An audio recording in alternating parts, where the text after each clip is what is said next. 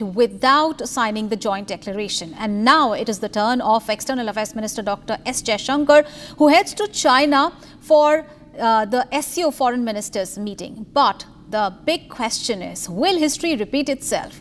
With a bilateral meeting on the cards and the recent developments adding to the diplomatic tension, India's Deputy Army Chief calling out the China-Pakistan-Turkey military nexus during Operation Sindoor and the spotlight on the Dalai Lama's 90th birthday celebrations, the stakes are really high.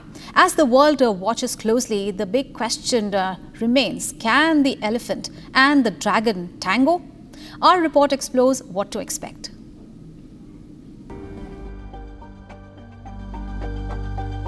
Just 2 weeks ago, Defence Minister Rajnath Singh was in Qingdao, China for Shanghai Cooperation Organization's Defence Ministers Summit.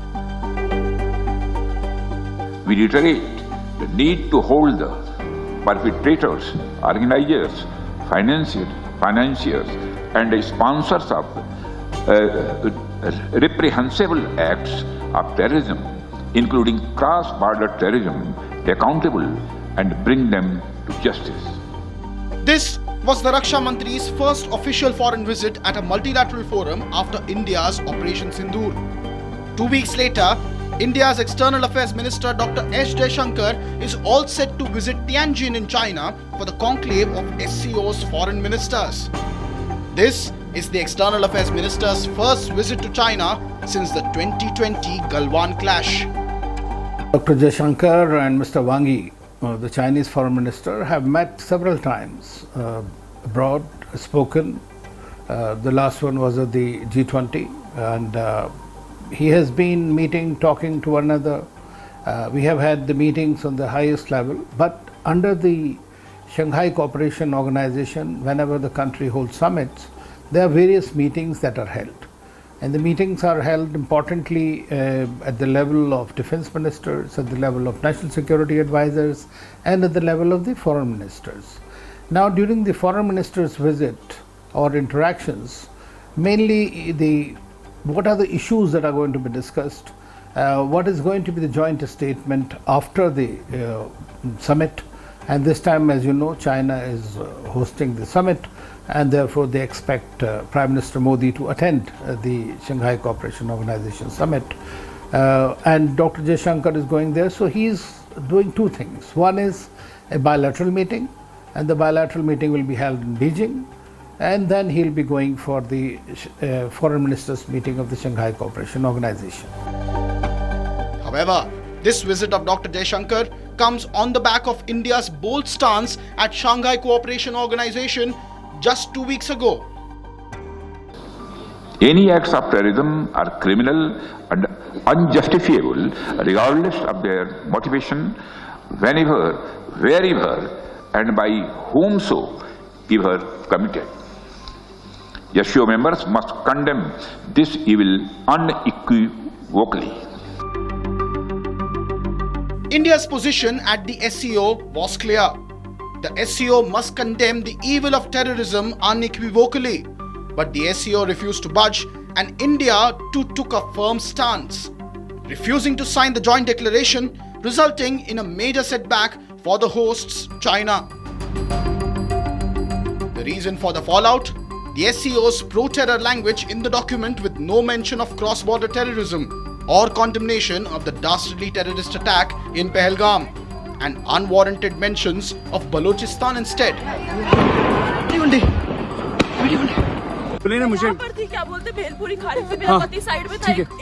Our defense minister participating in the defense ministers meeting of SCO.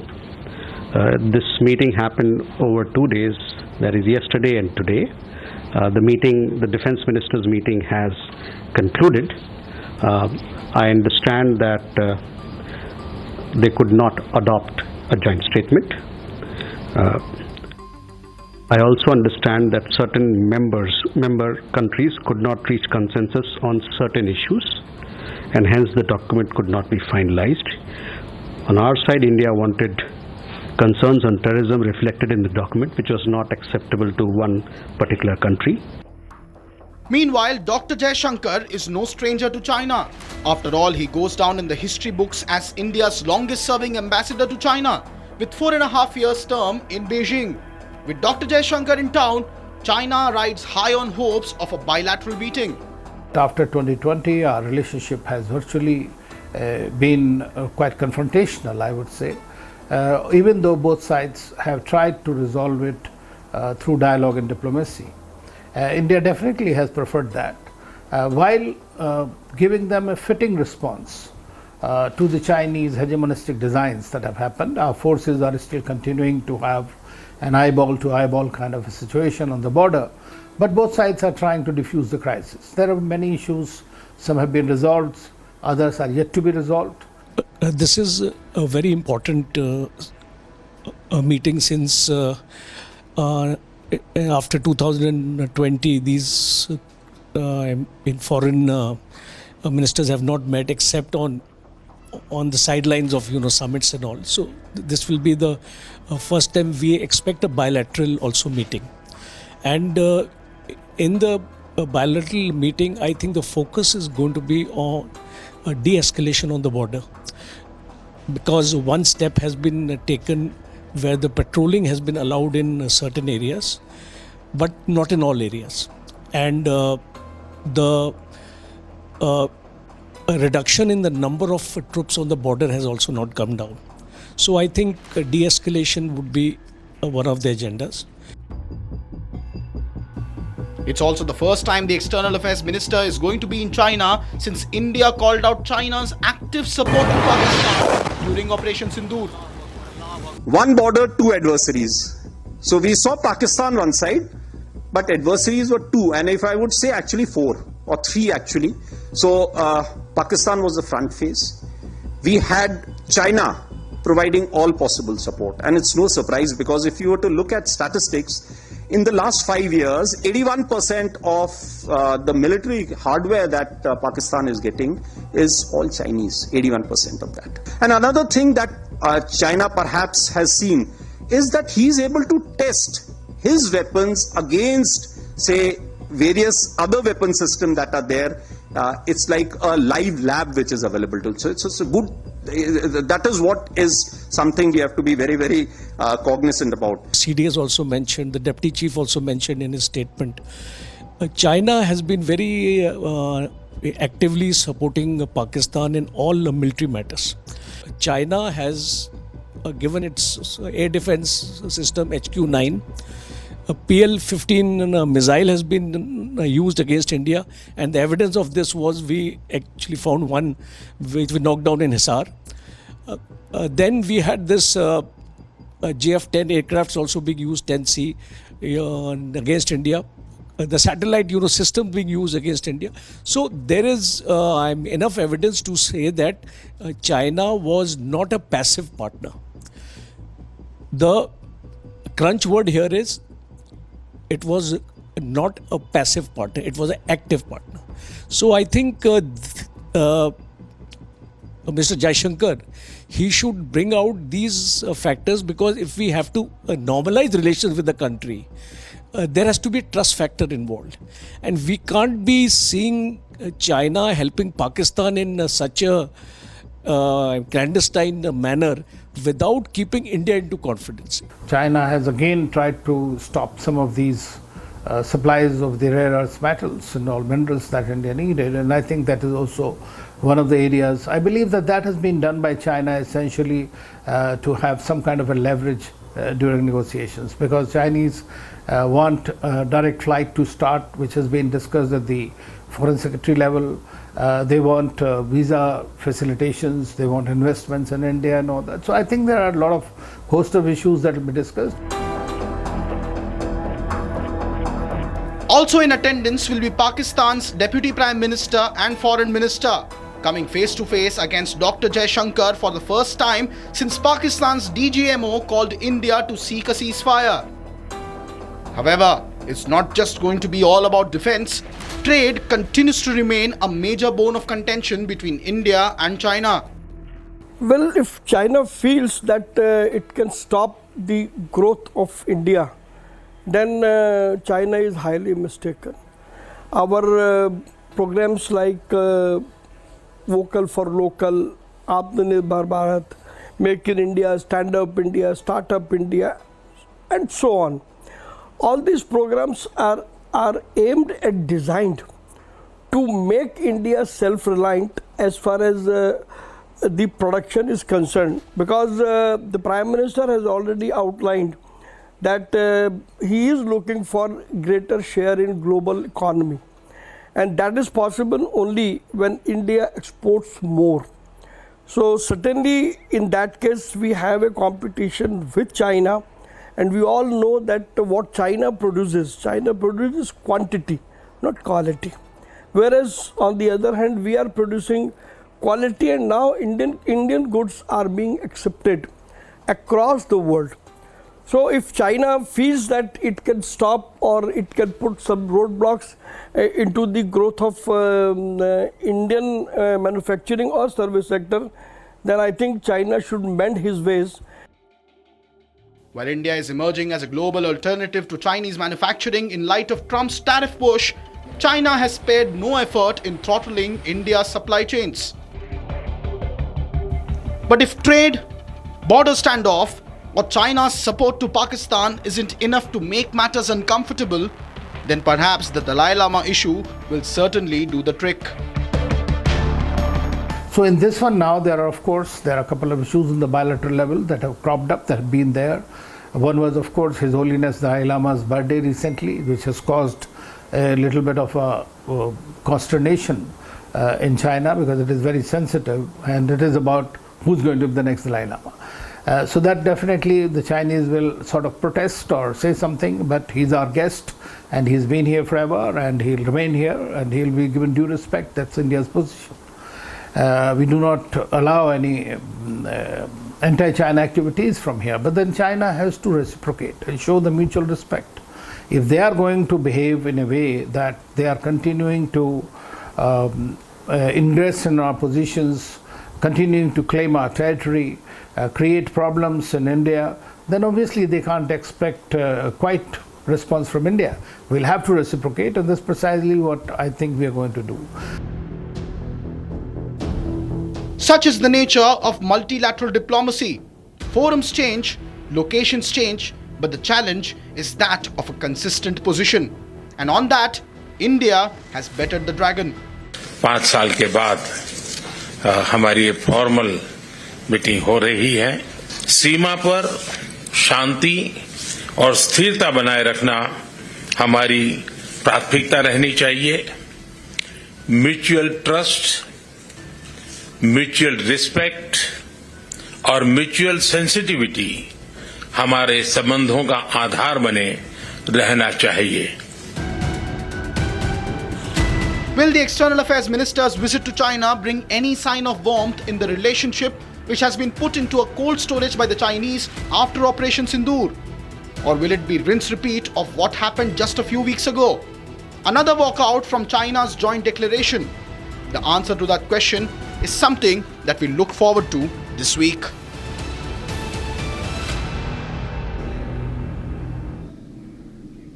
News from the world of sports. World number 1, Yannick Sinner has finally avenged his Roland Garros loss, defeating a Spanish rival and defending champion Carlos Alcaraz in a very thrilling Wimbledon final on Sunday. After dropping the opening set 4-6, the Italian soared back with a commanding performance to claim his maiden Wimbledon title.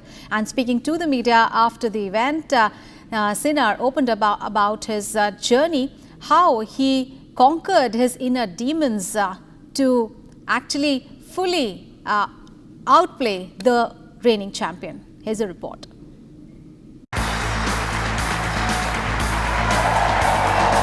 Wimbledon crowned a new king on Sunday. Exorcising the ghosts from Roland Garros, world number 1 Italian Yannick Sinner lifted his maiden Wimbledon men's title, beating defending champion Carlos Alcaraz. The win came as sweet revenge for the French Open heartbreak, which saw the Italian blow away a 2-set lead over Alcaraz to eventually crash to a defeat in the title clash. Coming into the final with a straight sets win over 24-time Grand Slam champion Novak Djokovic, Sinner initially found the going tough against his familiar opponent. He dropped the opening set 4-6, raising fears of another loss to the Spaniard in a big final. However, the Italian found his bearings just on time and came out firing on all cylinders thereafter to take the next 3 sets of the Spaniard by an identical score before raising his fists in triumph. Speaking at the post-match press conference, Sinner said he overcame mental struggles and inner demons from previous losses to Alcaraz in big finals to eventually come out winner. I'm very emotional, no, even if I don't cry, but it feels emotional because only me and the people who are close to me know exactly what we have been through on and off the court, and it has been everything except easy. We've tried to push, every practice session. Even I was struggling at times mentally, maybe even more in practice sessions, because I feel like when I play the match I can switch off and then just play, and I believe that this helped me a lot. And to share this moment with my family here, my whole family here, it's the most amazing thing what could have happened to me, And in Paris was only my mom, and it was still just an amazing feeling. And here my dad and my brother and my mom too, and the whole team. Defeated yet not humbled, Alcaraz said the rivalry with Sinner was here to stay. Yo muy contento de estar en esta posición, de poder seguir jugando grandes finales, hacerlo con Yannick. Como he dicho, yo creo que estamos forjando y estamos creando una rivalidad muy bonita para el tenis, para mí también, lo cual es una de las grandes razones por las que me hace mejorar. Pero al final todo el mundo creo que tiene a Yannick como ejemplo, como jugador a batir, y yo creo que... With the rivals all square after the contrasting outcomes at Roland Garros and Wimbledon, it is now to be seen who prevails at the US Open should the two make another summer clash.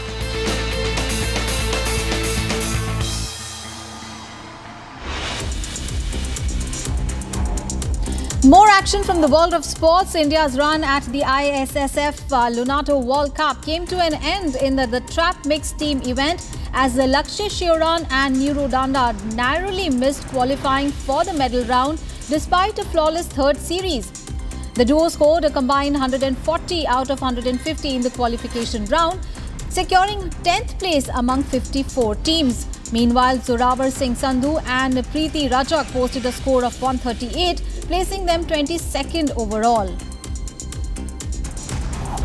Devon Conway has been drafted into New Zealand's squad for the upcoming T20 Tri-Series in Zimbabwe, which also features South Africa. The left-handed opener comes in as a replacement for Finn Allen, who is sidelined due to an injury sustained during the Major League Cricket in 2025. Previously, NZC had announced a 15-member squad that included the comebacks of Adam Milne and Matt Henry. And in addition, Mitch Play, James Neesham and Tim Robinson have been named as the backup options for Michael Bracewell, Mark Chapman, Glenn Phillips and Rachin Ravindra, all of whom will be playing in the MLC final. India clinched their first ever T20 series win on English soil, defeating England 3-2 in a closely fought 5-match contest. Despite losing the final match on the last ball, the women in blue had already sealed the series. Breakout star Sri Charani was named the player of the series with 10 wickets. Head coach who initiated the WPL to aid the player development revealed the team had scouted Charani during the Tri-Series. Australian fast bowler Mitchell Starc reached a significant milestone in his test career by playing his 100th test match during the third test against West Indies at Sabina Park in Kingston. He became the 11th pacer overall to reach the landmark, joining an elite group led by James Anderson, who has 188 test appearances. Among Australian quirks, Glenn McGrath holds the record with 124 tests. Ajinkya Rahane, best remembered for leading India to a historic series win in Australia during the 2020-21 Wadra Gavaskar Trophy, currently remains out of favour with the Test squad. Nevertheless, the seasoned right-hander has said that he is determined to stage a comeback, continuing his rigorous efforts to break into the playing 11. Rahane was present at day 3 of the ongoing Lord's Test between India and England, where he shared his aspirations of returning to the national team. Lionel Messi extended his MLS record to 5 consecutive multi-goal games, leading Inter Miami to a 2-1 victory over Nashville SC and ending their 15-match unbeaten run. Messi scored a free kick in the 17th minute and sealed the win with a solo effort in the 62nd minute, pushing Miami to 5th in the Supporters' Shield standings and keeping their title defense on track. And India have etched their name into the record books during the ongoing 5-match Test series against England. Before the third Test, West Indies and New Zealand jointly held the record for the most sixes in a single away Test series with 32, and that mark has now been surpassed by Shubman Gill's side, who have already smashed 36 sixes thanks to contributions from Rishabh Pant, Ravindra Jadeja, Nitish Reddy and Akash Deep. With the series only halfway through, it wouldn't be surprising if India pushed their tally beyond the 50 mark by the end.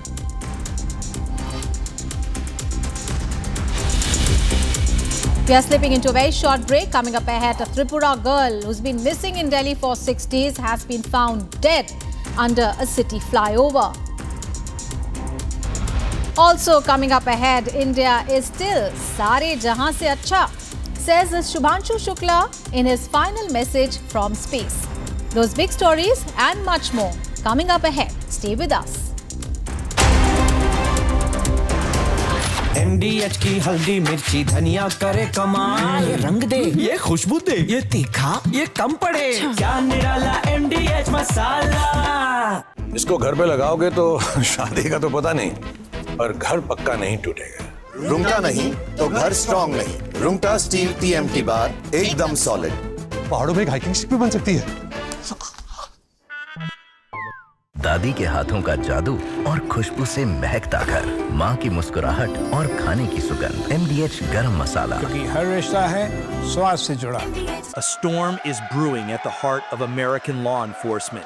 FBI Director Kash Patel is reportedly on the verge of resigning, threatening to walk away from his post if his deputy, Dan Bongino, follows through on his own plans to quit. The reason? A fiery clash with Attorney General Pam Bondi over the handling of the Jeffrey Epstein case, a controversy that's ignited outrage among MAGA supporters and raised questions about transparency in the Trump administration. The Epstein saga has long haunted political and social circles, with its web of allegations involving powerful figures. President Donald Trump, seen here socializing.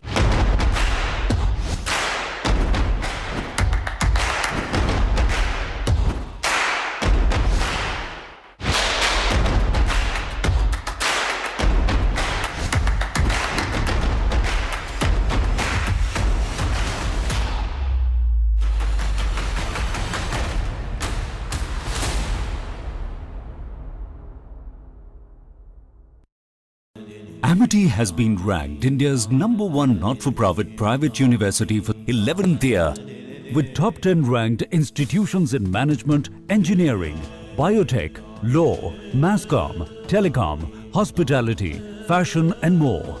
Yet another top ranking for Amity University. ये है secret recipe MDH का जीरा SIP जल जीरा मसाला। SIP SIP जीरा SIP जीरा SIP MDH का जल जीरा सिप जीरा सिप MDH का जल जीरा सिप।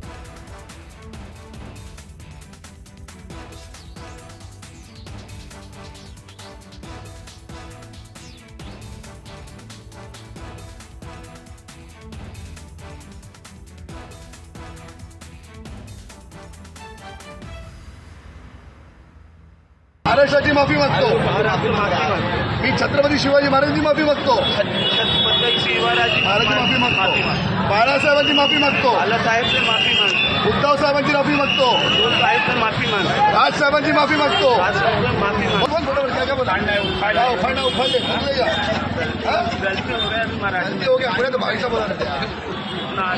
आवाज आवाज मग व्हिडिओ मध्ये व्हिडिओ मध्ये इथे बोल जोर से बोल रहा हूँ भैया लोग ऐसा मराठी लोग मराठी महाराष्ट्र वाले मराठी के मराठी लोग बोल रहे मराठी माणसाची भाषा बघतो. Maharashtra Navnirman Sena (MNS) workers were seen on video harassing a non-Marathi auto driver, forcing him to apologize with folded hands after a minor dispute with a Marathi-speaking passenger. The MNS members publicly threatened and humiliated the driver. The workers aggressively confronted the man and insisted he apologized for the verbal spat with his passenger. They warned him not to argue with Marathi-speaking passengers again, implying that any such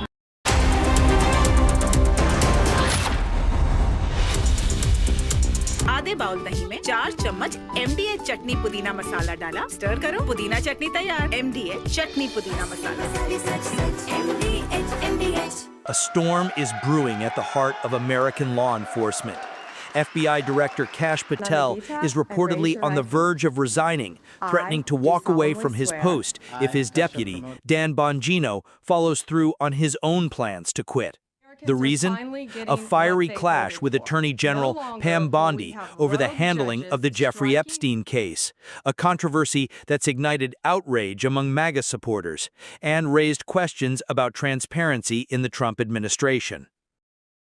The Epstein saga has long haunted political and social circles, with its web of allegations involving powerful figures. President Donald Trump, seen here socializing with Epstein in 1992 at Mar-a-Lago, has faced scrutiny over their past friendship. Trump has since distanced himself. The reason we've launched the Nationalist Collective is because we believe it is time now for a group of ideologically driven Indians to drive the destiny of our country. For far too long, people who have had interests inimical to national interest have held sway. We need to put nationalism first, nation first. The Nationalist Collective is a very clear and sharp movement, presents the spirit of a new India which stands by what is right, does what is right, and raises its voice for what is right. Remember, this country is safe only if it is in the hands of nationalists. This country will grow only if nation first becomes our principal motto, where the only ism that matters is nationalism. Join the Nationalist Collective. It is going to be the largest non-political movement in this country.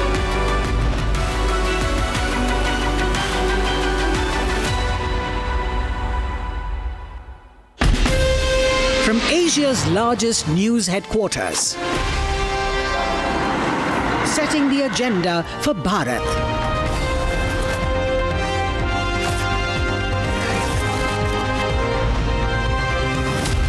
You're watching Republic.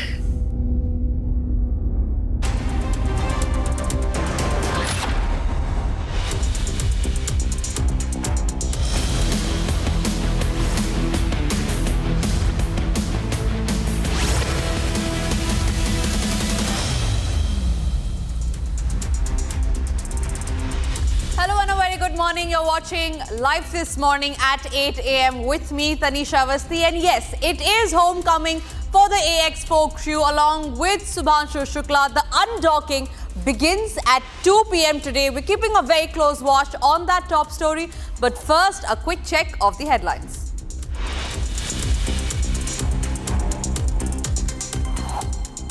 Jet bound for Netherlands crashes moments after takeoff from Southend Airport.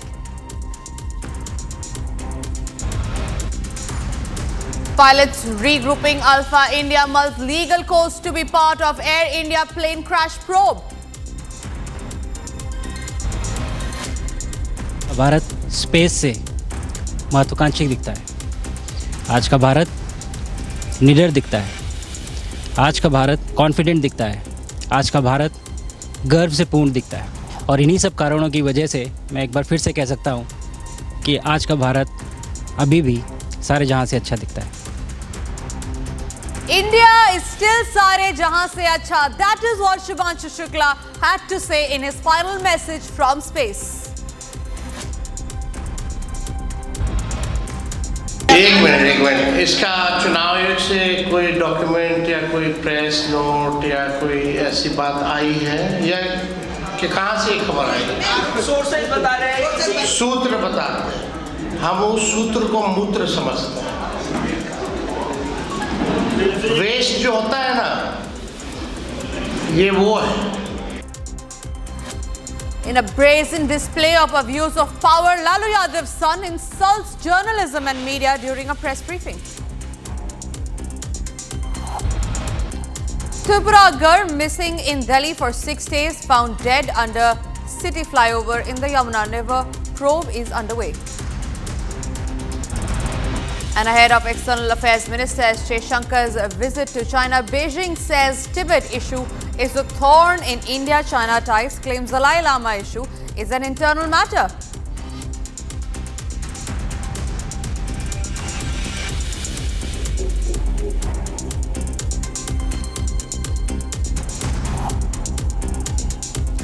And we start this edition with the top focus story and a breaking news that's coming in, and this is in regard with a case in Odisha where a 20-year-old had self-immolated herself. Now, in the latest update on the tragic self-immolation case in Odisha, the state government has formed a 3-member committee to investigate the incident. The student who set herself on fire on the college campus had alleged sexual harassment by teacher.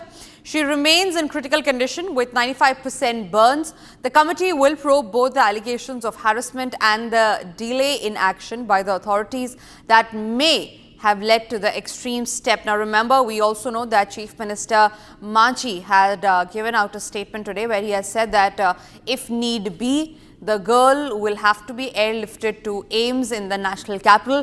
Her situation remains extremely critical. This specific case of self-immolation has shocked the nation.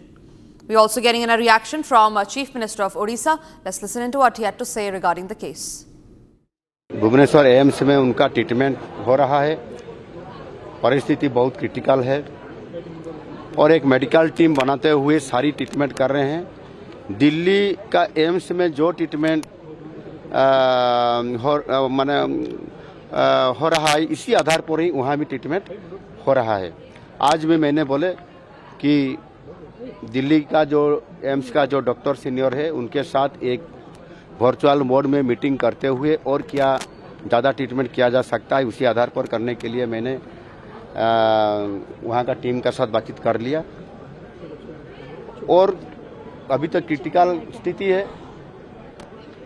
अगले 24 घंटे के लिए वो बहुत critical moment है। जब कोई improve थोड़ा सा भी करेगा तो हम उसको एयरलिफ्ट भी करा सकते हैं दिल्ली एम्स के लिए। Moving forward, we look at the other breaking news that's coming in, and this is in regard with the External Affairs Minister S. Jaishankar's visit to China. Now, where we learned that ahead of Jaishankar's visit to China for the SCO meeting, the Chinese embassy has issued a statement asserting that Dalai Lama's succession is an internal affair of China and that hindrance to China and India relations. In fact, we learn that they have also said that India has snubbed China, saying that only Dalai Lama can decide on his successor. The Chinese embassy has issued this statement ahead of Jaishankar's visit to China for the SCO meeting. Remember, India-China ties are extremely critical at this point in time. Jaishankar visiting China after 5 long years remains to be the top focus story today. On what will be discussed? Will the Dalai Lama issue come up? Will the border thaw be discussed? Will there be an agreement? And all of this will be discussed in the meeting that the External Affairs Minister will have with his Chinese counterpart, Tibet. And Dalai Lama's succession, remains one of the top issues as far as the India-China ties are concerned. However, Beijing making it worse for their relations with India, saying that it is a thorn. The Tibet issue is a thorn in the India-China ties.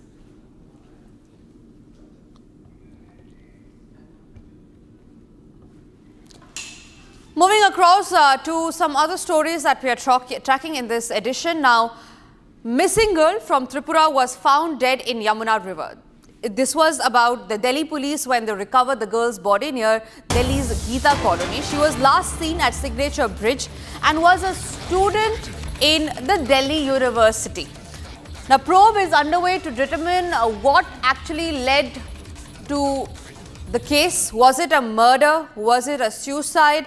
And how is it that after 6 days of the girl gone missing, is that her body has been found under extremely mysterious circumstances? Her name is Sneha Debnath. She is a student of the Delhi University. She is a resident of Tripura who was found dead. There were no CCTV cameras where she was found dead. Her body was found floating in the Yamuna River. The FIR, we remember, was filed 48 hours after the girl had gone missing. So the probe is underway to determine what is this case all about. Is this a case of murder or a suicide, or is there something more than meets the eye?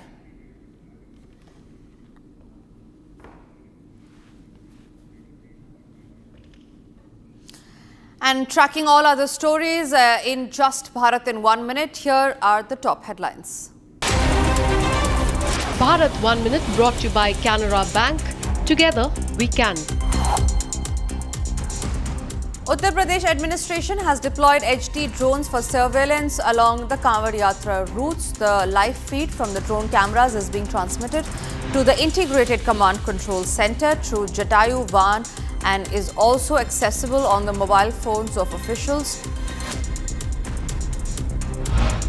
The Ministry of Railways has announced that following the successful trial installation of CCTV cameras in passenger coaches, it will now install CCTV cameras in all coaches. In a statement, the ministry stated that the move will significantly enhance passenger safety.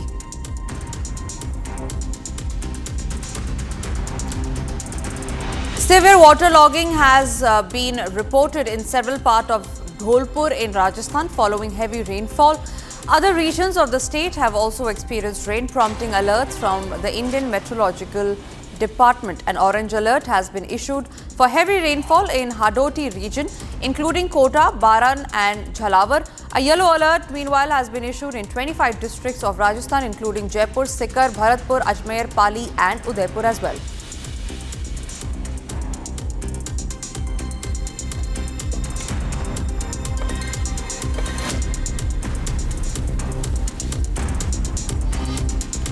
Ladies and gentlemen, it has been more than 15 days since Group Captain Shubhanshu Shukla, the first Indian astronaut to visit the International Space Station, left for Earth for a historic mission.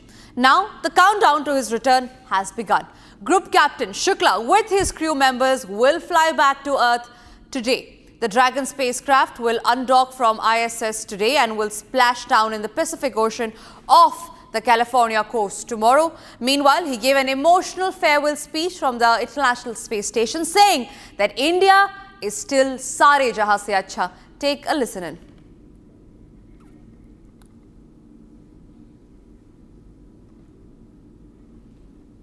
कुछ शब्द मेरे देशवासियों के लिए हिंदी में।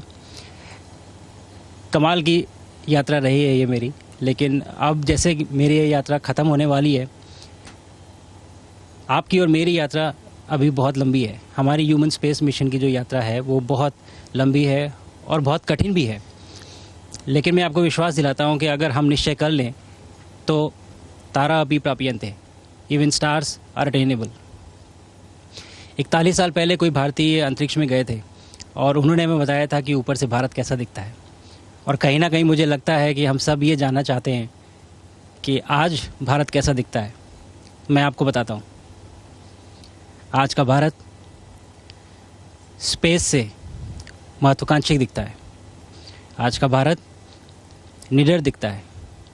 आज का Bharat confident दिखता है। आज का भारत गर्व से पूर्ण दिखता है। और इन्हीं सब कारणों की वजह से मैं एक बार फिर से कह सकता हूँ कि आज का भारत अभी भी सारे जहां से अच्छा दिखता है। Meanwhile, our eyes are on Group Captain Shubhanshu Shukla and his crew members as the countdown of their return has begun. In fact, just a few moments ago, Shubhanshu Shukla's parents were heard speaking to the media. Here is how elated they are. इससे ज़्यादा प्रसन्नता की बात हो क्या सकती है कि हमारा बेटा एक मिशन से वापस लौट रहा है, ऊपर से सफलतापूर्वक मिशन उसका कंप्लीट हो। बस यही दुआ कामना करते हैं कि किसी तरह से जल्दी वो आए और आकर हम लोगों से मिले, मुलाकात करें। प्रार्थना यही कर रहे हैं कि अब ऊपर से जैसे सकुशल पहुंच गए थे उसी तरह सकुशल धरती पर वापस आए। यही भगवान से, ईश्वर से मनाते हैं कि भगवान उनकी रक्षा करें, अच्छे से उनको वापस धरती पर आते समय कोई दिक्कत ना हो, किसी प्रकार की दिक्कत परेशानी न पैदा हो और जल्दी आए नीचे, वापस आकर मिले हम लोगों से। हम तो बहुत उत्सुक हैं देखने के लिए उसका कि कैसा स्वास्थ्य रहा, कैसे रहे इतने दिन ऊपर, ये सब देखने के लिए बहुत उत्सुक है। अब डर तो थोड़ा बहुत मन में रहता ही, मगर ठीक है, बच्चे ने ये कदम उठाया है तो माँ भी उसी में शामिल, बच्चे के हर काम में माँ अपने आप शामिल हो जाती, जो जिसमें बच्चे की खुशी उसी में माँ भी खुश रहती है। तो इसलिए हमको कोई दिक्कत, कोई डर नहीं महसूस होता है। जिसके लिए हम लोग गिनते दिन से इंतजार कर रहे थे, अब वो मतलब जो है वापसी हो रही है। हम लोगों को बहुत ही खुशी है और बहुत प्रसन्न है हम लोग कि जल्दी से जल्दी वो वापस आ गए।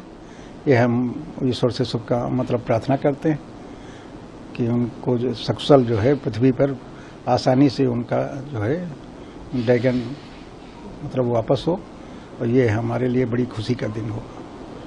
क्या प्रार्थना कर रहे हैं? अब इतने जो दिन स्पेस स्टेशन में हो रहे हैं, अभी भी हैं, तो यहाँ से क्या प्रार्थना करते थे? हम तो ईश्वर से यही प्रार्थना करते हैं कि उनका सकुशल मिशन पूरा हो और वो सकुशल वापसी उनकी हो। यही ईश्वर से हमेशा हर समय जो है उनसे प्रार्थना करते रहते हैं, और हमारी तो ये और अपनी दुआएं भी उसको देते रहते हैं कि जो है कि तुम सकुशल वापस होगे, सब अच्छी तरह होगा। आपकी बात उनसे हुई तो उन्होंने क्या बताया?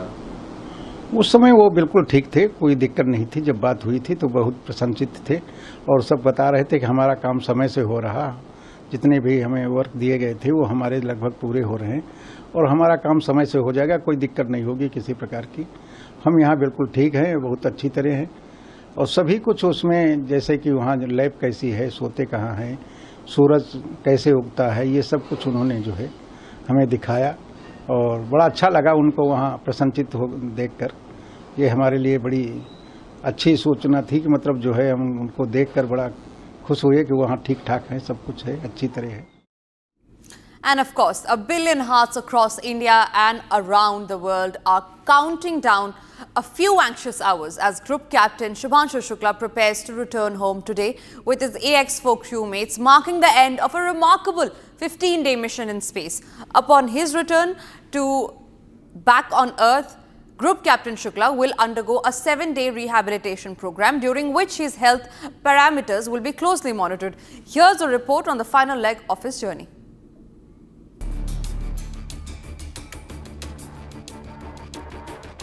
From countdown to splashdown, India's space hero Shubhanshu Shukla is set to return to the Earth.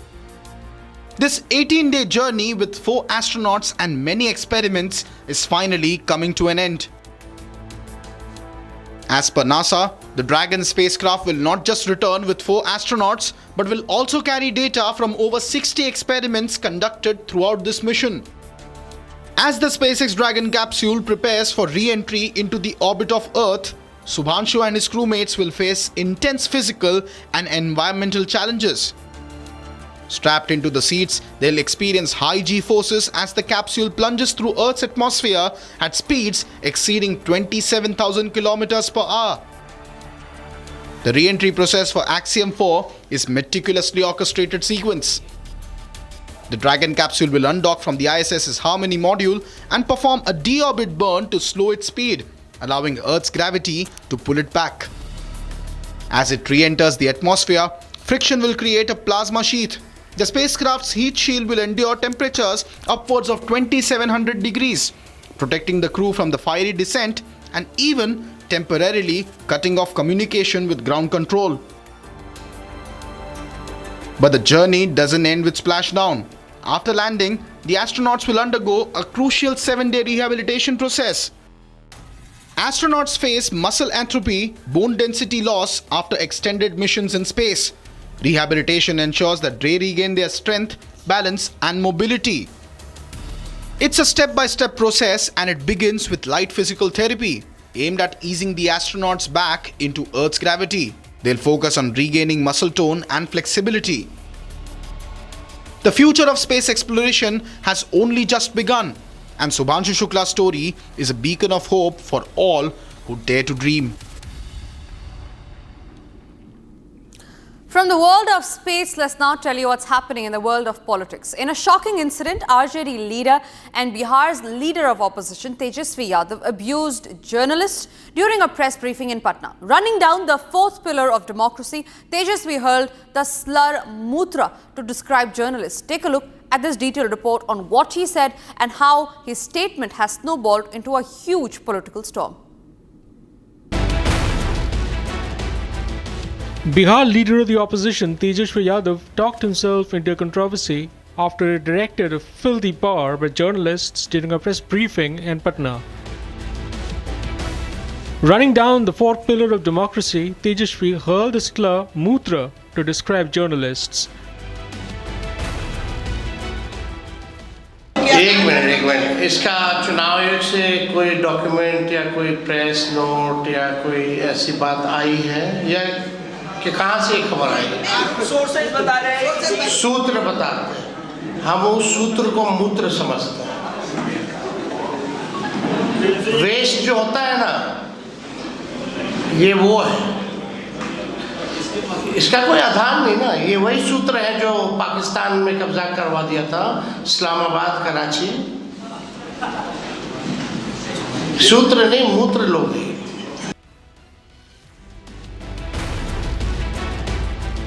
The former Bihar Deputy Chief Minister stoked a massive row, saying sutra or source is mutra, as he sought to question the moral spine and integrity of journalists.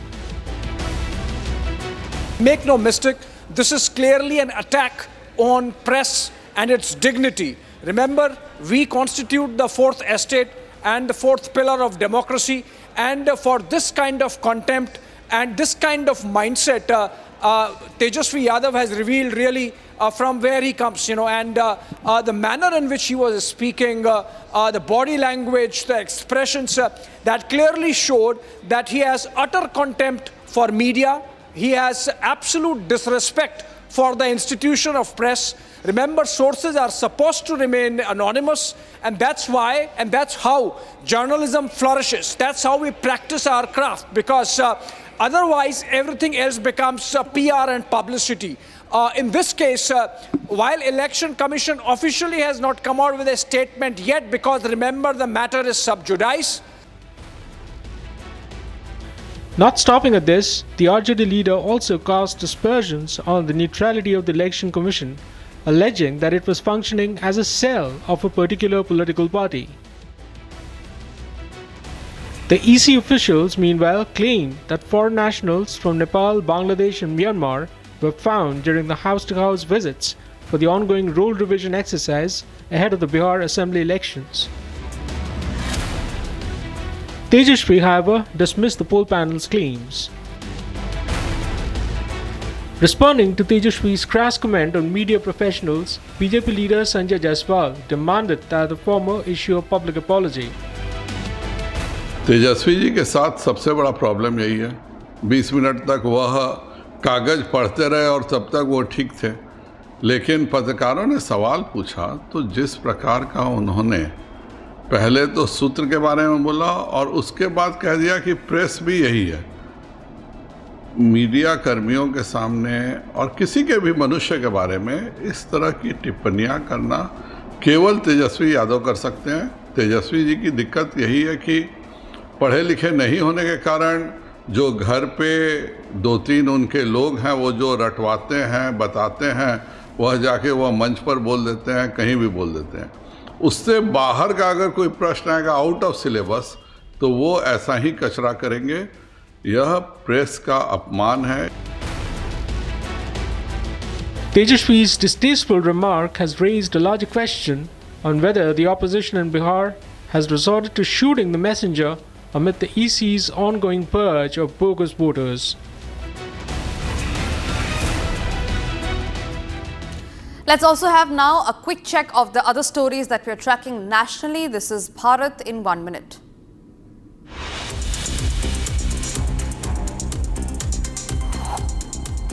A pickup truck was swept away by rising flood waters in Madhya Pradesh's Chhatarpur before crashing onto a culvert at Panchri Ghat. The culvert caved in and broke due to the overflowing Dashan river after heavy rainfall in the Chhatarpur district. Visuals on your screen show how a pickup vehicle lying overturned after crashing onto the culvert.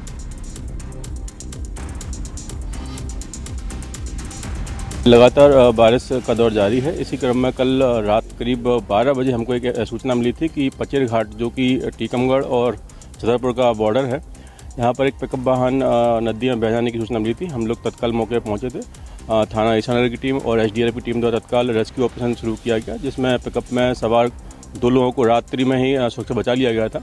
एक व्यक्ति pickup के नीचे दब जाने से उसकी दुखद मृत्यु हो गई है और वर्तमान में भी लगातार पानी का दौर जारी है। बरसात लगातार हो रही है।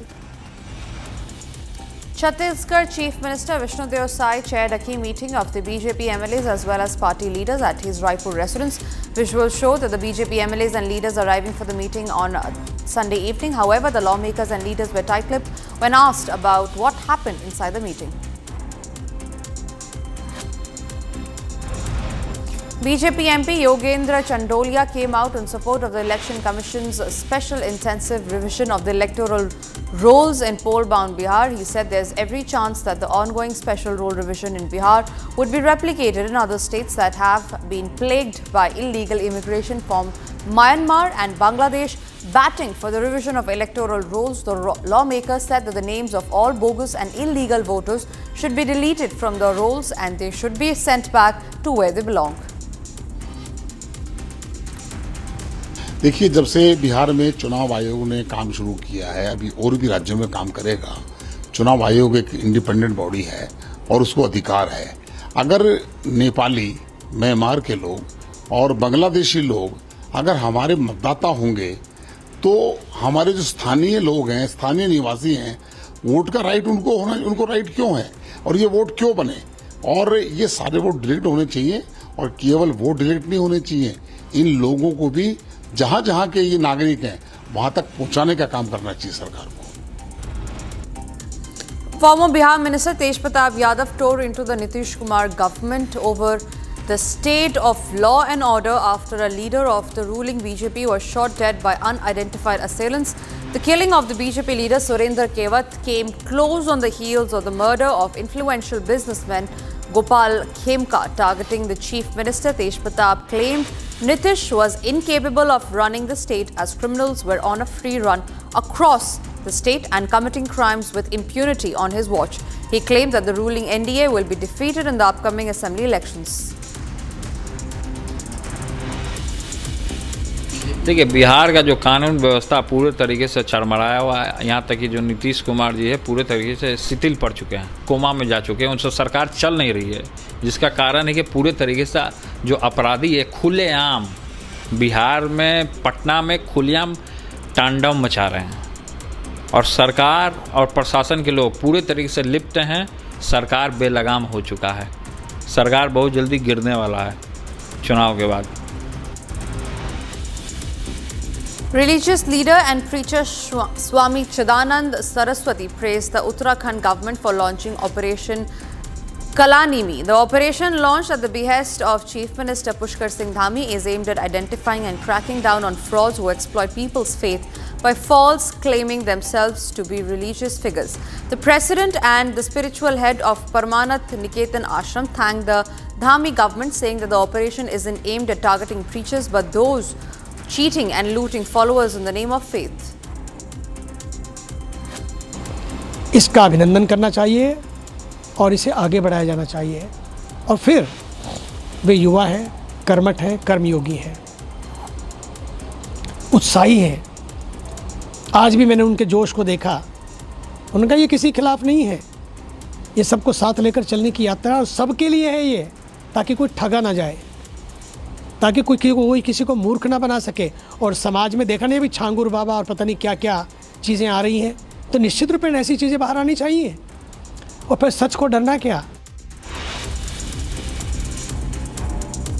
And it's time for us to now slip into a short break, but after the break we'll get you the huge controversy that has erupted over the Air India crash probe details, with the pilots regrouping Alpha India Mul's legal course to be part of Air India plane crash probe. Also coming up after the break is this shocking case from the national capital where a girl from Tripura who is a Delhi University student has been found dead in the Yamuna River.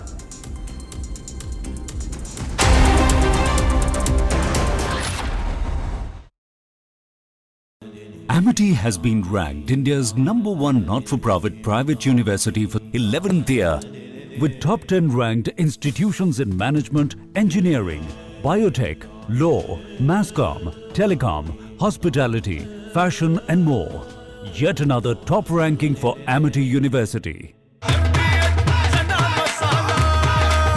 अब छोलिया हो या लोबिया, सफेद चने या काले चने, सब कुछ मजेदार बने।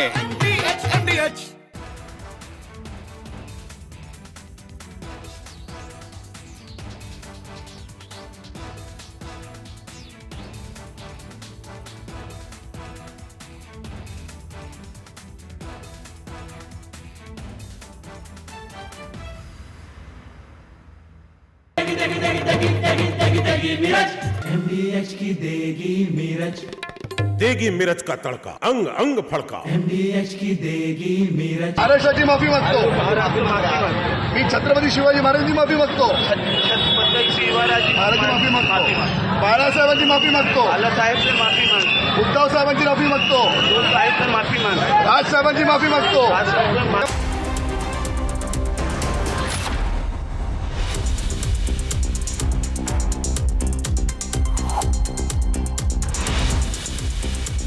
Jet bound for Netherlands crashes moments after takeoff from the Southend airport. Visuals on your screen show how it turns into a huge fireball.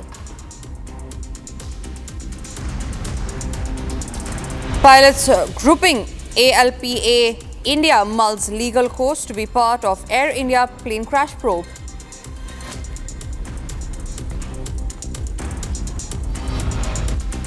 आज का भारत स्पेस से महत्वाकांक्षी दिखता है। आज का भारत निडर दिखता है। आज का भारत कॉन्फिडेंट दिखता है। आज का भारत गर्व से पूर्ण दिखता है। और इन्हीं सब कारणों की वजह से मैं एक बार फिर से कह सकता हूँ कि आज का भारत अभी भी सारे जहां से अच्छा दिखता है। India is still सारे जहां से अच्छा. That is what Shubhanshu Shukla had to say in his final message from space.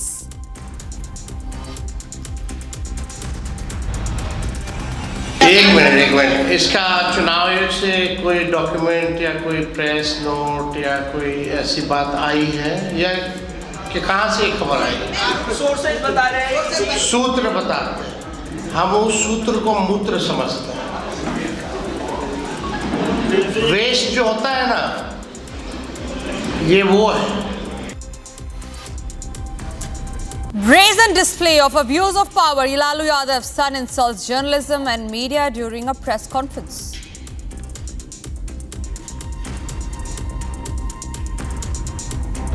Tripura girl missing in Delhi for 6 days, now found dead under city flyover in the Yamuna River.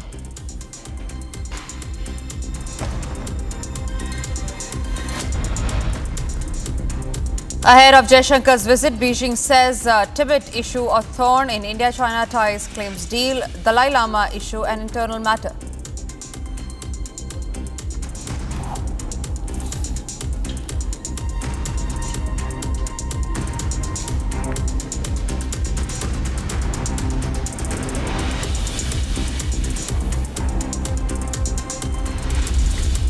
Thank you for staying with Republic. We start this edition with the top focus story, which is about the External Affairs Minister S. Jaishankar's visit to China. And remember, this comes after 5 long years. And in the same, we've got fresh pictures of the External Affairs Minister who is meeting the Chinese Vice President Hang Zheng ahead of the SCO Foreign Ministers meeting. That's the crucial meeting that has already begun early morning today. All eyes are now on what will actually be discussed as far as the India-China ties are concerned. Remember, China hitting its foot with the axe has already said that the Tibet issues remain a thorn in the India-China ties.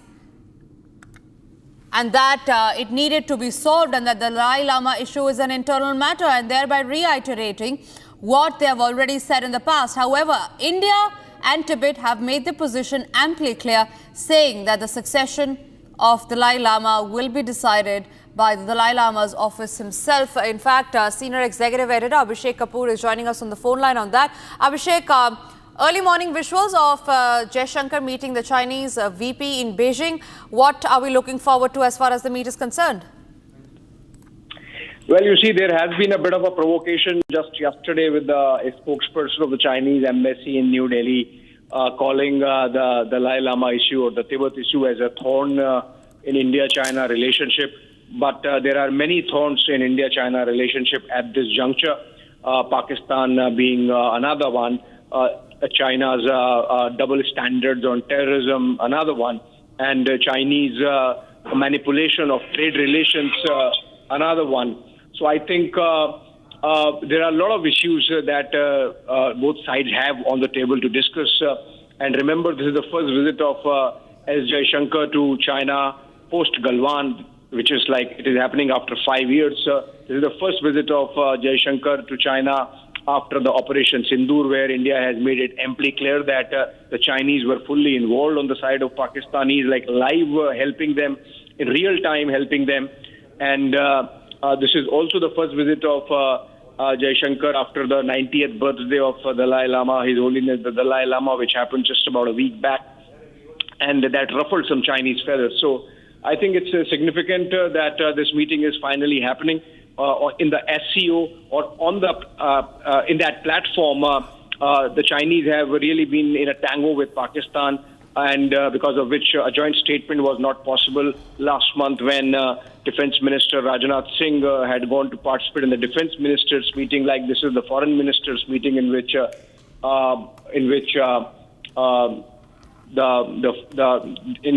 External Affairs Minister has gone to participate in. So I think there are a lot of bilateral issues which would be on the table, and this meeting is taking place with the Vice President now, of course, and then there would be a meeting with the Foreign Minister on the sidelines of the SCO Foreign Ministers meeting, which is in Tianjin. This meeting, of course, happening in Beijing.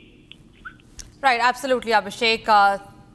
In fact, the statement that they have just issued, the Chinese embassy in the national capital, saying that the only thorn in India-China relation remains to be that of the Tibet issue, thereby saying that the succession of Dalai Lama stays an internal matter. And do you think by saying that, yet again, they have actually gone ahead to hit the axe on their foot?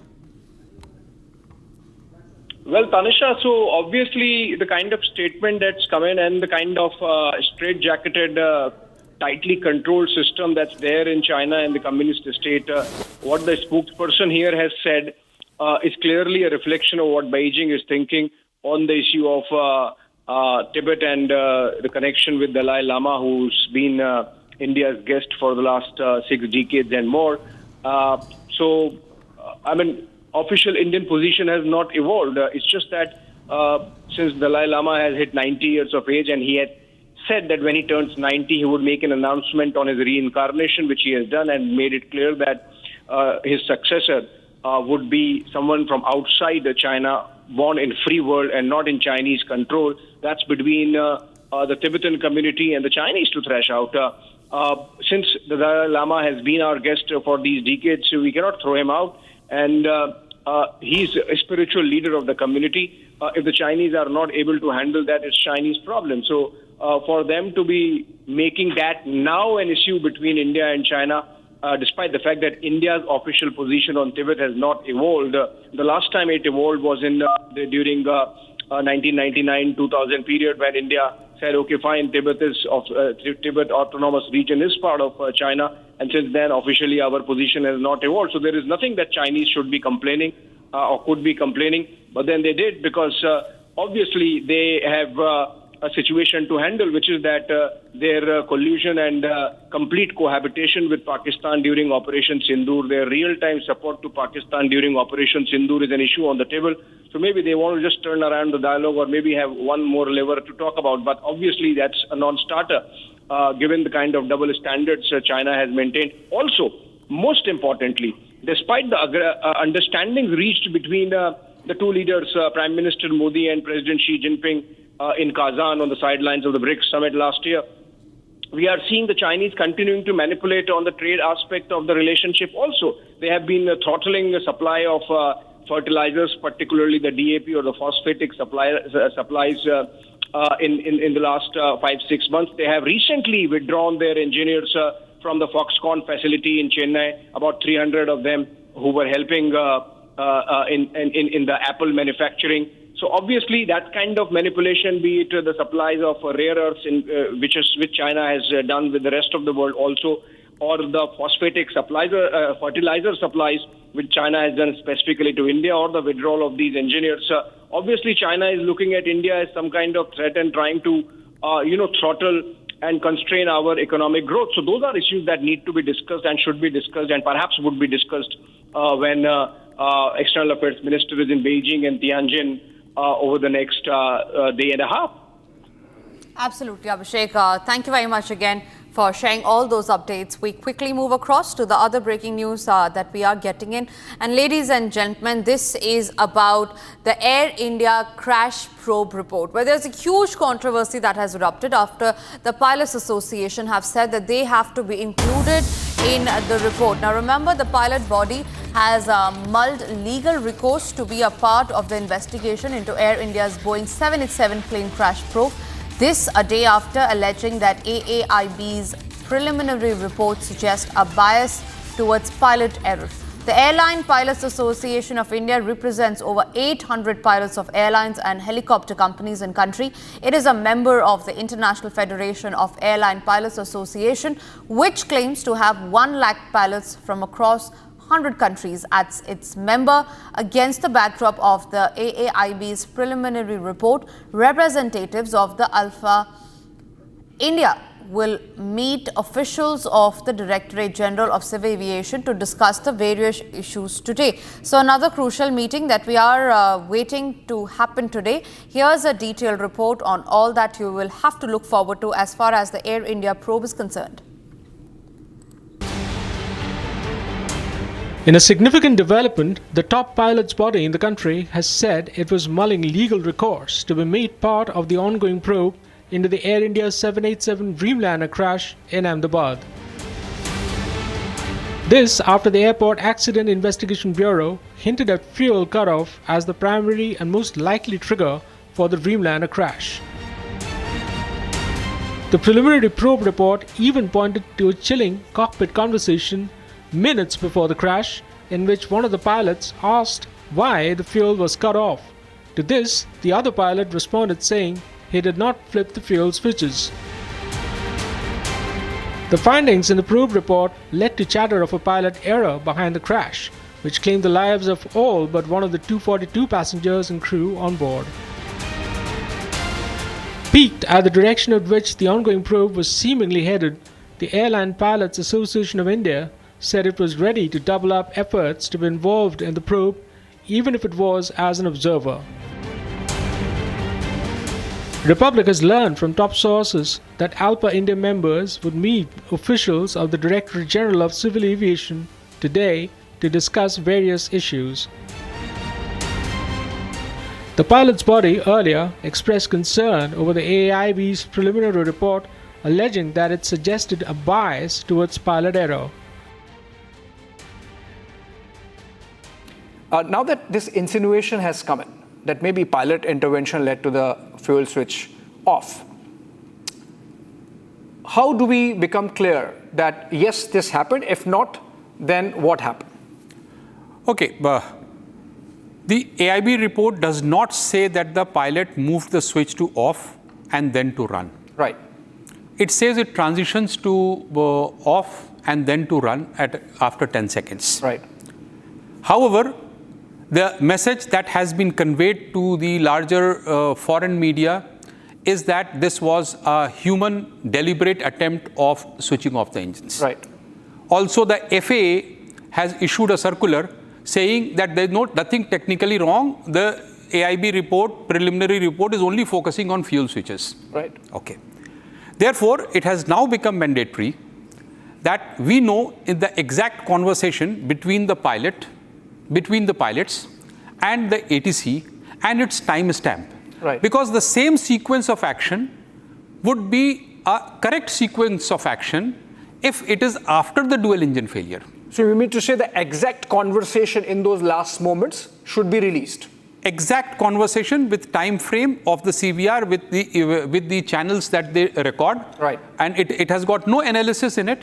Right. It is just a transcript. All the investigations, all the accidents, you get this. Right. And if we get it, there will be a lot of speculations that would be set aside, and we would have a clarity and a closure for many who are looking for a closure. They can't wait for 1 year. Obviously. And this is already available with them. So Right. it can be released. I hope the government requests the AIB to release this transcript of CVR. That's the right word for it. Right. And thereafter, a lot of things will be clear.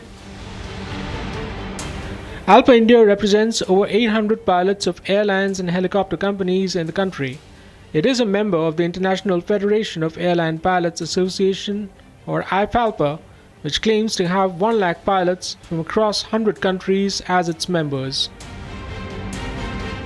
Meanwhile, in a guarded response to the preliminary crash report earlier, Civil Aviation Minister Ram Mohan Naidu warned against jumping to conclusions. As speculations around the crash probe report mount, is the AIB casting aspersions on the operational integrity of the pilots?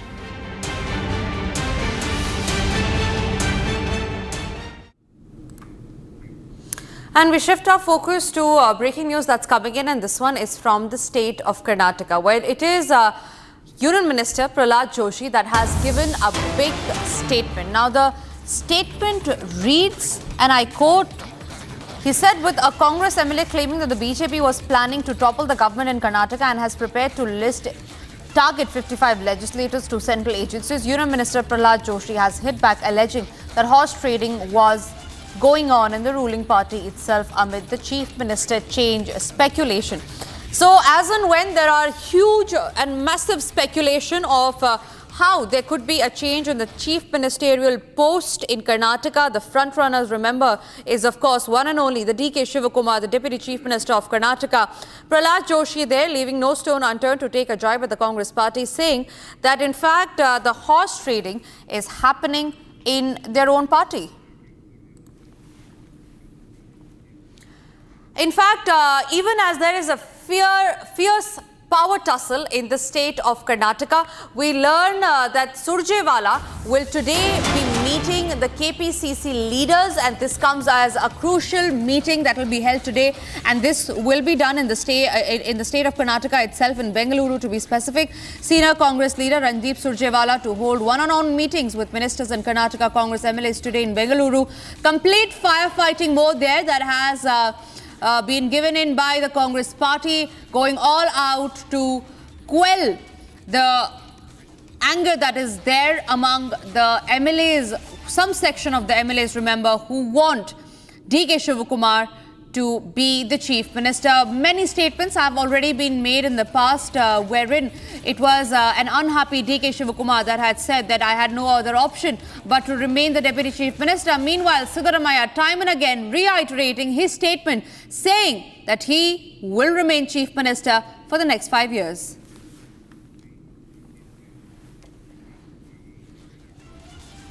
All right, moving on to some other stories that we are getting, and this one again is from the state of Karnataka, but not from the world of politics. Now, it is about how a Swiggy delivery agent was thrashed in public, and this happened near the hospital junction in Bengaluru after he stopped at a red light when he refused to move despite the vehicle being behind him. The men got out and beat him up, leaving him injured and bleeding. The attackers fled, and the victim later filed a complaint at the police station. Police have now registered a case and are examining the CCTV footage to identify the culprits. So that's the latest breaking news that we have from the state of Karnataka. Again, this time it is a Swiggy delivery executive who was assaulted by 3 men near Modi Hospital Junction in Bengaluru. Now, it was done because he stopped at a red light when he refused to move despite pressure from the vehicle behind him. There were 3 men who got out of the car, thrashed him in such a way that he started bleeding. He was injured. He has registered a complaint so far at the police station. The police is probing the incident and examining the CCTV footage. On your screen are the punches and the brutal assault that the Swiggy delivery agent had to go through just because he refused to move forward even as the red light opened.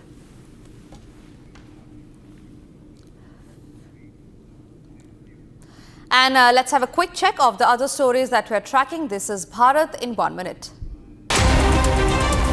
Bharat 1 minute brought to you by Canara Bank. Together we can. The Uttar Pradesh administration has deployed HD drones for surveillance along the Wadra Yatra routes. The live feed from the drone cameras is being transmitted to the Integrated Command Control Center through Jatayu 1 and is also accessible to the mobile phone officials.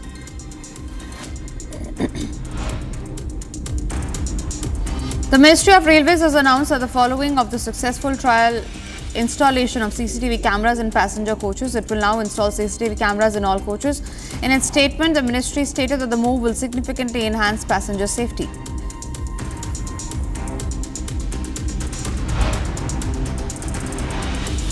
Severe waterlogging has been reported in several parts of Dholpur, Rajasthan following heavy rainfall. Other regions of the state have also experienced rain, prompting alerts from the Indian Meteorological Department. An orange alert has been issued for heavy rainfall in Hadoti region, including Kota, Baran, Jalwar. A yellow alert, meanwhile, has been issued in 25 districts, including Jaipur, Sikar, Bharatpur, Ajmer, Pali and Udaipur.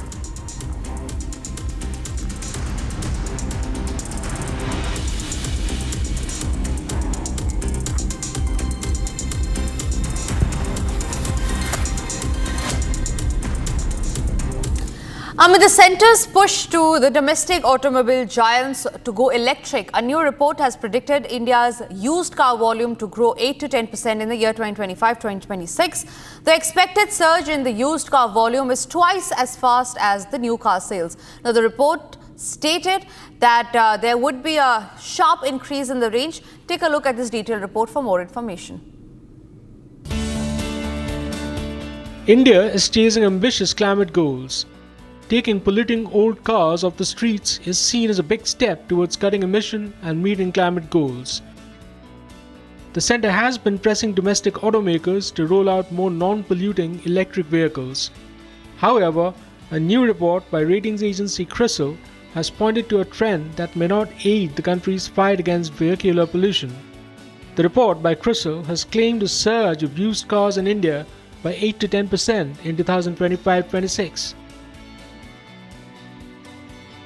The report comes days after the Delhi government ordered a halt on its no-fuel rule for end-of-life cars in the national capital. The report says used car sales in the country is set to zoom to 6 million units this fiscal. The surge, according to the report, would be fueled by a value-conscious demand, rising digital adoption and better access to finance. However, what may seem value for money for motorists may not bode well for the environment.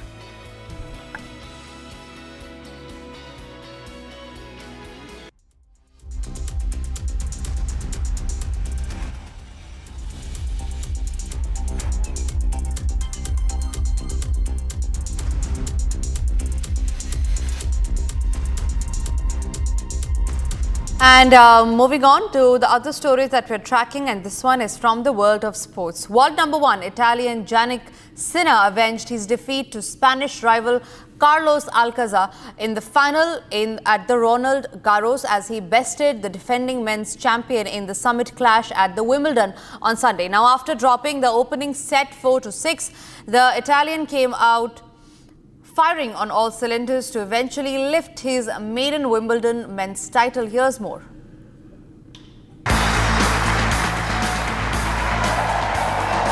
Wimbledon crowned a new king on Sunday. Exorcising the ghosts from Roland Garros, world number 1 Italian Yannick Sinner lifted his maiden Wimbledon men's title, beating defending champion Carlos Alcaraz.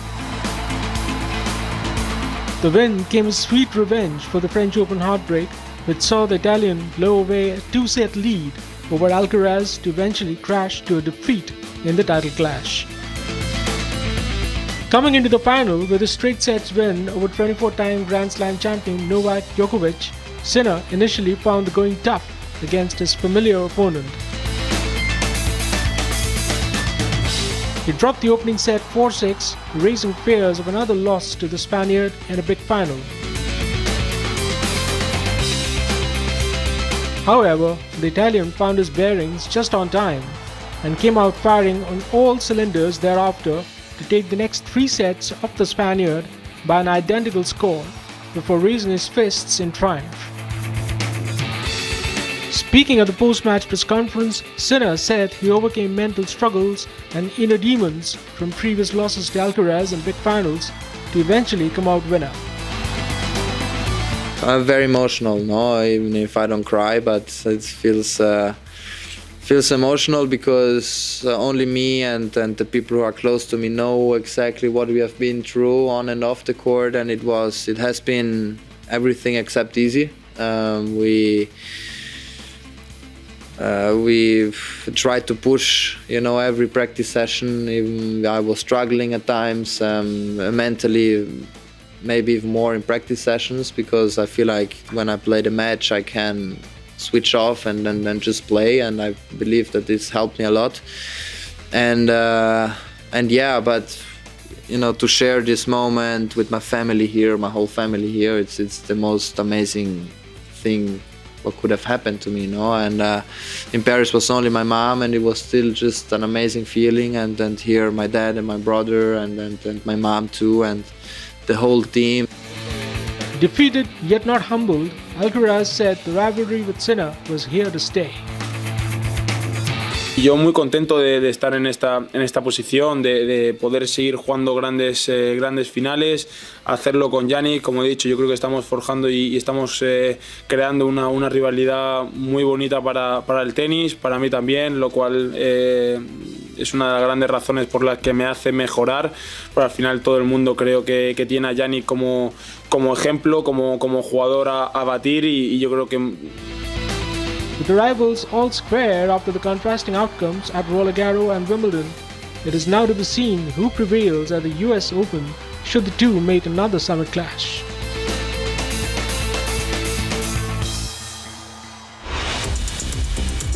It's time for us to now slip into a short break. After the break, all the details on how the pilots grouping ALPA India mulls legal course to be a part of Air India plane crash probe.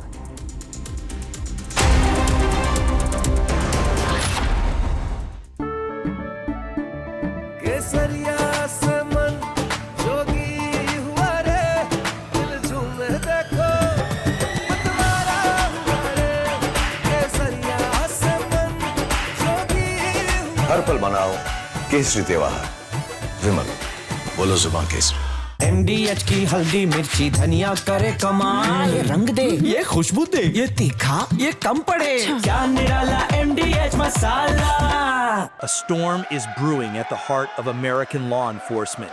FBI Director Kash Patel is reportedly on the verge of resigning, threatening to walk away from his post if his deputy, Dan Bongino, follows through on his own plans to quit. The reason? A fiery clash with Attorney General Pam Bondi over the handling of the Jeffrey Epstein case, a controversy that's ignited outrage among MAGA supporters and raised questions about transparency in the Trump administration. The Epstein saga has long haunted political and social circles, with its web of allegations involving powerful figures. President Donald Trump, seen here socializing with Epstein in 1992 at Mar-a-Lago, has faced scrutiny over their past friendship. Trump has since distanced himself, claiming in a recent cabinet meeting that he hadn't been close to Epstein for nearly 2 decades before his death. Are you still talking about Jeffrey Epstein? This guy's been talked about for years. You're asking, we have Texas, we have this, we have all of the things.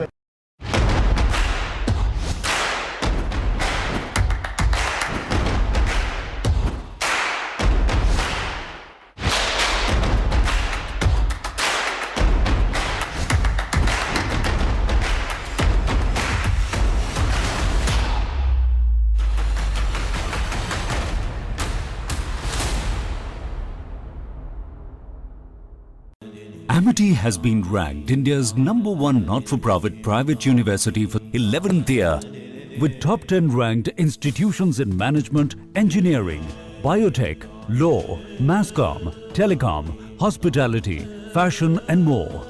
Yet another top ranking for Amity University. आधे bowl दही में 4 चम्मच MDH चटनी पुदीना मसाला डाला, stir करो, पुदीना चटनी तैयार। MDH चटनी पुदीना मसाला। MDH।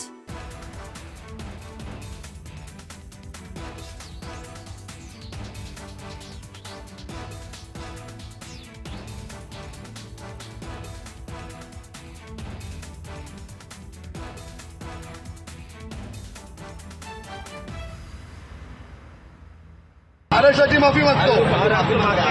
मी छत्रपती शिवाजी महाराजांची माफी मागतो. महाराजांची माफी मागतो. बाळासाहेबांची माफी मागतो. उद्धव साहेबांची माफी मागतो. राज साहेबांची माफी मागतो.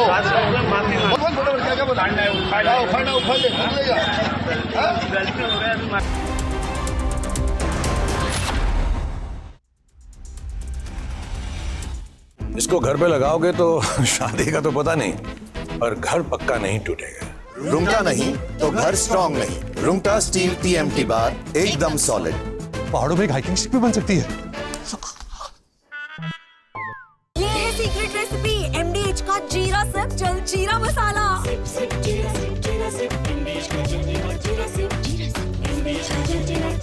A storm is brewing at the heart of American law enforcement. FBI Director Kash Patel is reportedly on the verge of resigning, threatening to walk away from his post if his deputy, Dan Bongino, follows through on his own plans to quit. The reason? A fiery clash with Attorney General Pam Bondi over the handling of the Jeffrey Epstein case, a controversy that's ignited outrage among MAGA supporters and raised questions about transparency in the Trump administration. The Epstein saga has long haunted political and social circles, with its web of allegations involving powerful figures. President Donald Trump, seen here socializing with Epstein in 1992 at Mar-a-Lago, has faced scrutiny over their past friendship. Trump has since distanced himself, claiming in a recent cabinet meeting that he hadn't been close to Epstein for nearly 2 decades before his death. Are you still talking about Jeffrey Epstein? This guy's been talked about for years. You're asking, we have Texas, we have this, we have all of the things. And from Asia's largest news headquarters, setting the agenda for Bharat.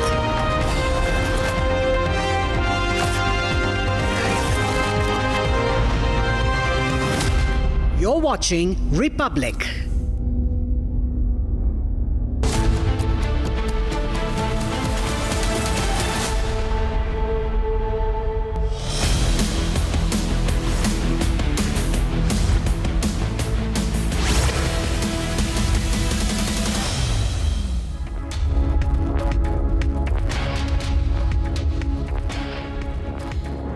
Very good morning. Welcome to Republic TV. This is live and breaking. I'm Aishwarya Kapoor with you. The top story of the day is Shubhanshu Shukla's homecoming. He is set to return to Earth and the entire country is waiting with bated breath. Let's also take a look at the other top stories that we are tracking in the headlines. India आज का Bharat space से महत्वाकांक्षी दिखता है। आज का भारत निडर दिखता है। आज का भारत कॉन्फिडेंट दिखता है। आज का भारत गर्व से पूर्ण दिखता है। और इन्हीं सब कारणों की वजह से मैं एक बार फिर से कह सकता हूँ कि आज का भारत अभी भी सारे जहां से अच्छा दिखता है। India is still सारे जहां से अच्छा, says the Shubhanshu Shukla in the final message from space. Odisha government has formed a 3-member committee to investigate the Balasore student self-immolation case.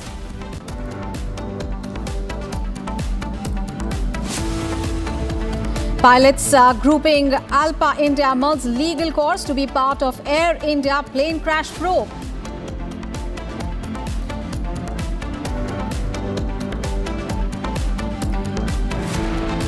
The body of 19-year-old student of Delhi University who was missing for the past 6 days has been found in Delhi, and the body was retrieved from the Yamuna River near Geeta Colony flyover in North Delhi.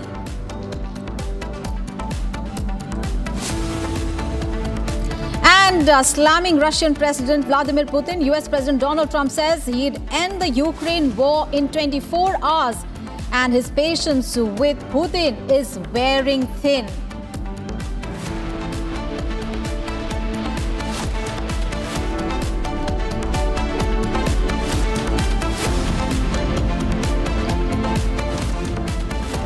All right, the top international focus right now. US President Donald Trump has slammed Russian President and he has said that he will end the war in Ukraine in 24 hours. So Donald Trump slamming Russian President Vladimir Putin, and he's saying that his patience with Putin is wearing thin. Remember, this coming as a Russia-Ukraine war continuing, and there have been no signs about the end of the war. Despite number of talks happening, there is no end to the war. And now, the U.S. President threatening Russian President Putin, saying that his patience with Putin is wearing thin. Let's listen in to what Donald Trump said. But I am very disappointed with President Putin. You know, I thought he was somebody that meant what he said, and he'll talk so beautifully and then he'll bomb people at night. We don't like that. But I am very disappointed with President Putin. You know, I thought he was somebody that meant what he said, and he'll talk so beautifully and then he'll bomb people at night. We don't like that. But I am very disappointed with President Putin. You know, I thought he was somebody that meant what he said, and he'll talk so beautifully and then he'll bomb people at night. We don't like that.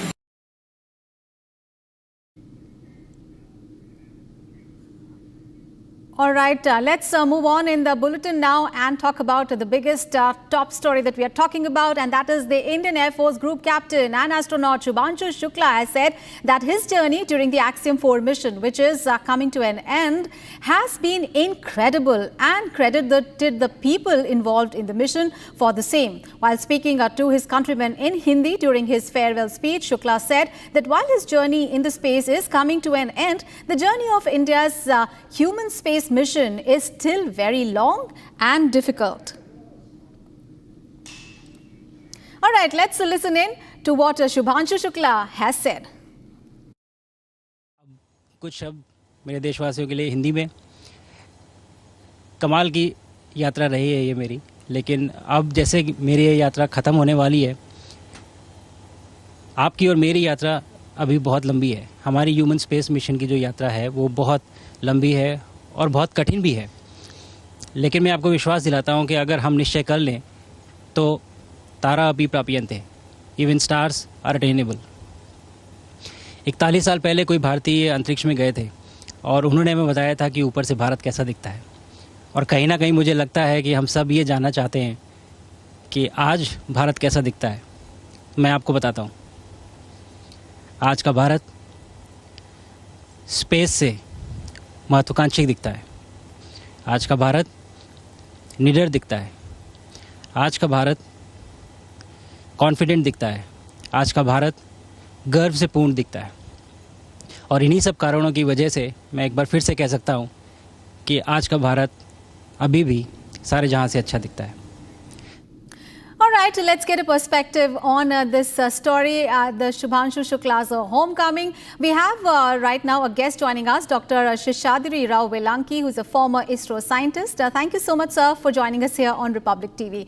Sir, we'd like to know from you that while the country is waiting with bated breath and looking for the return of Shubhanshu Shukla, we'd like to know from you what are the really key challenges and milestones in Shukla's return journey from the ISS to Earth, especially when we talk about the re-entry and the splashdown. Yeah, good morning to all of you. It is fantastic, and all the days went on well for Shubhanshu Shukla, and the intended activities were completed, and he is able to give the farewell message to everybody, and it is heartening. As far as the flight phases are concerned and departure to splashdown, we can divide them into 7 phases. The first one being departure from ISS, and then the second one being the phasing burns, and the third one is the module has got service modules, crew module and service module. The service module contained all the used up items which are to get separated before, let us say, bringing the module to splashdown. So it is called trunk jettisoning, that gets jettisoned. And then you have to reduce the velocity, that is called deorbit burn. And then afterwards there is a re-entry. For stabilization in re-entry, immediately after re-entry, the drogue parachutes, drogue parachutes will open up around 2.4 kilometers height and then bring up to 1.9 kilometers or so. And then later on, the main parachutes, 4 parachutes will come up and then splash down near in the sea, near Mexico, Mexican Sea. And the velocity is reduced to almost 27 kilometers per hour when it is splashing down. These are the stages. The moment you look at the ground readiness is concerned, the weather conditions, there should not be any chance of lightning, no rain in the recovery zone, and the wind speeds in the recovery zone should be less than 16 kilometers per hour, and you need calm sea there. And as far as the astronauts are concerned, the recovery team, let us say, they get suited up, and that means they wear suits. The Dragon hatch is to be sealed, and then ISS hatch to be sealed, and then they wait for a go, let us say, for a detachment. These are the fundamental readiness activity.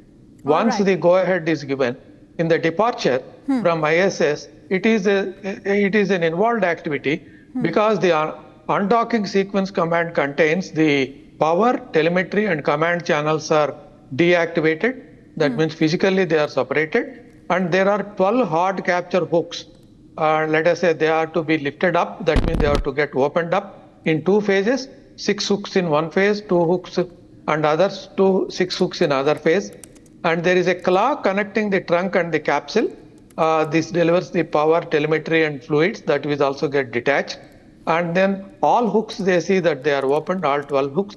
And then initiate to see that whether anything is still sticky through ISS. They'll fire the, let's say, small thrusters for a short duration, and then slowly they separate it out. So that is the departure mechanism that is going to happen at 4:30 p.m. today. All right. Thank you so much, sir, for joining us and giving us all the details on that. And of course, all eyes are on Group Captain Shubhanshu Shukla and his crew members as a countdown of their return begins. And also along with all the countrymen, of course, the Shukla's parents are really elated. Let's listen in to Group Captain Shukla's parents.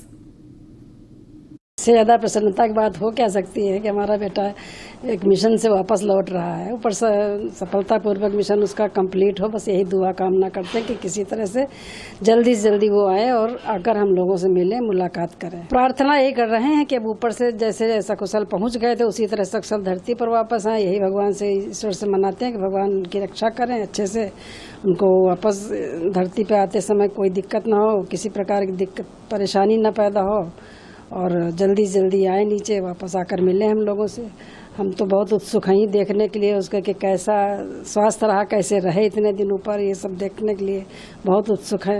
अब डर तो थोड़ा बहुत मन में रहता ही, मगर ठीक है, बच्चे ने ये कदम उठाया है तो माँ भी उसी में शामिल, बच्चे के हर काम में माँ अपने आप शामिल हो जाती, जो जिसमें बच्चे की खुशी उसी में माँ भी खुश रहती है। तो इसलिए हमको कोई दिक्कत, कोई डर नहीं महसूस होता है।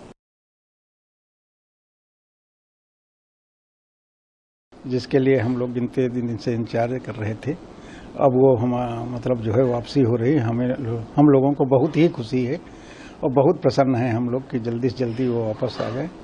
ये हम ईश्वर से मतलब प्रार्थना करते हैं कि उनको जो सकुशल जो है पृथ्वी पर आसानी से उनका जो है ड्रैगन मतलब वापस हो, और ये हमारे लिए बड़ी खुशी का दिन होगा। क्या प्रार्थना कर रहे हैं? अब इतने जो दिन स्पेस स्टेशन में हो रहे हैं, अभी भी हैं, तो यहाँ से क्या प्रार्थना करते थे? हम तो ईश्वर से यही प्रार्थना करते हैं कि उनका सेक्सुअल मिशन पूरा हो और वो सेक्सुअल वापसी उनकी हो। यही ईश्वर से हमेशा मतलब हर समय जो है उनसे प्रार्थना करते रहते हैं और हमारी तो ये और अपनी दुआएं भी उसको देते रहते हैं कि मतलब जो है कि तुम सेक्सुअल वापस होगे, सब अच्छी तरह होगा। आपकी बात उनसे हुई तो उन्होंने क्या बताया?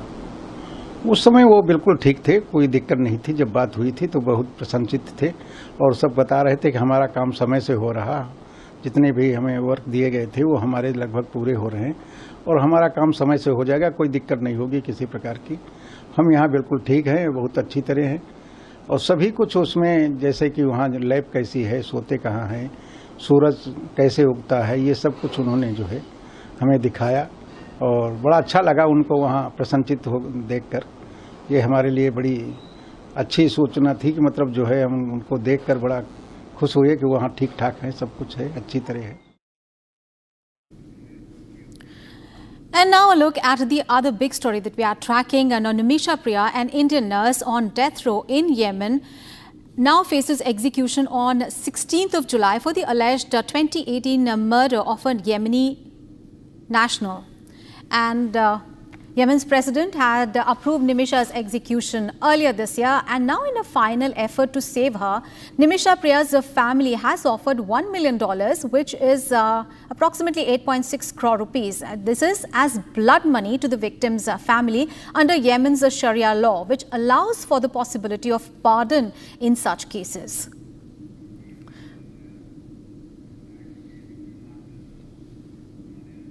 All right, let's get a perspective.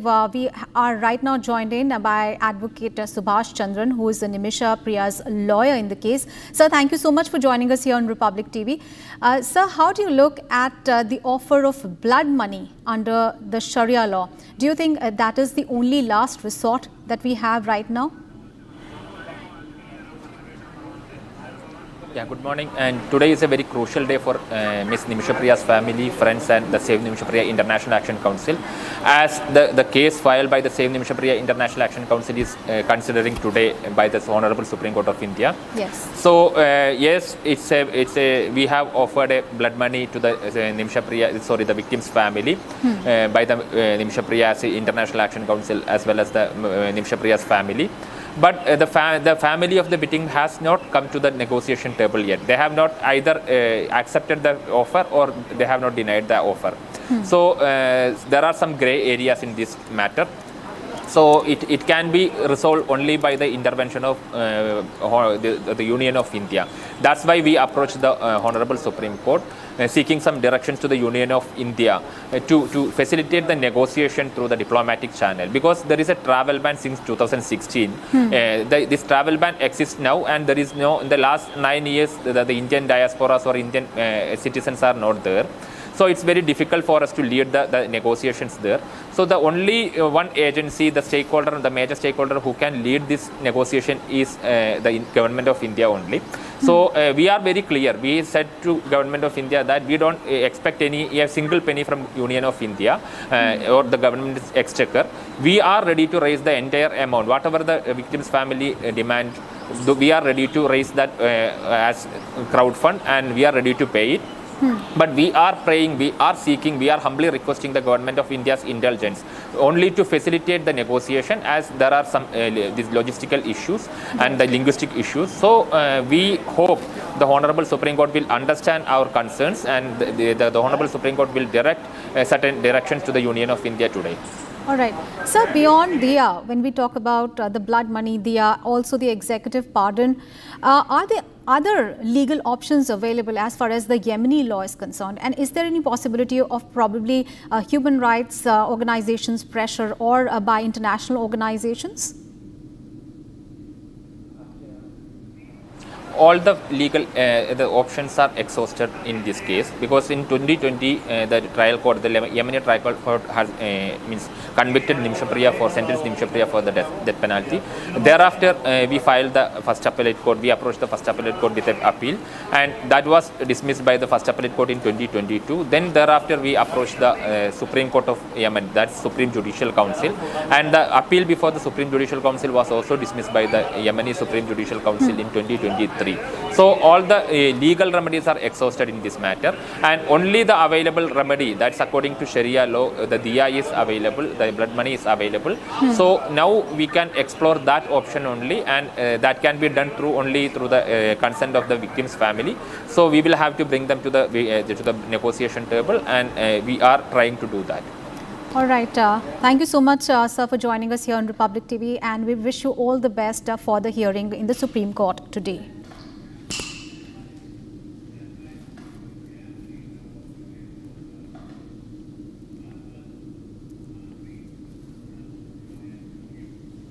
All right, let's get to some other news. The body of a 19-year-old student of Delhi University who was missing for the past 6 days has been found by the Delhi police, reported PTI, and her body was retrieved from the Yamuna River near the Gita Colony flyover in North Delhi on Sunday evening. And her family is alleging police inaction in the case. Remember, this is the case of a Delhi University student from Tripura who was missing for the last 6 days, and she is a student of Delhi University, and now her body has been found. It was retrieved from the Yamuna River near the Gita Colony flyover in North Delhi. Let's get all the updates. Our colleague Sambhavi is now joining us for more details. Sambhavi, what details do you have about the case? And as far as the finding of the body is concerned, what led police to look at that spot, and what are the details emerging?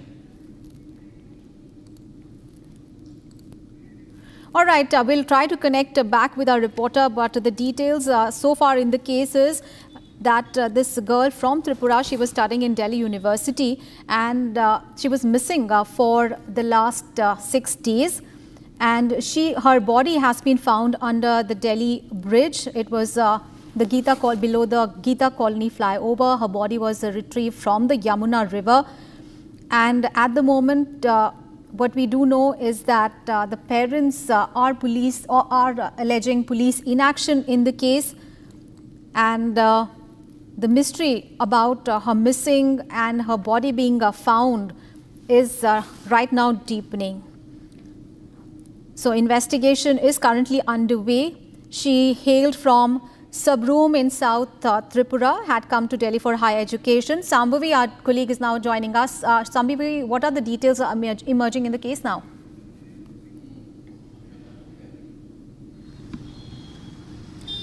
Sambhavi, can you hear me? Well, yes. Yes, as please, per the latest update, we know that... Yes. Yes. As per the latest update, we know that Sneha Devnath's body was found floating in Yamuna River under the Gita Colony bridge. And Sneha was reportedly a BSc student in Atmaram Sanatan Dharm College from Delhi University. And her last call was to her mother on 7th of July around 5:56 a.m. when she told her mother that she's going to drop a friend off to the railway station, but when her phone was found switched off around 2 hours later, the family grew concerned. In the latest update yesterday, her dead body was found. We are keeping close tabs on all the updates of the case, and we will keep bringing it to you as and when we receive it. Some of you also understand that a post-mortem report is currently underway. The post-mortem is currently underway. And what is the police saying at the moment? Because a suspected suicide note apparently was also found at her residence, and now her body has been found. So any updates on police saying something about that?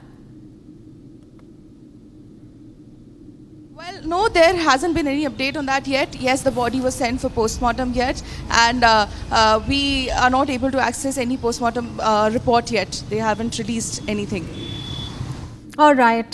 Thank you, Sambhavi, for all those details there. And viewers, now let's take a look at some other news from across the nation in Bharat in One. Bharat 1 Minute brought to you by Canara Bank. Together, we can.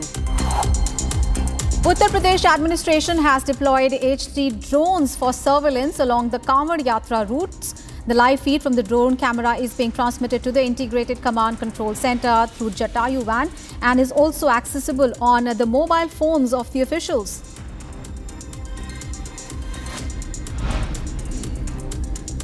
The Ministry of Railways has announced that following the successful trial installation of CCTV cameras in passenger coaches, it will now install CCTV cameras in all coaches. In a statement, the ministry stated that the move will significantly enhance passenger safety.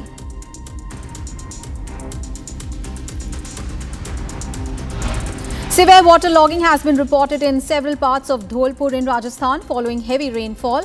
Other regions of the state have also experienced rain, prompting alerts from the Indian Meteorological Department. An orange alert has been issued for heavy rainfall in the Hardoi region, including Kota, Baran and Jhalawar. A yellow alert has been issued in 25 districts, including Jaipur, Sikar, Bharatpur, Ajmer, Pali and Udaipur.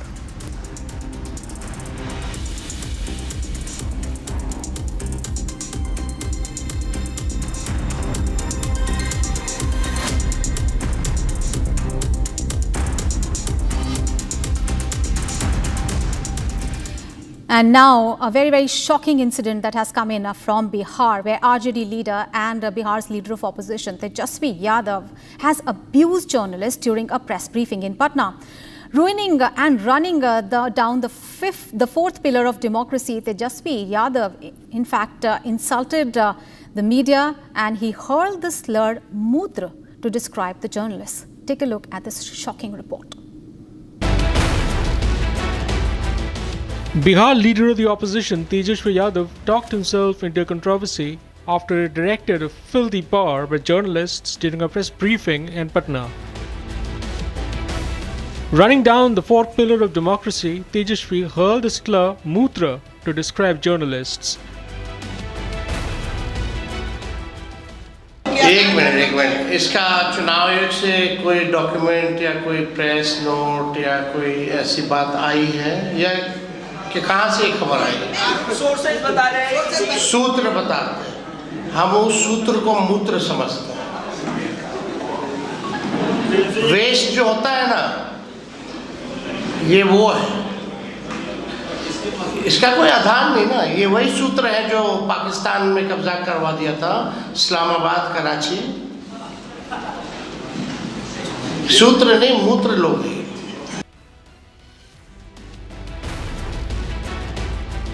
The former Bihar Deputy Chief Minister stoked a massive row, saying sutra or source is mutra, as he sought to question the moral spine and integrity of journalists. Make no mistake, this is clearly an attack on press and its dignity. Remember, we constitute the fourth estate and the fourth pillar of democracy, and for this kind of contempt and this kind of mindset, Tejashwi Yadav has revealed really from where he comes, and the manner in which he was speaking, the body language, the expressions, that clearly showed that he has utter contempt for media. He has absolute disrespect for the institution of press.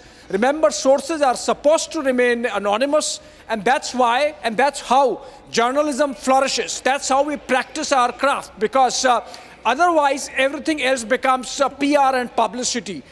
In this case, while Election Commission officially has not come out with a statement yet, because remember, the matter is sub judice.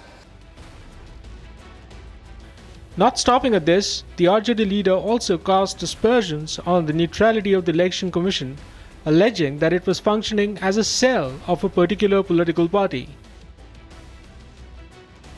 The EC officials, meanwhile, claimed that foreign nationals from Nepal, Bangladesh and Myanmar were found during the house-to-house visits for the ongoing role revision exercise ahead of the Bihar Assembly elections. Tejashwi, however, dismissed the poll panel's claims. Responding to Tejashwi's crass comment on media professionals, BJP leader Sanjay Jaiswal demanded that the former issue a public apology. Tejashwi ji के साथ सबसे बड़ा problem यही है, 20 minute तक वह कागज पढ़ते रहे और तब तक वो ठीक थे, लेकिन पत्रकारों ने सवाल पूछा तो जिस प्रकार का उन्होंने पहले तो सूत्र के बारे में बोला और उसके बाद कह दिया कि प्रेस भी यही है।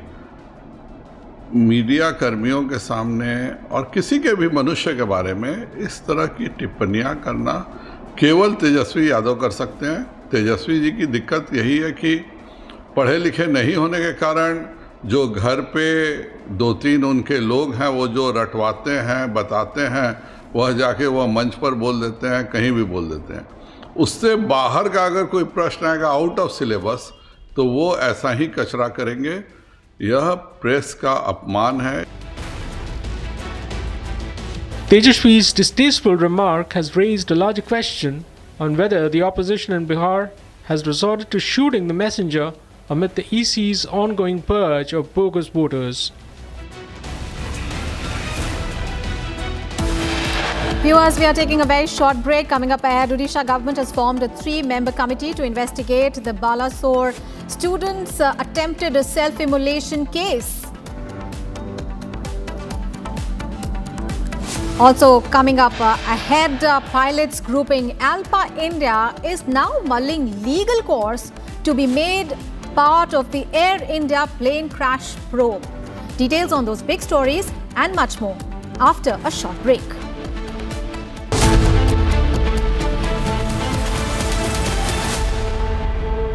Powered by Century Ply Club Prime. रहो बेफिक्र।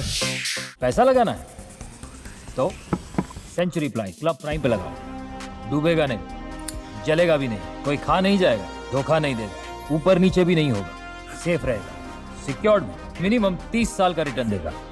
अब इससे बेटर इन्वेस्टमेंट है तो बताओ। सेंचुरी प्लाई क्लब प्राइम, रहो बेफिक्र। दादी के हाथों का जादू और खुशबू से महकता घर, माँ की मुस्कुराहट और खाने की सुगंध। MDH गरम मसाला, क्योंकि हर रिश्ता है स्वाद से जुड़ा। केसरिया से मन जोगी हुआ रे, दिल झूमे देखो मतवारा हुआ रे। केसरिया से मन जोगी हुआ। हर पल मनाओ केसरी त्योहार। विमल, बोलो जुबान केसरी।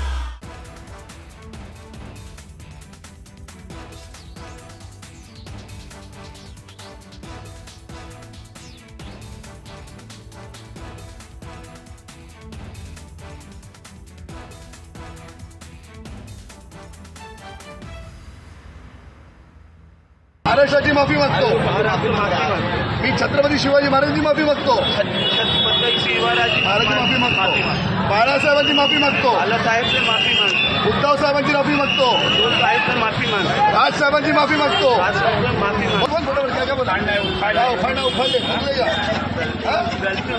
गलती हो गया पुढे तो भाईचा बोला आवाज आवाज व्हिडिओ मध्ये कसा आवाज, व्हिडिओ मध्ये कसा आवाज, इथे बोल, जोर से बोल रहा हूँ भैया लोग, ऐसा मराठी लोग, मराठी महाराष्ट्र वाले मराठी लोग से हम बोल रहे हैं।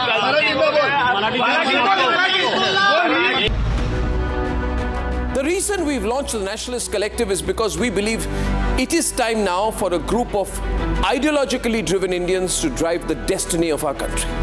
For far too long, people who have had interests inimical to national interest have held sway. We need to put nationalism first, nation first.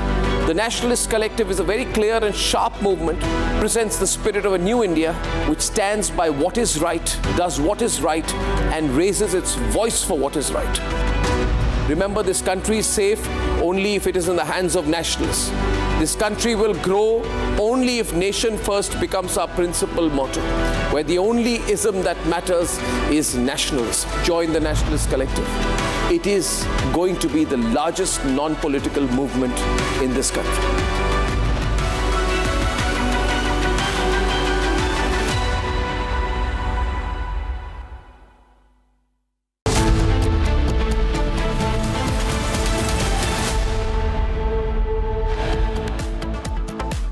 आज का भारत स्पेस से महत्वाकांक्षी दिखता है।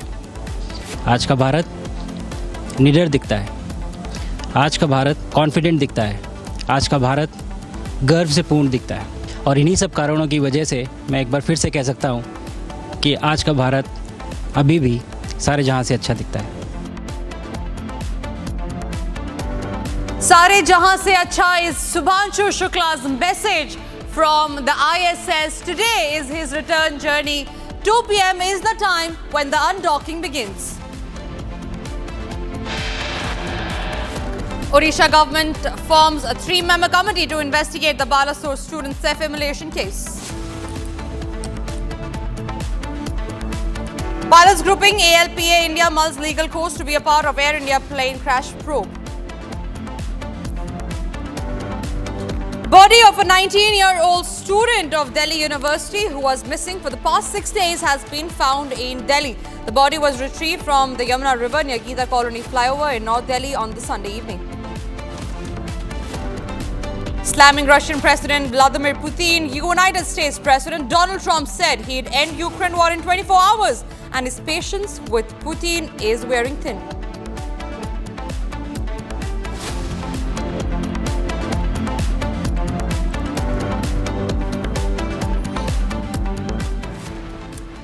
And we start this edition with some breaking news coming in, and this is in regard with Karnataka, where there has been a major embarrassment for the Congress party. This after the Karnataka Congress Lingaraj Kani, a close aide of Minister Priyank Kharge and MLA Alam Prabhu Patil, has been arrested by the Maharashtra police in a drug trafficking case. Now, Kani, who is a Kalaburgi South Block Congress president, was nabbed in Thane city while allegedly selling narcotics.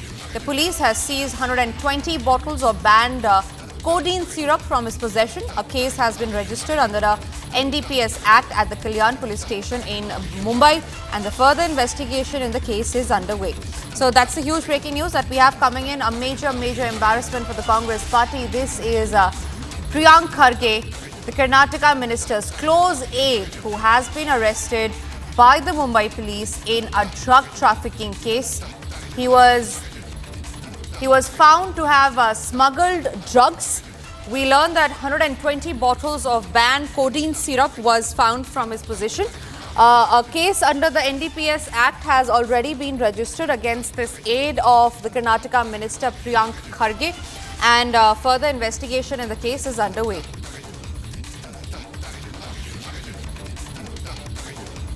Abhishek is joining us live from the Kannada newsroom. On that note, Abhishek, take us through what else has been found in the possession of this very close aide of the Karnataka minister Priyank Kharge.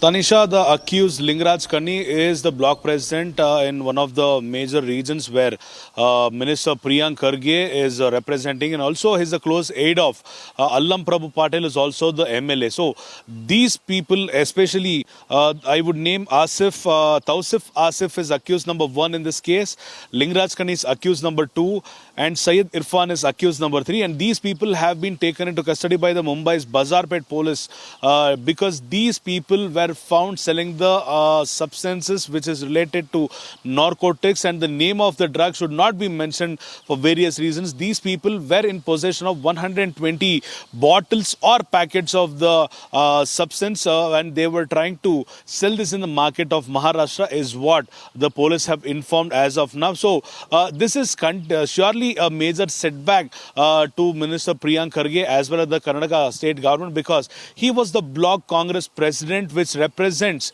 Priyank Kharge's assembly. On the other hand, MLA Allama Prabhu Patil also is a very known person to the person Lingaraj Kani. At this point of time, it is sure that the Congress would defend their person, and they would also make sure the other two people made sure that this person, especially Kani, was not involved in this, and this is due to the political influence that Lingaraj Kani has been taken into custody. We are waiting for a response from the government as of now with respect to what they have to talk about their block Congress president. Tanisha. Right, Abhishek, thank you very much for getting us those details. We quickly move forward to the other stories that we are tracking, and this one is from the state of Odisha. Now, in the latest update on the tragic self-immolation case in Odisha, the state government has formed a 3-member committee to investigate the incident. The student who set herself on fire on the college campus she said that she was allegedly harassed by her teacher, sexually harassed by her teacher. She remains in critical condition with nearly 95% burns. The committee will probe both the allegations of harassment and the delay in action by authorities that may have led to the extreme step. In fact, we are also getting in a reaction from the Chief Minister of Odisha, Manji. Let's listen into what he had to say. और AIIMS में उनका treatment हो रहा है। परिस्थिति बहुत critical है और एक मेडिकल टीम बनाते हुए सारी ट्रीटमेंट कर रहे हैं। दिल्ली का एम्स में जो ट्रीटमेंट हो रहा है, इसी आधार पर ही वहाँ भी ट्रीटमेंट हो रहा है। आज भी मैंने बोले कि दिल्ली का जो एम्स का जो डॉक्टर सीनियर है, उनके साथ एक वर्चुअल मोड में मीटिंग करते हुए और क्या ज़्यादा ट्रीटमेंट किया जा सकता है, उसी आधार पर करने के लिए मैंने वहाँ का टीम के साथ बातचीत कर लिया। और अभी तो क्रिटिकल स्थिति है, अगले 24 घंटे के लिए वो बहुत क्रिटिकल मोमेंट है। जब कोई इम्प्रूव थोड़ा सा भी करेगा तो हम उसको एयरलिफ्ट भी करा सकते हैं दिल्ली एम्स के लिए। Yeah, we received the patient yesterday and with a critical condition. Patient is in ICU and getting ICU care, and it is about 95% burn. And patient is in ICU with the ventilator. Patient critical. We are trying our best. We are providing all sort of best care, possible best care to the patient. Sir, an expert committee has been formed. Yes, a committee is constituted to take after various aspects, multidisciplinary critical care, pulmonary, nephrology, and also involving other burn and plastic. So a lot of people, all sort of treatment, special care we are giving for the patient. Yeah, we received the patient yesterday and with a critical condition. Patient is in ICU and getting ICU care, and it is about 95% burn. And patient is in ICU with the ventilator. Patient critical. We are trying our best. We are providing all sort of best care, possible best care to the patient. Sir, an expert committee has been formed. Yes, a committee is constituted to take after various aspects, multidisciplinary critical care, pulmonary, nephrology, and also involving other burn and plastic. So a lot of people, all sort of treatment, special care we are giving for the patient. All right, we quickly move across to some other breaking news coming in, and this is from the state of Karnataka, where Union Minister Prahlad Joshi has hinted out at a horse trading process that is underway within the Congress party in the state of Karnataka. Remember, this comes amid the changes in and tussle amid the chief ministerial post in the state of Karnataka. It is Union Minister Prahlad Joshi that has gone ahead to say that there is horse trading that's happening within the Congress party. And remember, this comes in the heels of the tussle over the chief ministerial phase that's happening in the state of Karnataka. In fact, today we learn that there are back-to-back key meetings that will be held in Bengaluru as well. And with that, another breaking news that we have coming in is how the Congress is in complete firefighting mode, with Ranjit Surjewala all scheduled to hold key meetings today as far as the chief ministerial tussle is concerned in Karnataka. Surjewala will be in Bengaluru. He will be meeting the Congress MLAs. He will be meeting the other Congress leaders as well, and this is in regard with the power tussle that's there in Karnataka, a complete firefighting mode there that Ranjit Surjewala is going through. Back-to-back huddles today in this state of Karnataka, Bengaluru to be specific.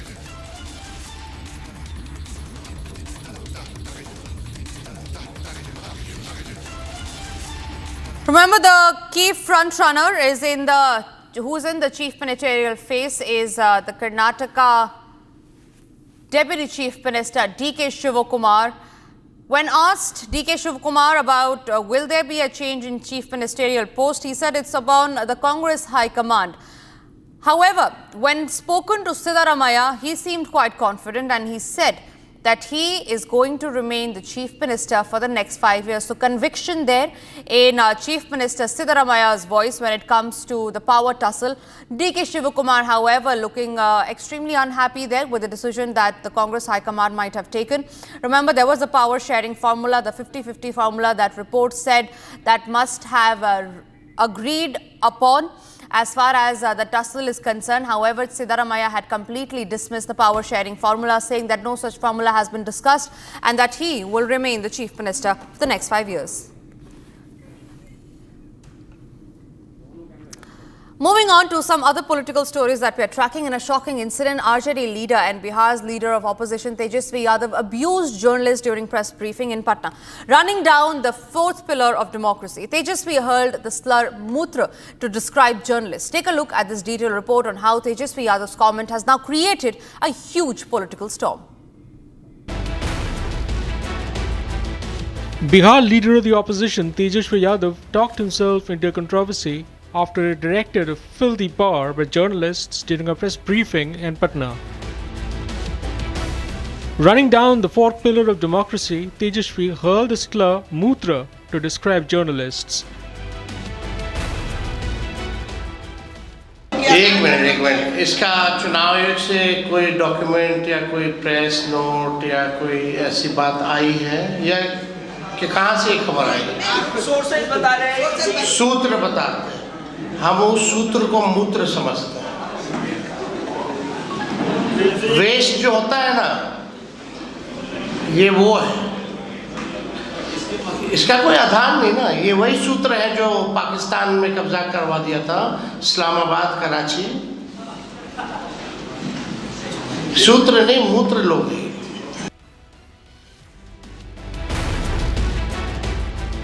The former Bihar Deputy Chief Minister stoked a massive row, saying sutra or source is mutra, as he sought to question the moral spine and integrity of journalists.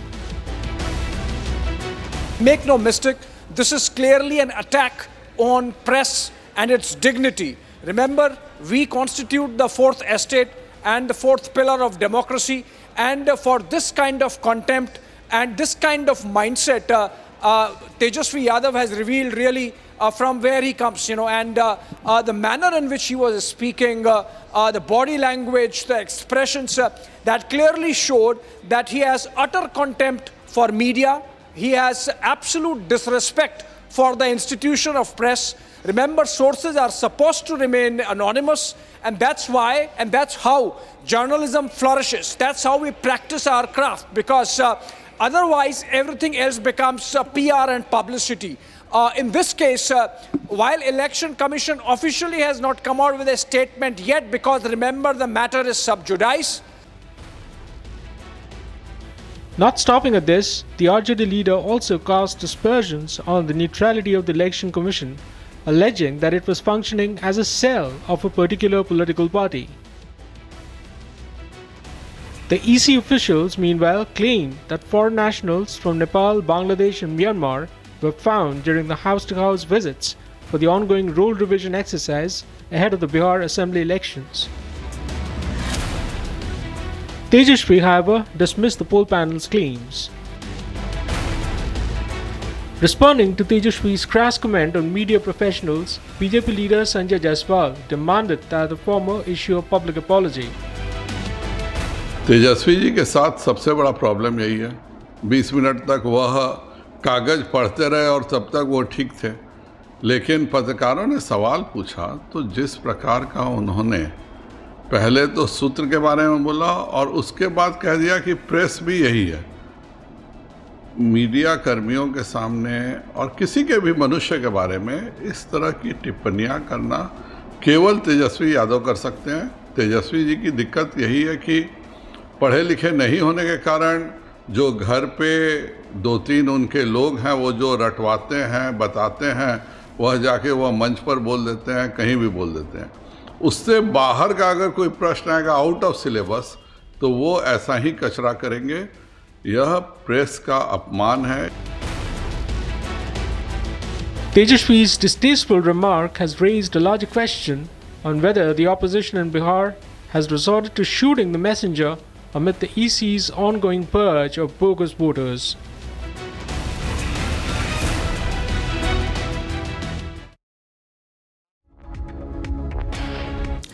Countless Indians are looking to the skies today. This and sending up silent prayers for a safe and triumphant return as Group Captain Shubhanshu Shukla begins his journey back to Earth alongside his AX-4 crewmates. After spending 2 unforgettable weeks aboard the International Space Station, Group Captain Shubhanshu Shukla returns with a treasure trove of memories from his historic spaceflight and docking to the ISS to bonding with fellow astronauts over Gajar Ka Halwa and that unforgettable live interaction with the Prime Minister Narendra Modi from space. As we count down to the return of India's newest space hero, here's a special report that you need to look at. 5, 4, 3, 2, 1, ignition, and liftoff. After 2 weeks of intense science experiments at the International Space Station, it is time for farewell and celebration for Group Captain Shubhanshu Shukla and 3 other astronauts from the Axiom-4 mission, who are all set to begin their return back to the Earth.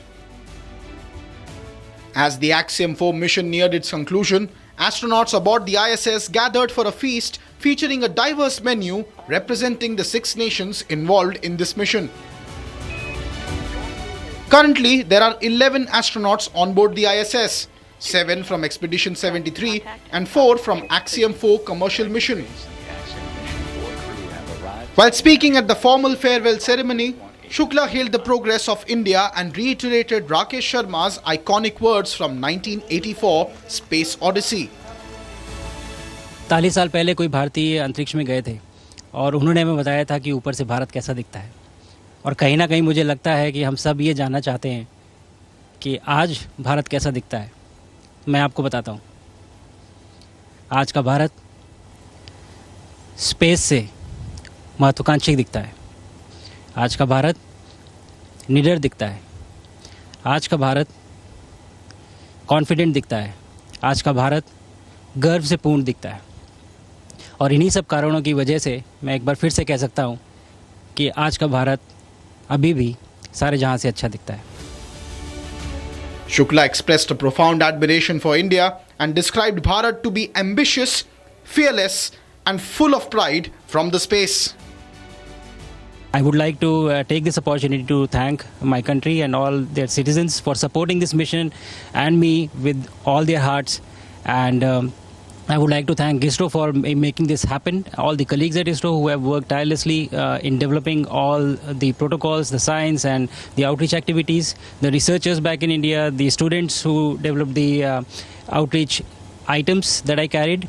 I would also like to thank NASA and its international partners, Axiom Space, SpaceX, for ensuring that we were trained adequately well and providing all the support round the clock and all the people who were sitting on ground supporting this mission, making it extremely successful.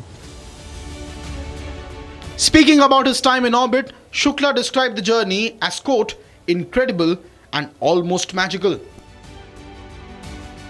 He highlighted the mission's scientific achievements, outreach efforts and the sense of wonder that comes from viewing the Earth from orbit, adding that he'll be carrying a lot of memories and learning from this Axiom-4 mission.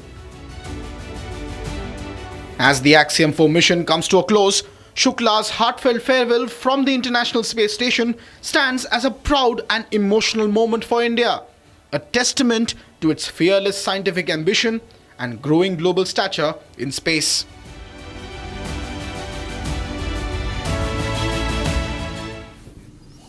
A billion hearts across India and around the world are counting down a few anxious hours as Group Captain Shubhanshu Shukla prepares to return home today with his AX-4 crewmates, marking the end of a remarkable 15-day mission in space. Upon his return to the Earth, Group Captain Shukla will undergo a 7-day rehabilitation program during which his health parameters will be closely monitored. Here's a report on his final leg of the journey.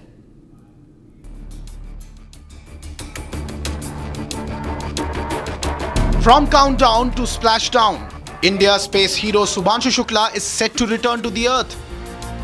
This 18-day journey with 4 astronauts and many experiments is finally coming to an end. As per NASA, the Dragon spacecraft will not just return with 4 astronauts, but will also carry data from over 60 experiments conducted throughout this mission. As the SpaceX Dragon capsule prepares for re-entry into the orbit of Earth, Subhanshu and his crewmates will face intense physical and environmental challenges. Strapped into the seats, they'll experience high G-forces as the capsule plunges through Earth's atmosphere at speeds exceeding 27,000 kilometers per hour. The re-entry process for Axiom 4 is meticulously orchestrated sequence. The Dragon capsule will undock from the ISS's Harmony module and perform a deorbit burn to slow its speed, allowing Earth's gravity to pull it back. As it re-enters the atmosphere, friction will create a plasma sheath. The spacecraft's heat shield will endure temperatures upwards of 2700 degrees, protecting the crew from the fiery descent and even temporarily cutting off communication with ground control. But the journey doesn't end with splashdown. After landing, the astronauts will undergo a crucial 7-day rehabilitation process.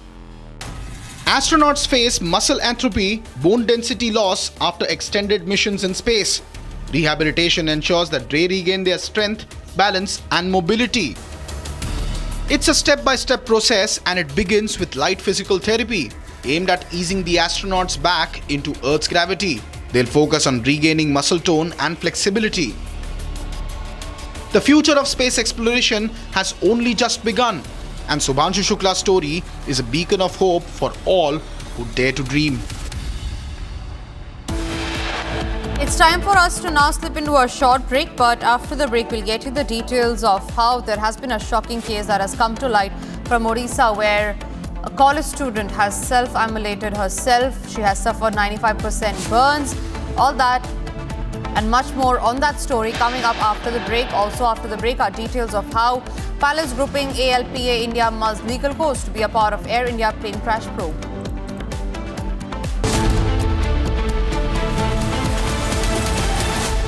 Powered by Century Ply Club Prime. Raho befikar. Amity has been ranked India's #1 not-for-profit private university for 11th year, with top 10 ranked institutions in management, engineering, biotech, law, mass comm, telecom, hospitality, fashion and more. Yet another top ranking for Amity University. पैसा लगाना है तो century ply club prime पे लगाओ, डूबेगा नहीं, जलेगा भी नहीं, कोई खा नहीं जाएगा, धोखा नहीं देगा, ऊपर नीचे भी नहीं होगा, सेफ रहेगा, सिक्योर्ड में मिनिमम 30 साल का रिटर्न देगा। अब इससे बेटर इन्वेस्टमेंट है तो बताओ। सेंचुरी प्लाई क्लब प्राइम, रहो बेफिक्र। अब छोलिया हो या लोबिया, सफेद चने या काले चने, सब कुछ मजेदार बने। A storm is brewing at the heart of American law enforcement. FBI Director Kash Patel is reportedly on the verge of resigning, threatening to walk away from his post if his deputy, Dan Bongino, follows through on his own plans to quit. The reason? A fiery clash with Attorney General Pam Bondi over the handling of the Jeffrey Epstein case, a controversy that's ignited outrage among MAGA supporters and raised questions about transparency in the Trump administration. The Epstein saga has long haunted political and social circles, with its web of allegations involving powerful figures. President Donald Trump, seen here socializing with Epstein in 1992 at Mar-a-Lago. All right, breaking news now coming in, and this is in regard with External Affairs Minister S. Jaishankar's visit to China after 5 years, where we learn that he met the Chinese Vice President in Beijing today ahead of the SCO Foreign Ministers meeting. The External Affairs Minister of India, S. Jaishankar, said that India supports a successful Chinese presidency of the SCO.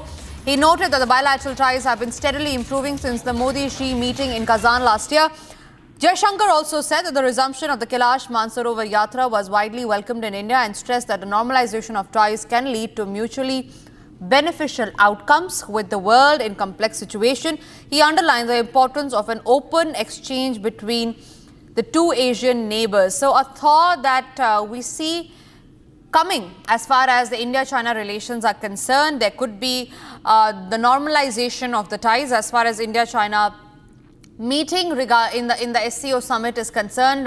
Jaishankar there saying that He compliments the successful Chinese presence of the SCO. It's time for us to now slip into a short break, but after the break are the details of how Delhi University student has been found dead in the Yamuna River. The probe is underway in the case.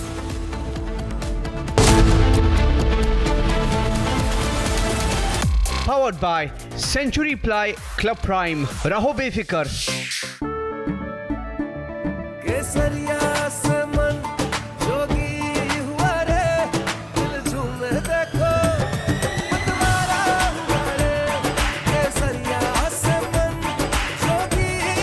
हर पल मनाओ केसरी त्योहार विमल बोलो जुबान Kesari MDH की हल्दी मिर्ची धनिया करे कमाल ये रंग दे ये खुशबू दे ये तीखा ये कम पड़े क्या निराला MDH मसाला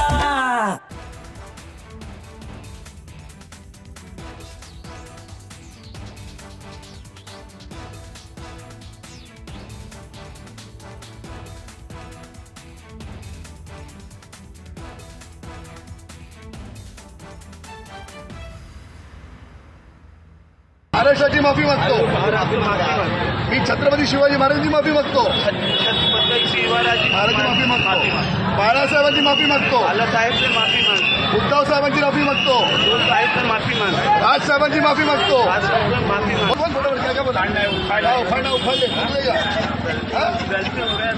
हो गया तो भाई साहब आवाज आवाज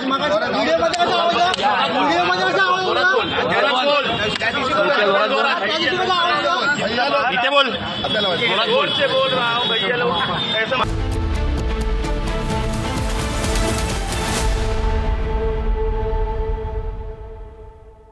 Powered by Century Ply Club Prime. Raho befikar.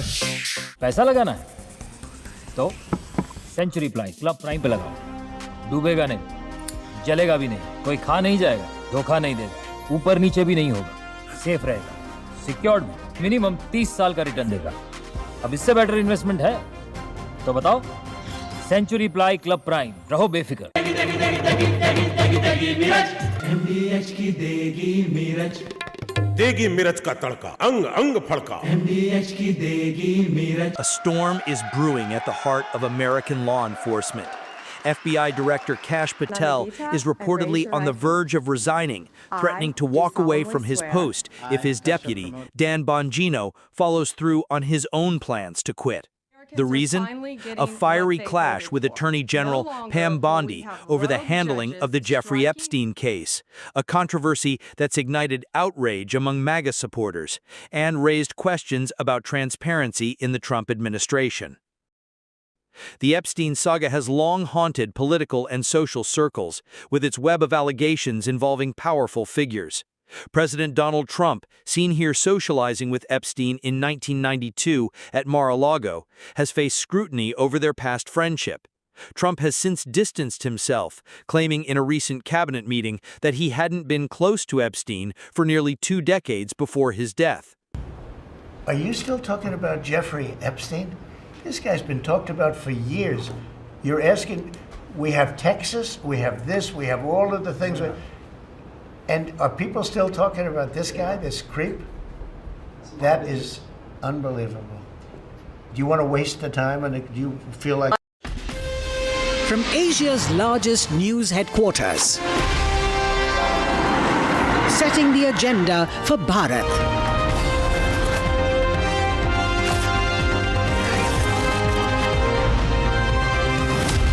You're watching Republic.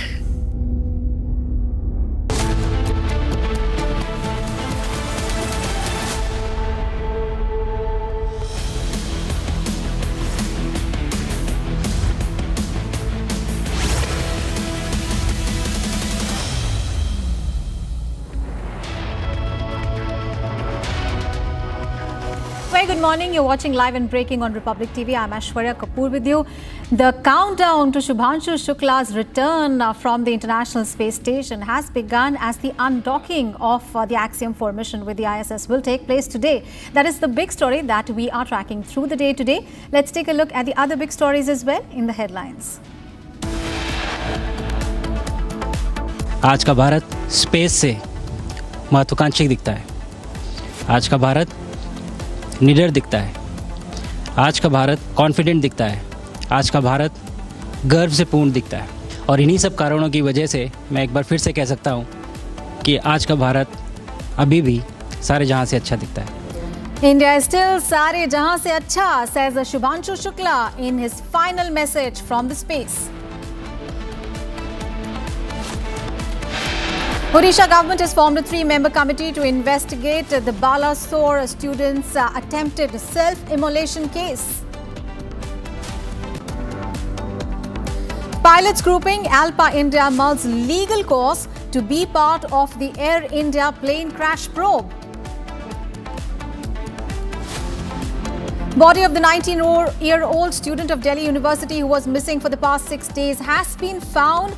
Body retrieved from Yamuna River near Geeta Colony flyover on Sunday evening. Amid fierce power tussle in Karnataka, Union Minister Prahlad Joshi alleges horse trading within Karnataka Congress. And slamming Russian President Putin, US President Donald Trump says he would end the Ukraine war in 24 hours. And his patience with Putin is wearing thin.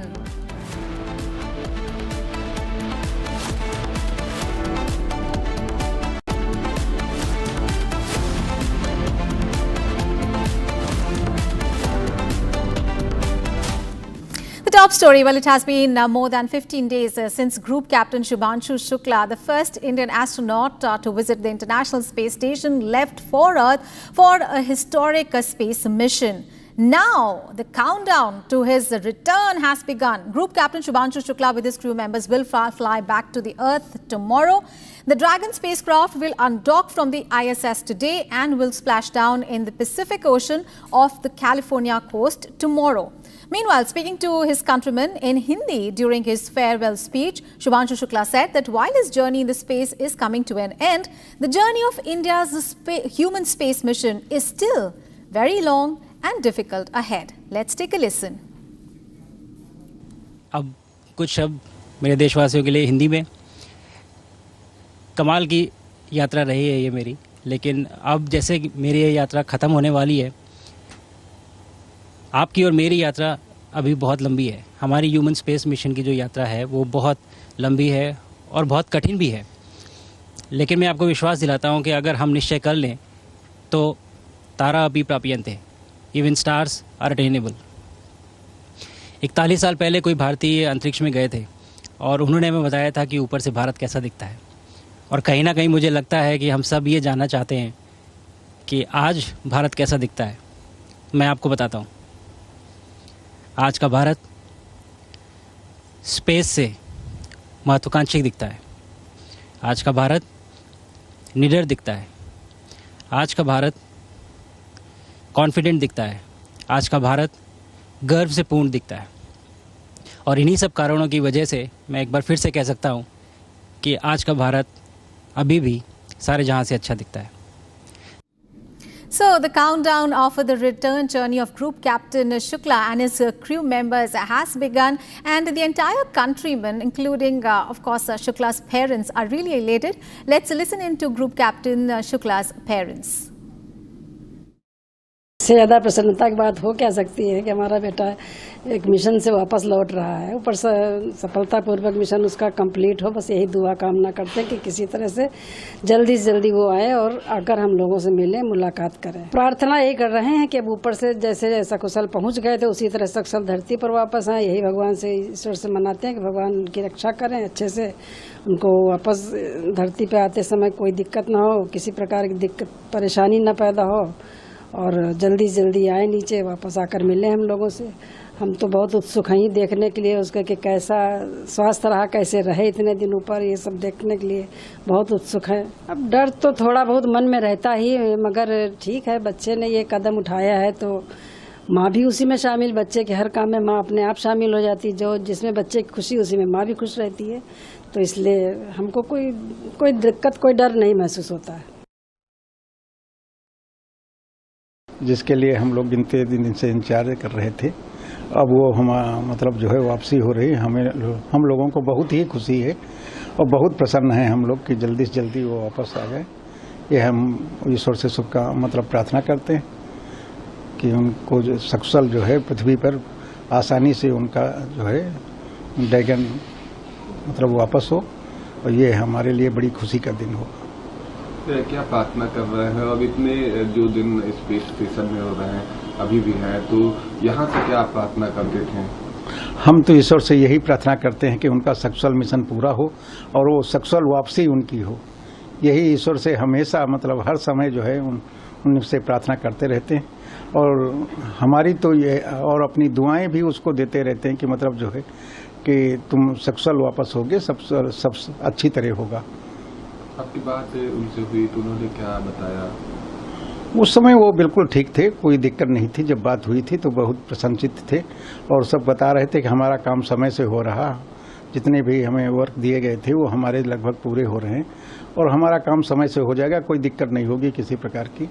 हम यहाँ बिल्कुल ठीक हैं, बहुत अच्छी तरह हैं, और सभी कुछ उसमें जैसे कि वहाँ लैब कैसी है, सोते कहाँ हैं, सूरज कैसे उगता है, ये सब कुछ उन्होंने जो है हमें दिखाया और बड़ा अच्छा लगा उनको वहाँ प्रसन्नचित्त हो देखकर। ये हमारे लिए बड़ी अच्छी सूचना थी कि मतलब जो है हम उनको देखकर बड़ा खुश हुए कि वहाँ ठीक ठाक है, सब कुछ है, अच्छी तरह है। And viewers, we have big news coming in from the national capital, where the body of the 19-year-old student of Delhi University who was missing for the past 6 days has been found by the Delhi police. Her body was retrieved from the Yamuna River near the Geeta Colony flyover in North Delhi on Sunday evening. And she was missing for the last 6 days. Her family is now alleging police inaction in the case. Remember, this young student from Delhi University was missing for the last 6 days, and yesterday evening her body was retrieved by the Delhi police from the Yamuna River.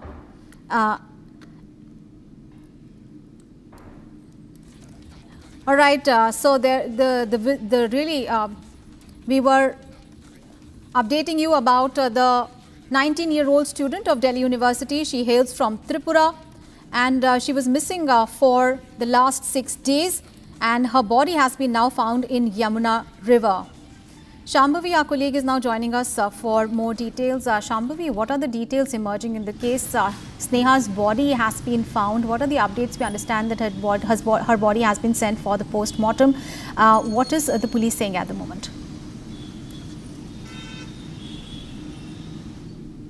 Well, yes, the body has been sent for post-mortem, and as per the latest update, a suicide note has been found in her old room, where it was very clearly mentioned by her that I don't want to continue living like this. I feel like a burden, I feel like a failure, and this is getting very unbearable. And in that note, reportedly, she said that she is planning to end her life by jumping off the signature bridge. And as per the police, with the help of some technical team, they have contacted the driver that dropped Sneha off to the signature bridge, and her last known location was also at the same bridge. Plus, there are also some witnesses who have reportedly seen a girl standing on the bridge and then later disappearing from the spot.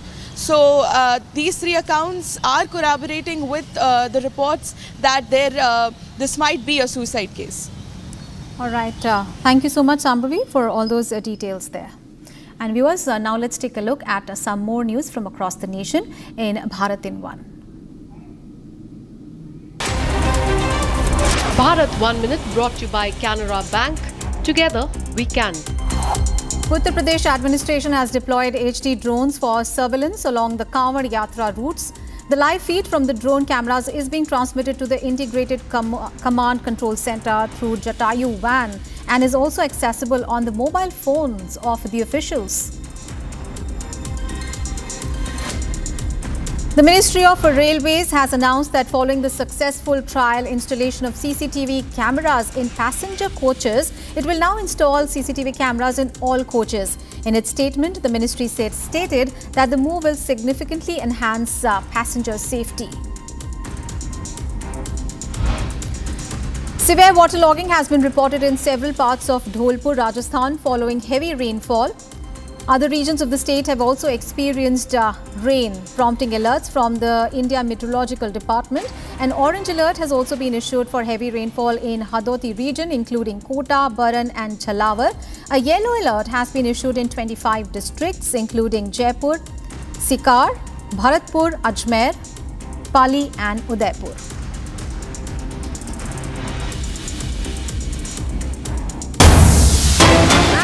We have breaking news coming in at this moment. A bomb call has been received at a Navy school in Chanakyapuri in the national capital and a CRPF school in Dwarka in the national capital. Now, this bomb threat was received through mail. Delhi police is currently engaged in investigation. There is also a bomb disposal squad at the spot. Remember, earlier also bomb threats have been given through mail. However, so far, no suspicious material has been found. And this threat coming in for two schools in the national capital, one in Chanakyapuri, the other in Dwarka. And at the moment, the bomb disposal squad is at both the spots. And remember, these bomb calls coming in through mail. And Delhi police is currently engaged in investigation.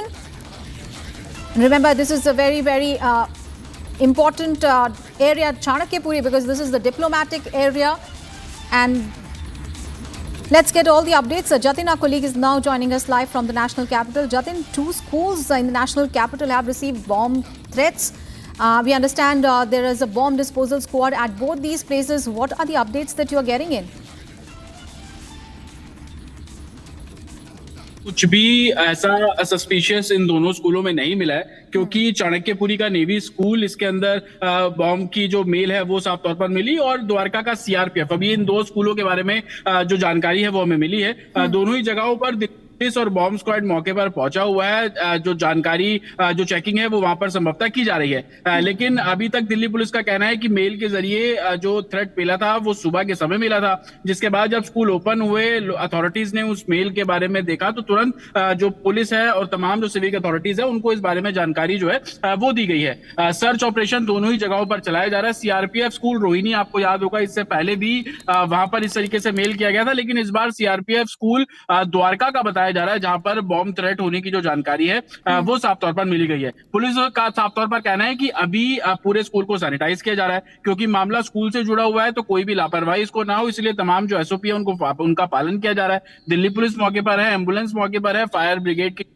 मौके पर है और bomb squad भी मौके पर पहुंची हुई है। तो संभवतः सभी पहलुओं पर चेक किया जा रहा है। हालांकि मेल किसने की उसको लेकर दिल्ली पुलिस का कहना है कि सबसे पहली प्रेफरेंस अब इसी बात को लेकर है कि दोनों ही स्कूलों को सैनिटाइज किया जाए।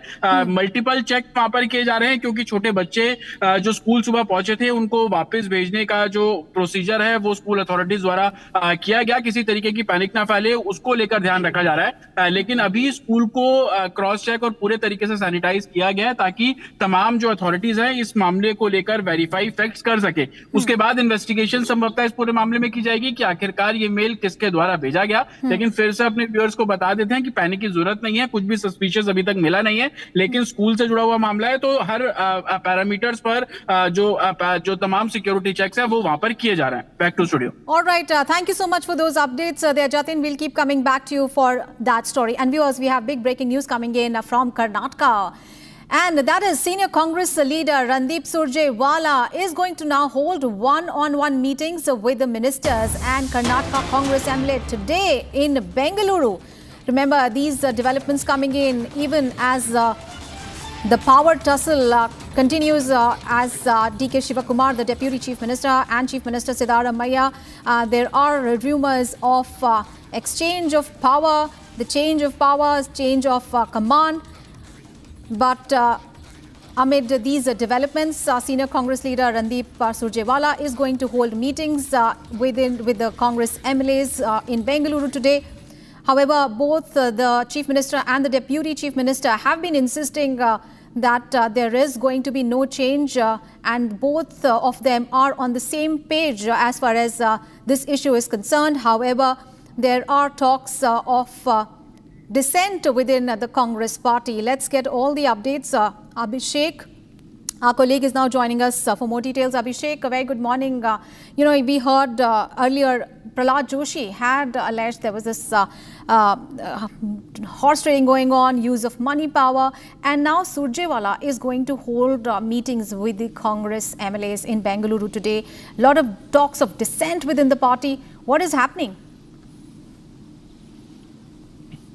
Well, this is the third time that Randeep Singh Surjewala is coming back to Bengaluru to have a conversation with the MLAs and the ministers within the Congress party. As far as we have been informed, the entire Congress community isn't happy with their leaders or the ministers, and we have seen clear outrage on the ministers from some of the senior MLAs where they complain the ministers aren't giving a heed to the demands or the requests of senior most MLAs in the Congress party. On the other hand, we have also seen there is a tussle happening between DCM DK Shivkumar and CM Siddaramaiah because as per the AICC's directions or information which came in around 2.5 years ago, it was decided or pre-decided that DCM DK Shivkumar might be elevated to the post of Chief Minister in the month of November or December. That is exactly half after the 2.5 years of the term of Chief Minister. And now we've clearly seen that DCM DK Shivkumar had mentioned that he has no other choice other than supporting CM Siddaramaiah because this is what has been decided. CM Siddaramaiah has also claimed that he will be the full-time Chief Minister of Karnataka. On the other hand, we've also seen MLAs from the party claiming that DCM DK Shivkumar should be elevated, and they are not happy about the government itself. When these people have come out in the front of people and in front of media complaining that there are severe indifferences within the party, Randeep Singh Surjewala came into the state to the Karnataka Pradesh Congress Committee office to collect the opinion of at least 80 MLAs in the last 2 weeks, and today he has summoned at least 10 ministers from the government to collect their opinions as well, and their names have been kept a secret as of now because he doesn't want the media to know what is happening within the Congress party. It is very sure that Randeep Singh Surjewala, when he's coming back to Bengaluru, it means that the party in the state of Karnataka is not up to the mark, and the High Command sees this as a threat to the next couple of elections, and this is why the Randeep Singh Surjewala's team is continuously coming to Bangalore to make sure the Karnataka Pradesh Congress Committee comes back into the line. Absolutely. Stay with us, Abhishek, because we are getting more breaking news coming in with the Congress MLA claiming that the BJP was planning to topple the government in Karnataka. He prepared a list of target of 55 legislators through central agency. Now, Union Minister Prahlad Joshi has hit back, and he has alleged that horse trading was on in the ruling party itself, that is the Congress party itself, amid Chief Minister change speculation.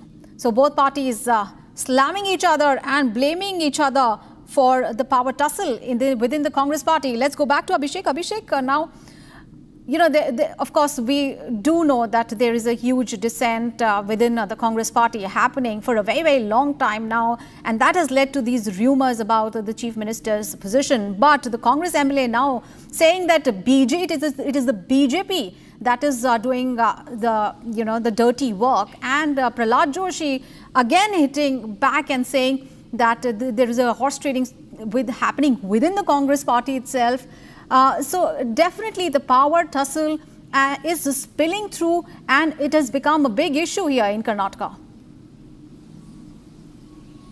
Well, Aishwarya, we've clearly seen that the Congress MLA Vijayanand Kashyap had mentioned that the BJP is trying to horse trade at least 55 MLAs from the Congress to make sure that this government is toppled and BJP to come into power. On the other hand, Prahlad Joshi, who's also the union minister, has mentioned openly stating that the horse trading is happening within the Congress party itself, because the ruling is between Siddaramaiah and DK Shivkumar. The horse trading is happening between these two teams to show the High Command that either DCM DK Shivkumar is much more powerful than Siddaramaiah on one hand. On the other hand, CM Siddaramaiah's followers are trying to horse trade the members who are supporting DCM DK Shivkumar. So the internal horse trading is indirectly directed towards the BJP is what Prahlad Joshi has mentioned clearly as of now. So it is a backlash on the Congress government once again, again, because the horse trading is not up to our mark, is what Prahlad Joshi has mentioned. So we will have to see how Congress and the BJP leaders react on this horse trade issue as of now. On the other hand, we have clearly seen from the history of various other elections. All right, the DCM DK Shivakumar stay with us, Abhishek. We are right now joined in by Mr. Dheeraj Maniraju, who is a BJP MLA from Karnataka. Sir, thank you so much for joining us here on Republic TV. Sir, how would you react to these charges coming in from the Congress party that it is the BJP that is trying to topple the Karnataka government? But what we can see is that there is a power tussle really happening within the Congress party itself, and the dissent within the party is growing. Surjewala is going to meet the MLAs today. How do you look at the entire development in the state, the political developments within the Congress party itself? Madam, if you first of all see, the people of Karnataka have given a clear mandate of 140 seats to Congress. Congress has never got such a single large majority. Even after getting 140 seats, they are not able to provide stable governance. Why would BJP go to topple a government which is falling by itself? There is clear infighting between them. They are not able to make chairmen for any boards or corporations. They are not able to establish a clear-cut government. They are not able to pay the money for the transporters of the free Annabhagya rights. So I have no clue why BJP would even look at such a perspective. They are, I think, giving hints of what they want to do, and they want to take it up. I think it's a clear infighting and a fallout between the leaders of the Congress party in Karnataka. BJP has nothing to do with this. BJP will never do such a thing in Karnataka at least. All right, sir. Thank you so much for sharing your perspective on the entire fiasco really that is happening within the Congress party in Karnataka. All right, let's move on in the bulletin now. Viewers, we have breaking news coming in, and this is regarding the Air India crash in Ahmedabad, and the pilot body there is mulling for legal recourse to be part of the investigation into the Air India Boeing 787 plane crash probe. This is a day after alleging that the AAIB's preliminary report suggests a bias towards the pilot error. The Airline Pilots Association of India represents over 800 pilots of the airlines and helicopter companies in the country, and it is also a member of the International Federation of Airline Pilots Association, which claims to have 1 lakh pilots from across 100 countries as its members. And against the backdrop of the AAIB's preliminary report, the representatives of ALPA India are now going to meet the officials of the DGCA, that is the Directorate General of Civil Aviation, and they are going to discuss various issues today. This meeting is going to happen today.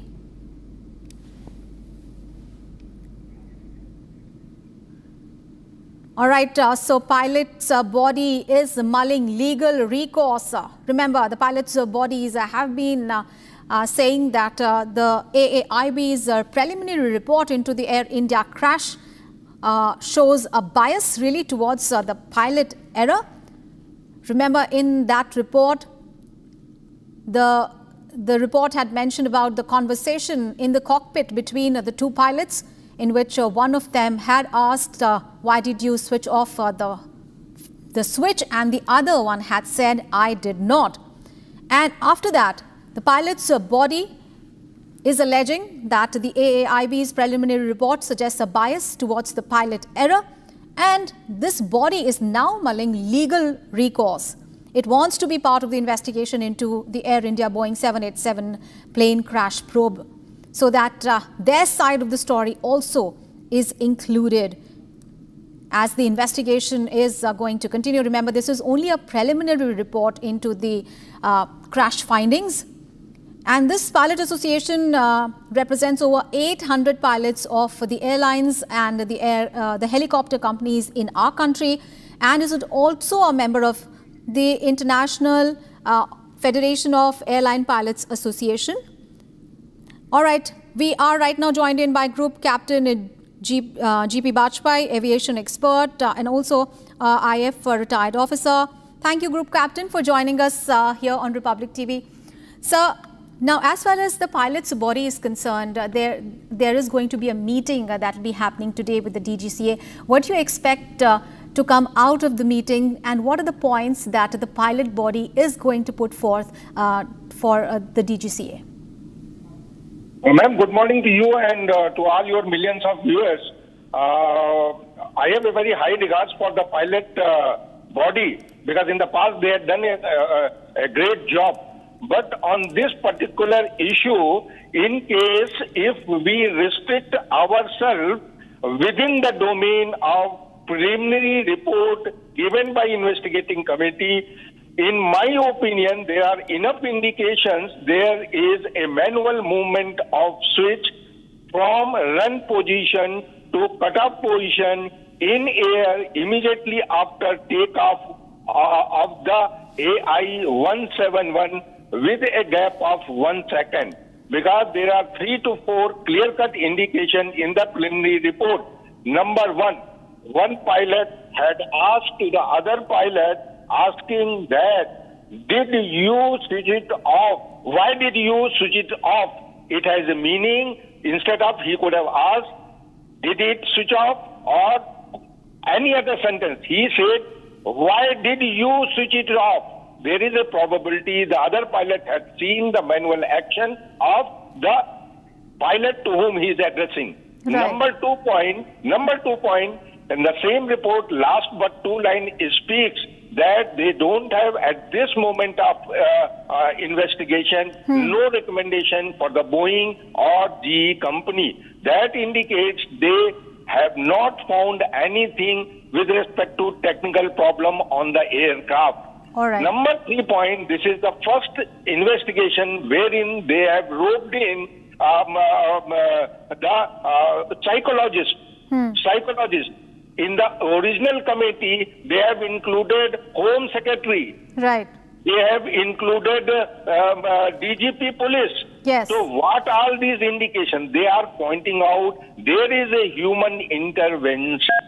That's why I have got my own reservation that this meeting will result in any positive or fruitful outcome. All right, sir. Thank you so much for sharing your perspective on this story. Thank you so much. And viewers, we are taking a very short break. Coming up ahead, Odisha government has formed a 3-member committee to investigate the Balasore students' attempted self-immolation case. Also, more details on pilots grouping Alpa India mulling legal cost to be part of Air India plane crash probe. Details on those big stories coming up ahead.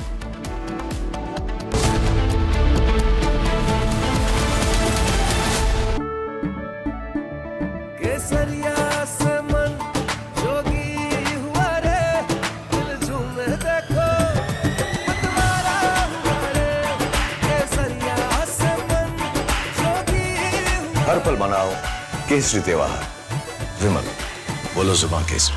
MDH की हल्दी मिर्ची धनिया करे कमाल, ये रंग दे, ये खुशबू दे, ये तीखा, ये कम पड़े, क्या निराला MDH मसाला।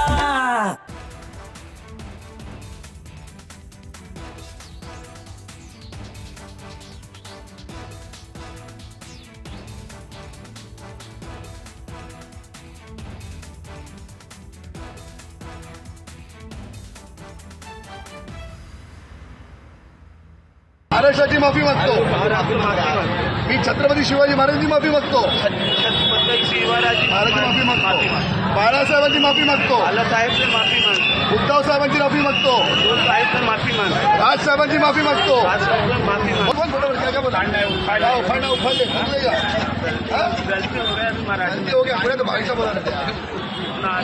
आवाज आवाज व्हिडिओ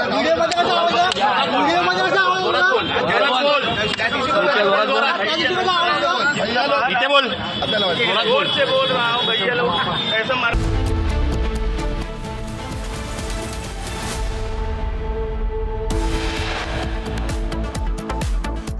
आज का भारत स्पेस से महत्वाकांक्षी दिखता है। आज का भारत निडर दिखता है। आज का भारत कॉन्फिडेंट दिखता है। आज का भारत गर्व से पूर्ण दिखता है। और इन्हीं सब कारणों की वजह से मैं एक बार फिर से कह सकता हूँ कि आज का भारत अभी भी सारे जहां से अच्छा दिखता है। जहां से अच्छा, says Shubhanshu Shukla in his final message from space. Odisha government forms a 3-member committee to investigate the Balasore students' attempted self-immolation case. Pilots grouping Alpa India mulls legal cause to be part of the Air India plane crash probe. Body of 19-year-old student of Delhi University who was missing for the past 6 days found in Delhi, retrieved from Yamuna River near Geeta Colony flyover on Sunday evening. Amid fierce power tussle in Karnataka, Union Minister Prahlad Joshi alleges horse trading within the Karnataka Congress. And slamming Russian President Vladimir Putin, US President Donald Trump says he'd end the Ukraine war in 24 hours and that his patience with Putin is wearing thin.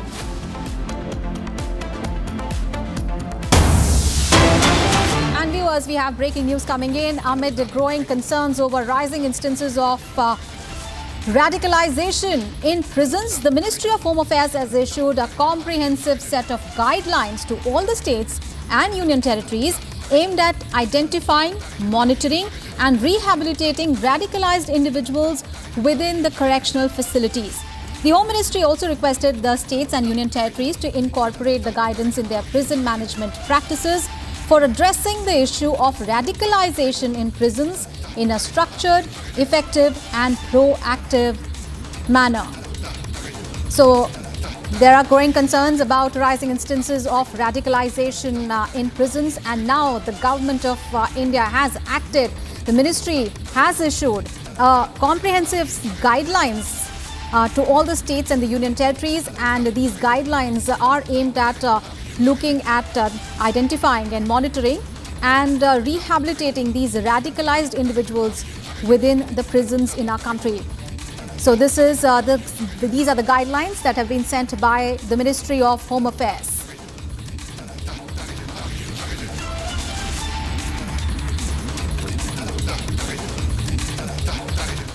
All right, from radicalization in jails to what's happening in the state of Odisha. Now, in the latest update on the tragic self-immolation case in Odisha, the state government has formed a 3-member committee to investigate the incident. The student who set herself on fire on the college premises had alleged sexual harassment by her teacher. She remains in critical condition with 95% burns. The committee, in fact, will probe both allegations of harassment and the delay in action by authorities that may have led to the extreme step. We are getting in reaction from the Chief Minister of Odisha. Let's listen in.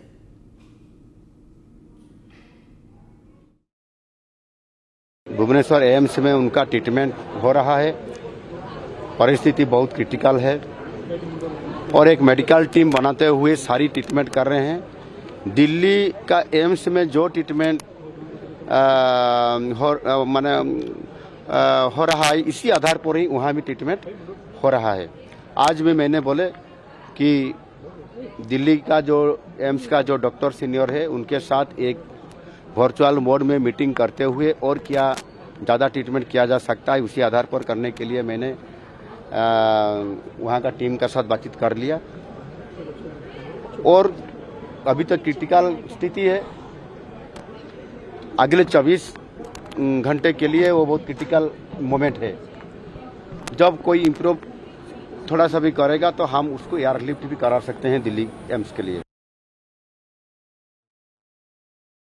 निश्चित रूप से वो एक बहुत दुखद घटना है ये।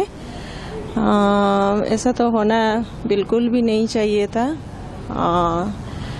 तो जो भी सिचुएशन है तो पहले तो मैं कहूँगी कि एक नारी के हिसाब से कुछ उनको कुछ ऐसा आघात हुआ होगा, इसलिए उन्होंने ऐसा डिसीजन लिया, पर ऐसा होना नहीं चाहिए था।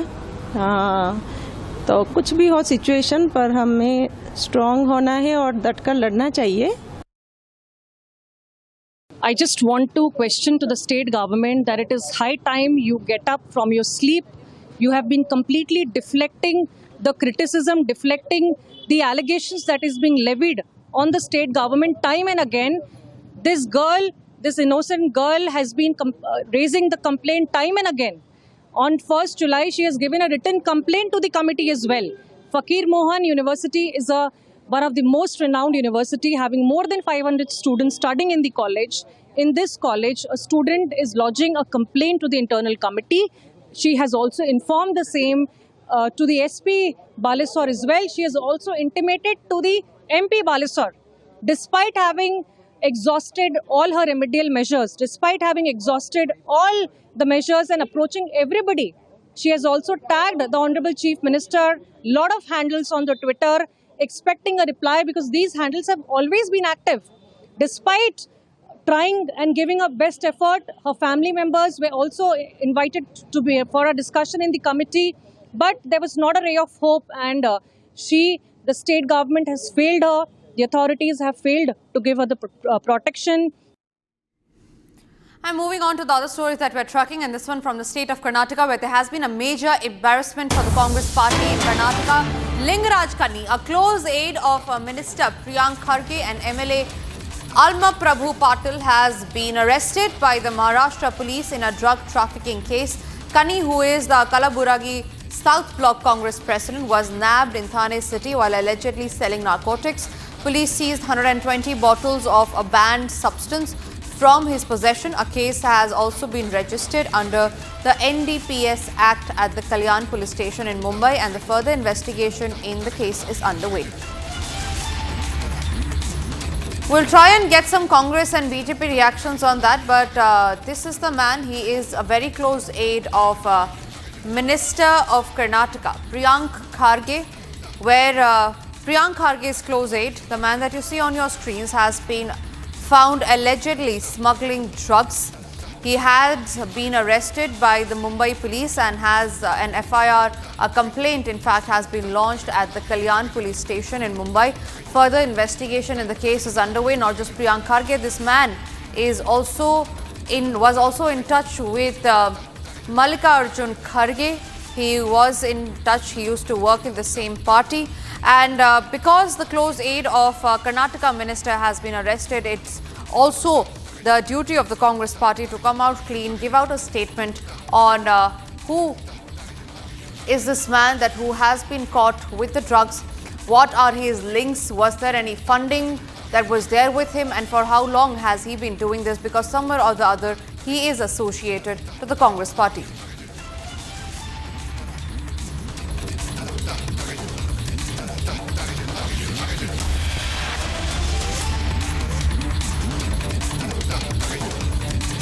All right, we're trying to get in more details of how this close aide of the Karnataka minister came in touch with the Mumbai police as far as the drug trafficking case is concerned. BJP is reacting very sharply to that incident. Let's listen in.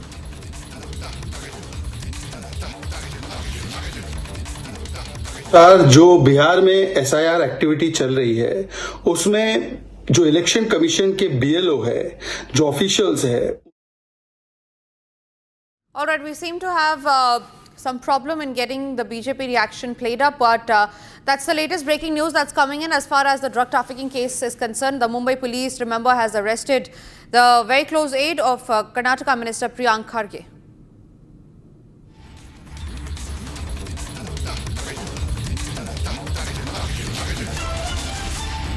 All right, BJP spokesperson, BJP Karnataka spokesperson S. Prakash is joining us on the phone line on that note. S. Prakash, thank you very much for speaking to Republic.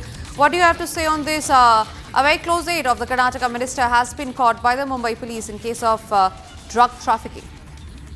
It's very shocking. A close aide of a cabinet minister is a drug peddler. And I'm shocked what other anti-national, anti-social activities he might be committing using his connection. The Congress party in Karnataka, several of its activists are involved in many of such dubious associates. Even in Ranya Rao case, top-ranking Congress leaders' names were figured. Now the Priyanka Kharge, who is the son of AICC President Mr. Mallikarjun Kharge, his aide is now arrested in drug trafficking. he needs to explain to the people of Karnataka why he holds such criminals as his close aides. He should explain and clarify his stand. An inquiry into the entire episode must be transparent, and it should cover his association with the drug peddler also. Absolutely, yes, Prakash. Thank you very much for sharing your insights on that. In fact, we also have Shehzad Poonawala, BJP spokesperson, reaction on the case. Let's listen in. Media report के अनुसार जो बिहार में SIR activity चल रही All right, we'll try and sort the issue out as far as Shehzad Poonawala's bite is concerned. But for now, it's time for us to have a check of the other stories that we're tracking on this edition.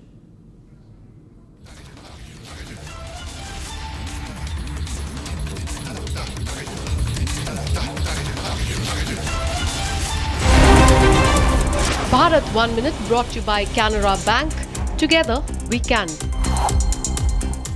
The 12th batch of devotees have departed from Nuwan base camp in Pahalgam for their pilgrimage to the holy cave of Sri Amarnath Ji. Security has been heightened in the area and the BSF medical team is providing round-the-clock medical assistance to the pilgrims. Security has been tightened in Nuh of Haryana ahead of the Braj Mandal Yatra. The police were seen inspecting the hilly areas as a part of the security measures.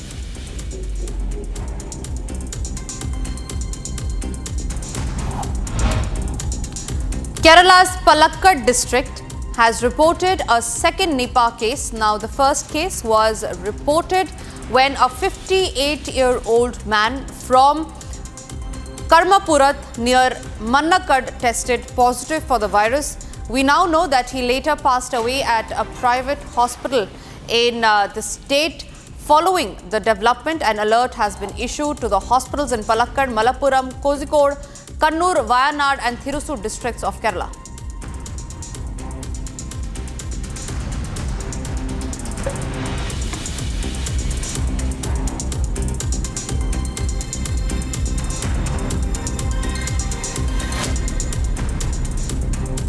Ladies and gentlemen, Utsav Shekhar, the driver of a luxury car who was held for running over 5 people sleeping on the footpath in Delhi's Vasant Vihar area. He was granted bail just 48 hours after he was arrested. The shocking hit-and-run incident took place in the early hours of July 9. In fact, we have Soumya, who is reporting live from outside the residence of the driver of the Audi. Remember, the shocking case here is that even after he was arrested following the incident, he has already been granted bail. Granted bail just 48 hours after he crushed 5 innocent people under his luxury vehicle. The CCTV video of the accident that had gone viral showed how there were migrant laborers who were crushed under the wheels of an intoxicated driver who was driving harsh, and this area is the Vasant Vihar area of the national capital.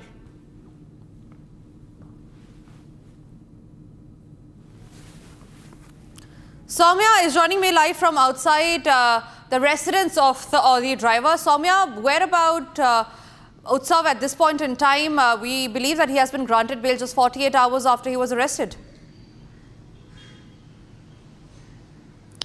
Yes, well, Tanisha, it happened just yesterday, 48 hours, as you correctly mentioned, that he was granted bail.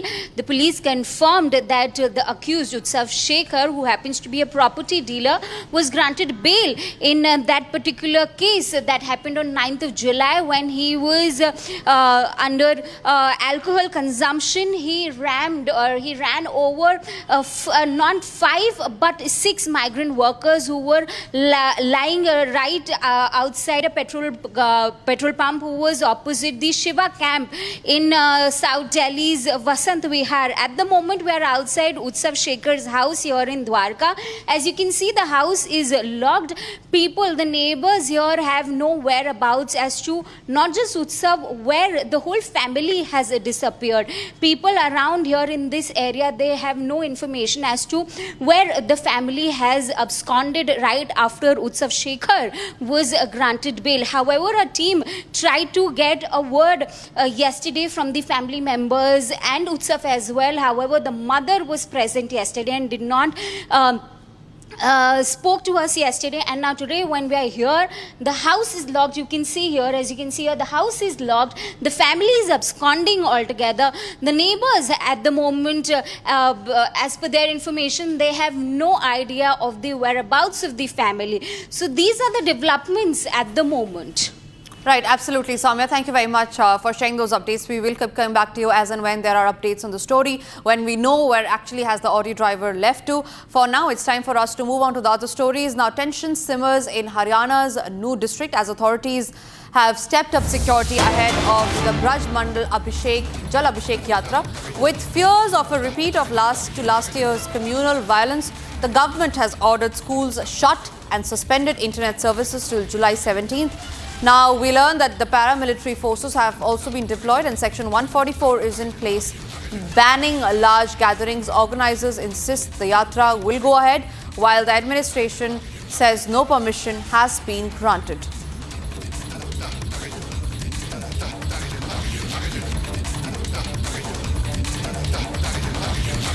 पे आए हैं जल चढ़ाने के लिए। आज सावन का सोमवार है। हम सबको इतनी खुशी हो रही, लड़ाई हुई थी उसके बाद ना आने में इतना अच्छा लग रहा है। सब सुरक्षित हैं हम, आप पुलिस वाले हैं, आप हो मीडिया, सबको देख के हम सुरक्षित महसूस कर रहे हैं। हम बिल्कुल ठीक है, बहुत आनंद आ रहा है यहाँ पे आके। किस तरीके से भगवान शिव को प्रसन्न करते हैं सावन के दौरान? कैसे जल चढ़ाएंगे, क्या क्या करते हैं? आरती जल चढ़ाते हैं, आरती करते हैं, मन लगता है खूब, बहुत भाव है। भोले बाबा के मंदिर में आते हैं, इस मारे सबकी मनोकामना पूर्ण करते हैं। बहुत पुराने हैं हमारे यहाँ पे भोले बाबा, इन सबको देख के हम बहुत खुश होते हैं। हर बार यहाँ पे आते रहते हैं। अब डर तो लगा आने में? नहीं, बिल्कुल, हम पहले भी डरते थे। पहले भी नहीं डरे थे हम, तो पहले भी आए थे ऐसे ही। आज सावन का सोमवार है और सभी शिव भक्त जो है मंदिरों में जाके भगवान शिवलिंग पे जल अभिषेक कर रहे हैं और मंदिरों में भगवान शिव के जयकारे गूंज रहे हैं।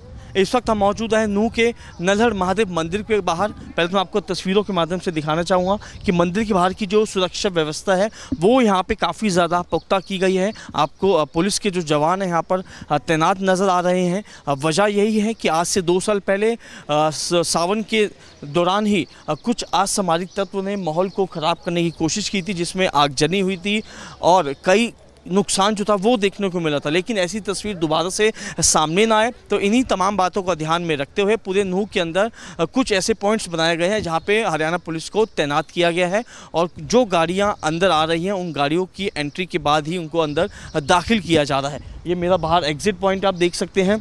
यहाँ से सभी लोग जो पैदल आ रहे हैं, वजह यही है कि यहाँ तक किसी को भी अपने वाहन लाने की जो है अनुमति वो नहीं है, इसलिए लोग जो हैं पैदल अपनी यात्रा करके यहाँ महादेव के मंदिर पहुँच रहे हैं।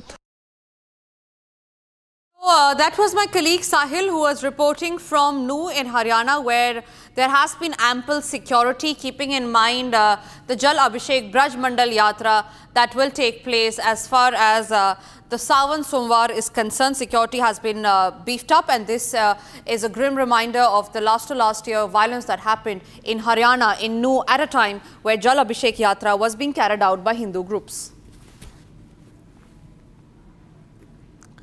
Moving across to some other breaking news that's coming in a shocking incident. RJD leader and Bihar's leader of opposition Tejashwi Yadav abused journalists during a press briefing in Patna, running down the 4th pillar of democracy. Tejashwi hurled the slur "Mutra" to describe journalists. Take a look at this report on how this controversy has now snowballed into every political forum.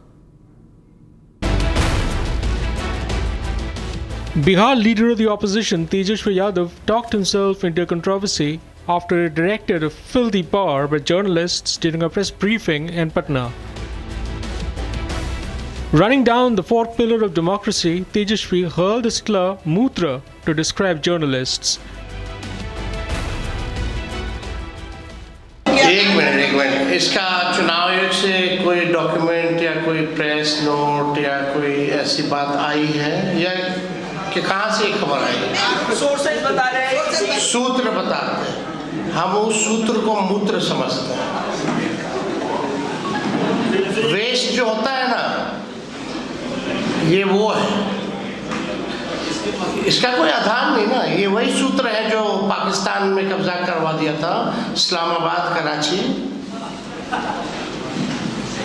सूत्र नहीं, मूत्र लोग हैं।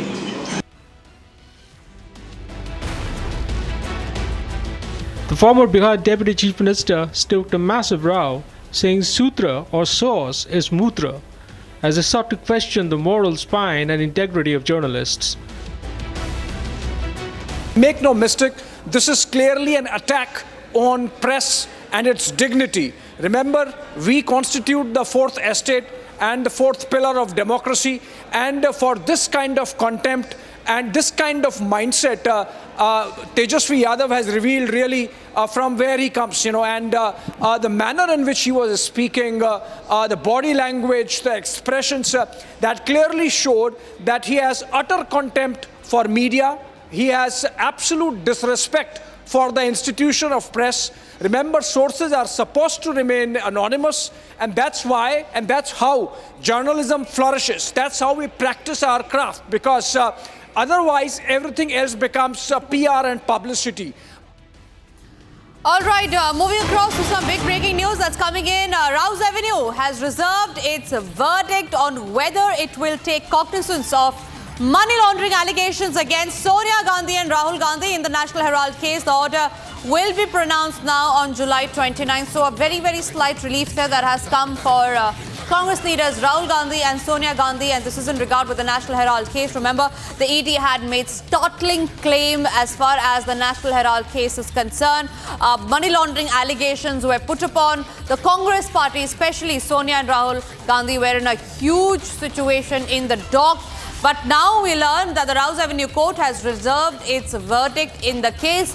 The pronouncement of the verdict will be done now on July 29. Rhythm is joining me on the phone line on that. Rhythm, is this a slight relief for the Congress party leaders?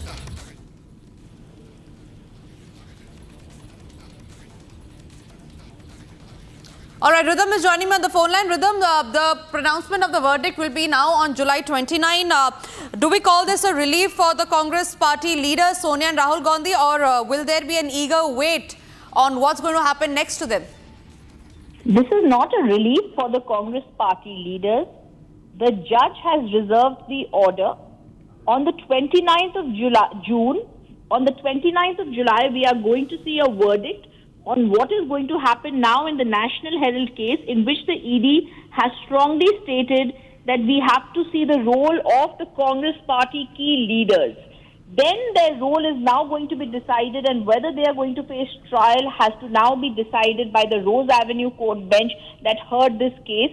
It has reserved its order on taking cognizance in the National Herald case. The verdict on cognizance will be pronounced on 29th July. This is cognizance of money laundering allegations specifically against Congress leaders Sonia Gandhi and Rahul Gandhi. Delhi's Rose Avenue Court reserved this order on this cognizance of the prosecution complaint of the Enforcement Directorate. The main people the Enforcement Directorate has been speaking about in these day-to-day hearings that Republic TV has been breaking for the past few weeks has been Sonia Gandhi, Rahul Gandhi, Sam Pitroda and others in the National Herald money laundering case. In fact, several times as this case has been proceeding, S.V. Raju, the Additional Solicitor General representing the Enforcement Directorate, has said his main argument has been that there is more than sufficient ground for the court to take cognizance against all the accused. He's also pointed out that debt was transferred, the right to recovery debt was transferred. He's relied on the Transfer of Property Act. But we're not going to make it technical for our viewers. This is going to be a very important case hearing that we're going to be seeing in whether the National Herald case, whether there is going to be immediate cognizance taken for Sonia and Rahul Gandhi. July 29th is going to be a crucial date. Absolutely, Rhythm. Thank you very much for sharing those details. It's time for us to now slip into a short break. But after the break are all the details on how Odisha government has formed a 3-member committee after the self-immolation case of a college student. Also coming up after the break, pilots grouping ALPA India must legal course to be part of Air India plane crash probe.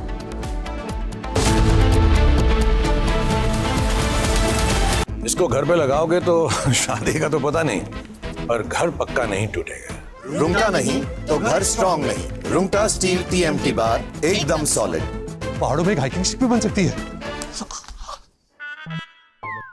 आधे bowl दही में 4 चम्मच MDH चटनी पुदीना मसाला डाला, stir करो, पुदीना चटनी तैयार। MDH चटनी पुदीना मसाला। A storm is brewing at the heart of American law enforcement. FBI Director Kash Patel is reportedly on the verge of resigning, threatening to walk away from his post if his deputy, Dan Bongino, follows through on his own plans to quit. The reason?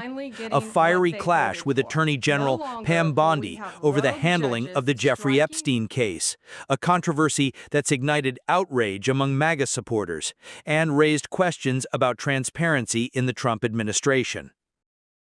The Epstein saga has long haunted political and social circles, with its web of allegations involving powerful figures. President Donald Trump, seen here socializing with Epstein in 1992 at Mar-a-Lago, has faced scrutiny over their past friendship. Trump has since distanced himself, claiming in a recent cabinet meeting,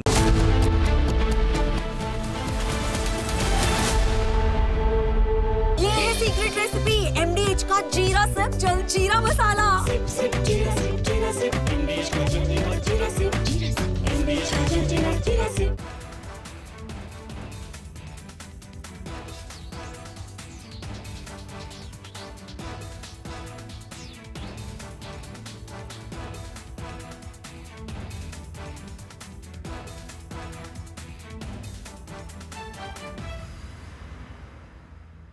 दादी के हाथों का जादू और खुशबू से महकता घर, माँ की मुस्कुराहट और खाने की सुगंध। MDH गरम मसाला, क्योंकि हर रिश्ता है स्वाद से जुड़ा। महाराष्ट्राची माफी मागतो, मी छत्रपती शिवाजी महाराजांची माफी मागतो, महाराजांची माफी मागतो, बाळासाहेबांची माफी मागतो, उद्धव साहेबांची माफी मागतो, राज साहेबांची माफी मागतो।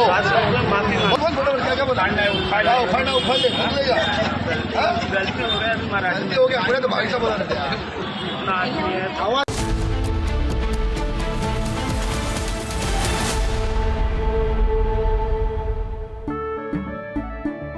केसरिया से मन जोगी हुआ रे, दिल झूमे देखो मतवारा हुआ रे, केसरिया से मन जोगी हुआ। हर पल मनाओ केसरी त्योहार।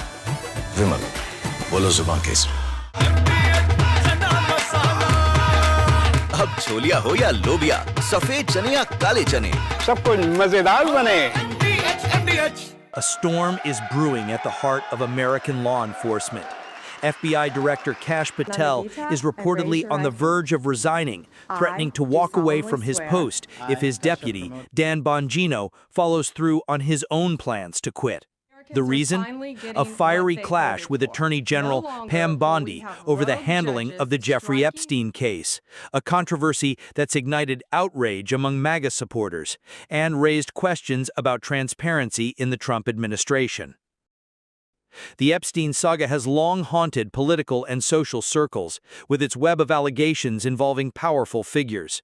President Donald Trump, seen here socializing with Epstein in 1992 at Mar-a-Lago, has faced scrutiny over their past friendship.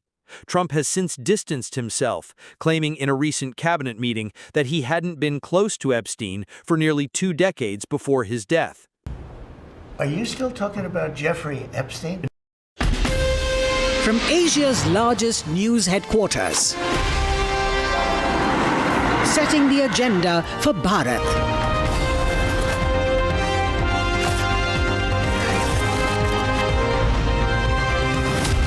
You're watching Republic.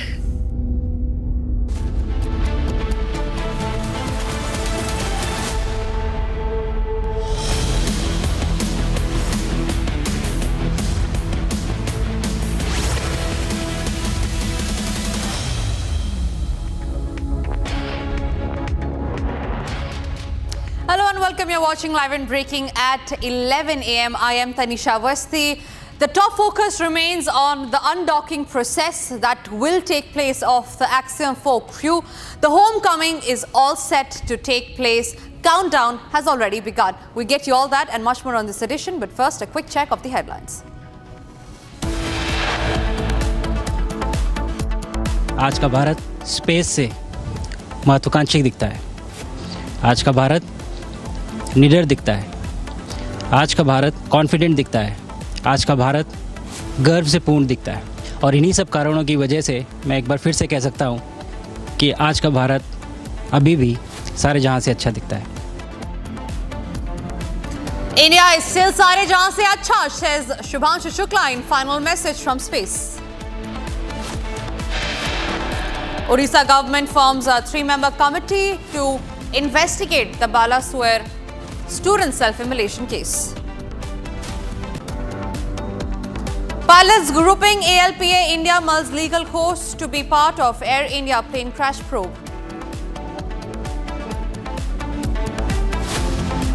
The body of a 19-year-old student of Delhi University who was missing for the past 6 days found by the Delhi police.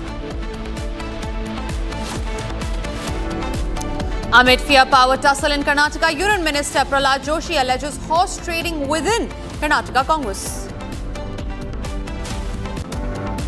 External Affairs Minister S. Jaishankar in China after 5 years for the SCO summit. He calls for continued normalization of ties between India and China when he met with the Chinese Vice President.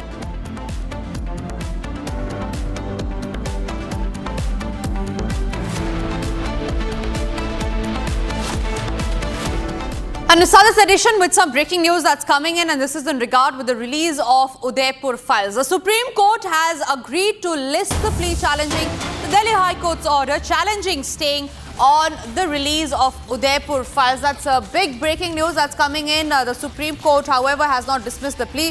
He has in fact said that they will be listing the plea. Gaurav Bhatia, senior advocate and a BJP spokesperson, made the mentioning where he said that the Supreme Court has agreed to list the plea challenging the Delhi High Court's order staying on the release of Udaipur files. The big breaking news. Rhythm Bhartwaj joining us on the phone line on that. Rhythm, the Supreme Court has finally agreed to list the plea challenging the High Court's order on the staying of Udaipur files. Where do you think it's going to go from? The Supreme Court had refused an urgent hearing today, but they've agreed to list the plea that's challenging the Delhi High Court order. Senior advocate Gaurav Bhatia appeared for the producers in the Supreme Court. He said he appeared for the producer who had invested his lifetime savings in the movie. He also said he got the censor board certificate. He gave details about what had happened, but he said the Delhi High Court wrongly interfered and stayed the movie. Justice Suryakant, who was leading the bench, also asked about this and said, okay, the movie has been released. He said, okay, we shall list the matter after a day or so. And Gaurav Bhatia also tried to give out more details, but the court said, fine, we will hear you. The movie was to be released on 11th July is what Gaurav Bhatia told the court. We're also trying to get in touch with the senior advocate. It's the first day of Supreme Court's reopening. It's possible he's busy in the corridors of the Supreme Court, but we're trying to get in touch with Gaurav. So Gaurav Bhatia also told the court one day before at 8 p.m. an order is passed staying the release. Justice Khan said the release of the movie is allowed. Bhatia said the movie is allowed by the certificate board, but the theatres have been booked, but it's not there. Justice Kant asked questions on whether it's based on a true story of a person. Bhatia gave out details about what Udaipur Files is about. He said, with responsibility, I must say it's a case of violation of the fundamental rights and the Supreme Court should give a hearing. After hearing everything, the Supreme Court has said, all right, we will be hearing this. They're going to list the matter soon, this week itself, and give a hearing in this case. Right, Rhythm, thank you for joining us with those details. Now it's time for us to move on, viewers, because it has been more than 15 days. It has been more than 15 days since Group Captain Shubhanshu Shukla, the first Indian astronaut to visit the International Space Station, left for Earth for a historic space mission. Now, the countdown for his homecoming has begun. Group Captain Shubhanshu Shukla with his crew members will fly back to Earth tomorrow. The Dragon spacecraft will undock from the International Space Station today, and it will splash down in the Pacific Ocean off California coast tomorrow. Meanwhile, speaking to his countrymen in Hindi during his farewell speech, Shukla said that while his journey in the space is coming to an end, the journey of India's human space mission is still very long and difficult. Listen in.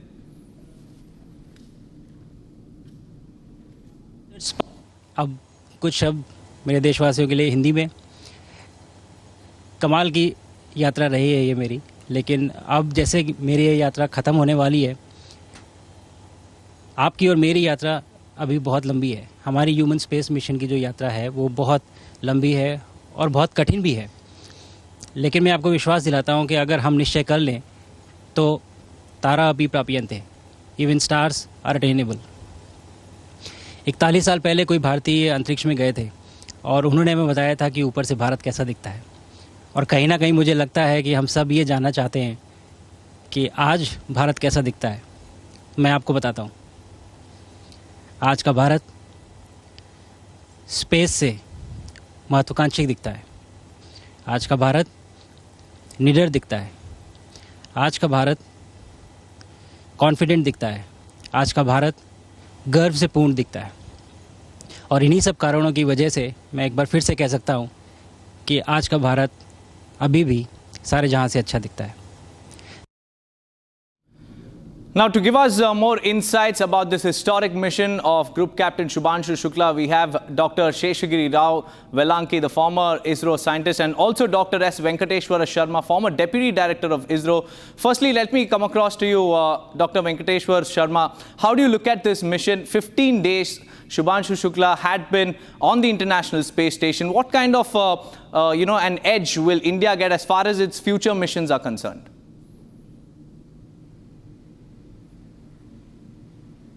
Well, good morning to you and good morning to the viewers. It is more than 2.5 weeks since he is there. It's 18 days, not 15, and that is one major thing where we gained another additional 3-4 days for him to stay there and do the experiments. His first thing. If you see the entire mission, this entire mission has a purpose.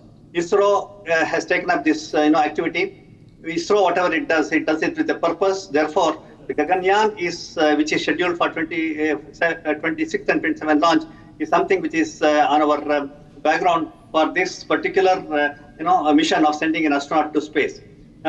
So, since you had asked me a question, I will give you a little elaborate answer with respect to what we have gained out of this particular mission of sending Shubhanshu Shukla to space. The first thing is that an experience of an astronaut going to space who has been trained from 2019. He has been selected at Bangalore. He has been trained in the astronaut training center in Bangalore, then in Russia, Cosmos, then in US. It's all in the simulators. But actual condition to simulation, there will be definitely difference. As Shubhanshu Shukla rightly said, his travel, his takeoff from the Falcon 9 rocket and getting into the space. Within 15 minutes, he experienced a real jerk, and after his first meal, he had to get into sleep. Therefore, the experience of the astronaut traveling in space is something which we had not the experience. We have got the first-hand experience. After that, the travel itself is another big experience. After that, he has docked into the ISS mission. Please remember, he had been a pilot, so he had also been doing the maneuvering of the activities and the Dragon capsule whenever required, and also he had been continuously interacting and interfacing with various agencies. That's a big experience for us for our Gaganyaan. Once it is docked, the exercise of taking over, handing over, etc., happens in the airlock room, and after that he has done the experiment for last 17 to 18 days. As far as the gain is concerned for ISRO, it is a real experience of a astronaut going into space, having the first-hand information, experience, etc. is the first thing. And second thing is the 7 critical experiments which he carried out in space. Typically we can categorize into 3 categories. One is that if an astronaut goes to space, if he has to prepare his food, if he has to sprout and make a salad, how can he do it? His first experiment he has done. And second is that once an astronaut is there, can he grow vegetables there? How the vegetables or the microalgae will be different from what is on Earth, and what type of nutrients it can give, what type of proteins, etc. And how we can do it ourselves so that a self-sustenance in space is possible is the second major takeaway. Third is the physical and biological experiments, like medical experiments such as the muscle loss, and to constrain the muscle loss, what type of proteins, what type of vitamins, what type of exercise, what type of yoga can be done, what type of meditation can be done, is something which is really a great experiment which can be useful for space astronauts as well as people who are on the ground. And the cancer-related experiment which he has carried out is also something which is really, really important for all of us. In all, his entire journey from takeoff. That's right, Dr. Sharma. The key is sustenance, self-sustenance. That is very, very important. And Shubhanshu Shukla has carried out various experiments to, ensure that there is, some sort of sustainability in future missions as well. Coming to you, Dr. Sheshagiri Rao, the next 24 hours are very, very important. Two events. One is the undocking and the other is the splashdown, the homecoming of Shubhanshu Shukla. Tell us about the undocking process and also the splashdown. Yeah, good morning to all of you. The undocking and preparing the Dragon to, let us say, departure from the ISS is an important activity. The first activity is the moment the undocking is done. They do the, let us say, the power, telemetry and commands are, let us say, the connections are dematted, and followed by there are 12 capture hooks. 6 at a time they are actually, they are relieved, and both 2 batches, 6 at a time they are relieved. And the crew is, let us say, they are in their suits, and the Dragon hatch is sealed, and the ISS hatch is sealed. And then, the moment everything is ready for, let us say, the departure from ISS, the announcement goes for the departure. The moment the departure takes place, there is a small burn that ensures that there is no stickiness between the Dragon and the docking. That is why there is a small pulse kind of, let us say, the thrusting, and it verifies that no stickiness, and followed by a small thrusting that it is called phasing burn. That phasing burn takes to a safe distance, and once that safe distance is over, and they make a burn to lower the orbit and maneuver that the ground track is aligned with the landing location. That is the phasing burn. Then once it travels certain distance, the crew module consists of 2 parts. It has got a service module and the crew module. The service module consists of all the items which are already used up and they are not supposed to be, let us say, stay in ISS. They bring it in this service module, and the service module will get jettisoned, and the weight of the crew module also, thereby it gets reduced. That is the 3rd step. And 4th step is the deorbit burn. In the deorbit burn, the velocity is supposed to be reduced. So the Dragon conducts the deorbit burn, which lasts around 12 to 17 minutes, depending on the programming requirements, and followed by the re-entry. And the re-entry, it experiences 1600 degrees centigrade, and the re-entry in the stabilization part, when it reaches 5 kilometers altitude, the drogue parachutes, 2 drogue parachutes open up to reduce the velocity, and followed by when it reaches 2.4 kilometers, the main parachutes gets released. The main parachutes are 4 in number, and the altitude at that time will be 1.9 kilometers, and the splashdown. And the splashdown is, the velocity is reduced to 27 kilometers per hour, that is under less than 10 meters per second. So these are the steps. Totally there are 7 steps. These steps are executed meticulously by a computer, and all both the pilot and the mission experts and the captain will be watching them, and in case any correction is required, they will be doing it. It is a long procedure, and on 15th around 3 p.m. it is going to land in the Pacific Californian coast. Actually, that is the arrangement. That's right. The coast, the ground preparations are there. There should not be any lightning. There should not be, let us say, any rain in recovery zone, and wind speed should be less, and the sea should be calm. That's right. A lot of parameters will be considered, Dr. Rao. And Dr. Sharma, many thanks for joining us with your deep analysis of the mission, as well as the splashdown and the undocking process. Now, let's also get you those reactions from Group Captain Shubhanshu Shukla's family members.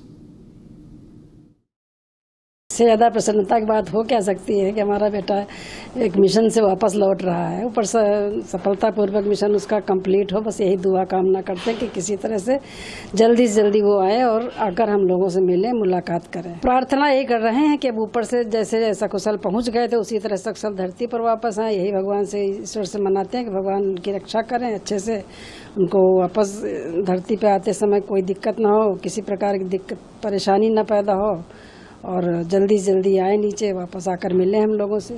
हम तो बहुत उत्सुक हैं देखने के लिए उसका कि कैसा स्वास्थ्य रहा, कैसे रहे इतने दिन ऊपर, ये सब देखने के लिए बहुत उत्सुक है। अब डर तो थोड़ा बहुत मन में रहता ही, मगर ठीक है, बच्चे ने ये कदम उठाया है तो माँ भी उसी में शामिल, बच्चे के हर काम में माँ अपने आप शामिल हो जाती, जो जिसमें बच्चे की खुशी उसी में माँ भी खुश रहती है। तो इसलिए हमको कोई दिक्कत, कोई डर नहीं महसूस होता है।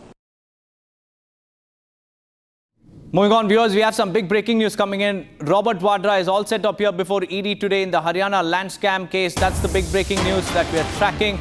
ED heat on Robert Wadra in the Haryana land scam case intensifies today. Robert Wadra will be appearing before the Enforcement Directorate.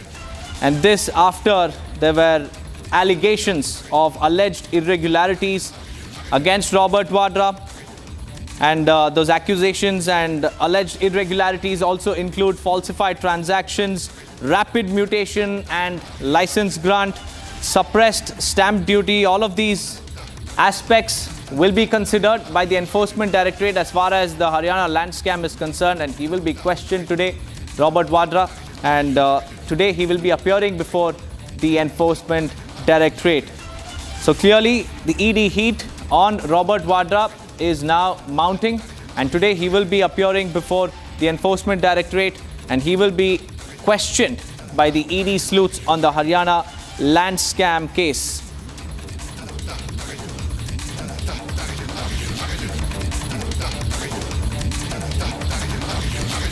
Well, moving on, viewers, to more breaking news coming in. Rouse Avenue reserves its verdict on whether it will take cognizance of money laundering allegations against Sonia Gandhi and Rahul Gandhi in the National Herald case. And the order will be pronounced on 29th of July. In just 15 days from now, the Rouse Avenue Court will be pronouncing its order in the National Herald case, and it will also decide on the order. And now what we understand is that it has reserved its verdict on whether or not it will take cognizance of the money laundering allegations against Sonia Gandhi and Rahul Gandhi in the National Herald case. So all eyes are on July 29th when the Rouse Avenue Court will be pronouncing its order.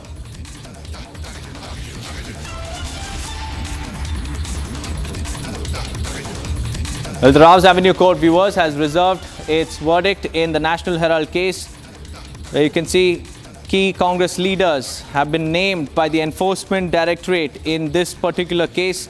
And what we understand is that the Rouse Avenue Court has reserved its order and it will be pronouncing the verdict on July 29th.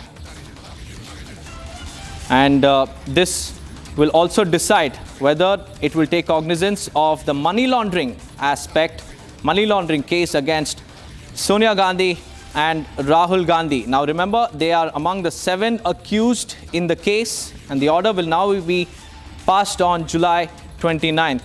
The court has been hearing arguments from both the ED and the counsel of the accused since July 2nd on a day-to-day basis, and today it has reserved its order on the money laundering case against Sonia Gandhi and Rahul Gandhi.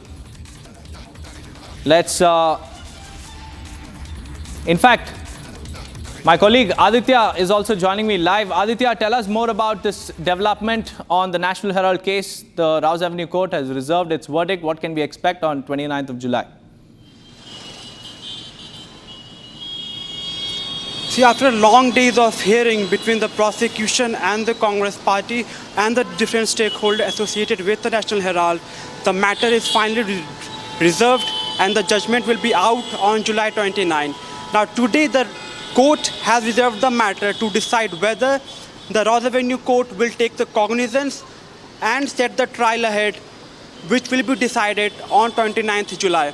Now, this matter will have a serious repercussion politically and on the clout of the Gandhis in the Indian politics. And Aditya, help us understand what the repercussions could be.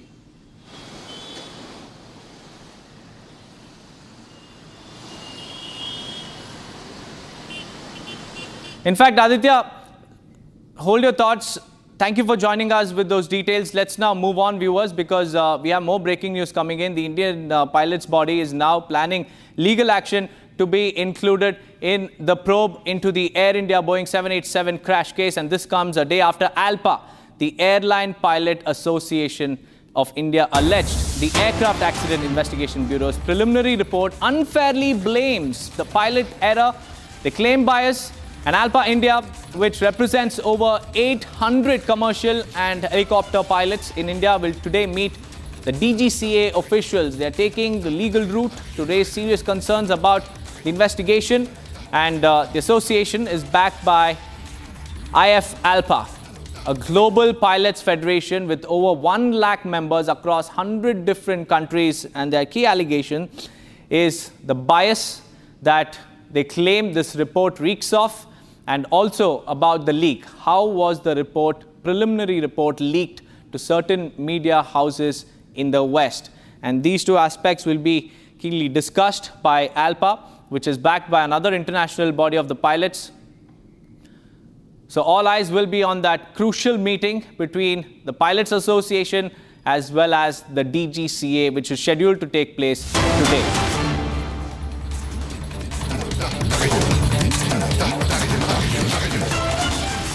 Robert Wadra is all set to appear before the Enforcement Directorate today in the Haryana land scam case. We were just telling you about Robert Wadra's case, which dates back to February 12, 2008. Skylight Hospitality Private Limited. It purchased around 3.53 acres in Shikopur from Omkareshwar Properties for 7.5 crore rupees. Both the entities reportedly had only 1 lakh in their bank accounts at that time, and the check used wasn't encashed. The actual payment of 15.38 crore was made 6 months later, suggesting undervaluation to reduce stamp duty and also government revenue. These are some of the key accusations that Robert Wadra is facing, alleged irregularities and also serious accusations of financial irregularities as well, because what the Enforcement Directorate claims is that there were falsified transactions in the entire case. In fact, an IAS officer, Ashok Khemka, has alleged that the sale deed and commercial license were sham transactions. Akanksha is joining me live from the newsroom. Akanksha, tell us more about the Haryana land scam case and also Robert Wadra's session today with the ED. Absolutely, Deepak. Now, what we're learning is that Robert Wadra, businessman and also, in fact, husband of Congress leader Priyanka Wadra, has been summoned by the Enforcement Directorate today, and he's set to appear. But I must mention that even last month, he was summoned by the Enforcement Directorate, but he had said that there's his daughter's graduation ceremony that he has to go to, and that's why he did not turn up. And even before that, he did not turn up for the summon as far as this case is concerned, and he had cited the flu symptoms as one of the reasons for not attending the summons. So it remains to be seen whether or not he will appear before the Enforcement Directorate today. But as far as the case is concerned, what we're learning is that it is part of a larger investigation into Bhandari, who fled India in 2016. Remember, soon after the IT department raided his residence here in the national capital. He's currently based in the United Kingdom, and he is said to be the close aide of Robert Wadra, and hence Robert Wadra is also under the scanner in this case. But most importantly, it remains to be seen whether or not this time as well Robert Wadra will appear before the Enforcement Directorate, because the last two times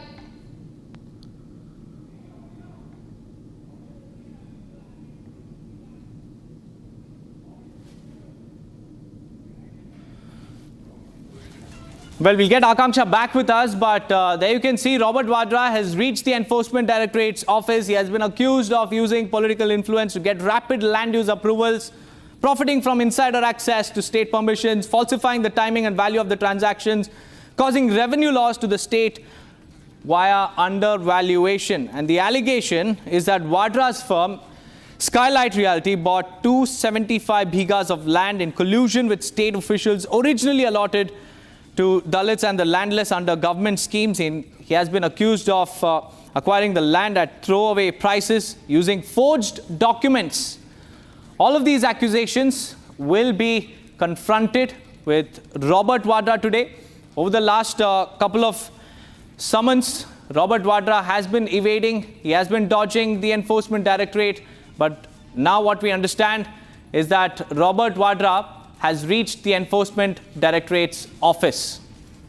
Akanksha is back with us. Akanksha, take us through the latest coming in as far as Robert Wadra reaching the enforcement directorate is concerned, and also about the background that you were helping our viewers understand. We can see in the visuals that Robert Wadra, businessman and son of Priyanka Gandhi Wadra, he has appeared before the Enforcement Directorate. He has reached the office of ED there in the national capital. Remember the last time in April when he was summoned by ED, he had called this case a political vendetta and saying that whenever he speaks about the rights of minorities is when the ED calls him to the office as far as this case is concerned. Now in the visuals we can see he has once more appeared before the Enforcement Directorate. Deepak, as I mentioned, last month as well, he was summoned by ED, but one time he had mentioned that he has flu-like symptoms. He did not appear. And then after that, he said that it's his daughter's graduation ceremony and again did not appear. But today is another summon that was given by him. He has appeared before the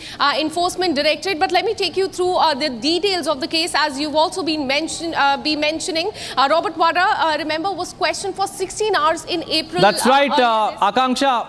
Unfortunately, we've run out of time. It's time for us to slip into a very short break. But on the other side, we'll be right back with all the latest details as far as Robert Wadra's questioning is concerned by the ED sleuths.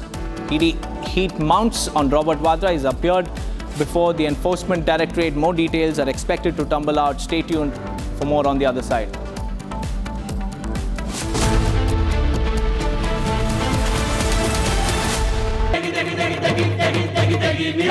MDH की देगी मिर्च, देगी मिर्च का तड़का, अंग अंग फड़का। MDH की देगी मिर्च।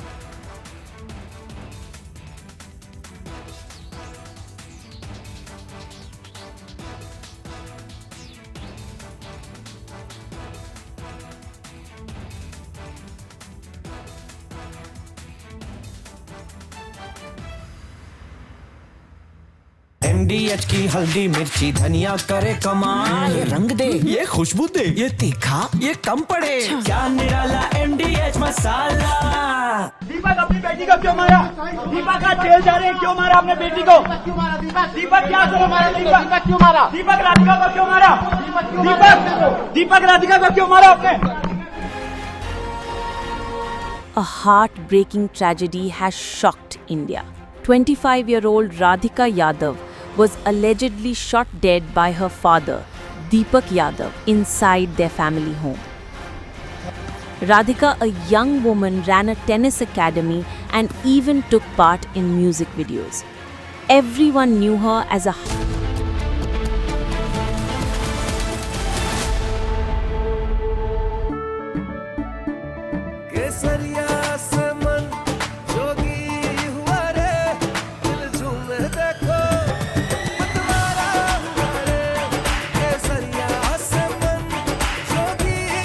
हर पल मनाओ केसरी त्योहार।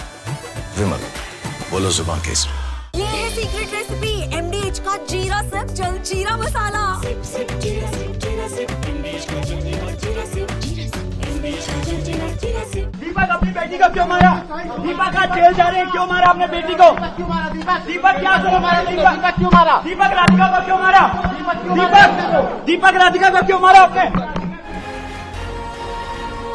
A heartbreaking tragedy has shocked India. 25-year-old Radhika Yadav was allegedly shot dead by her father, Deepak Yadav, inside their family home. Radhika, a young woman, ran a tennis academy.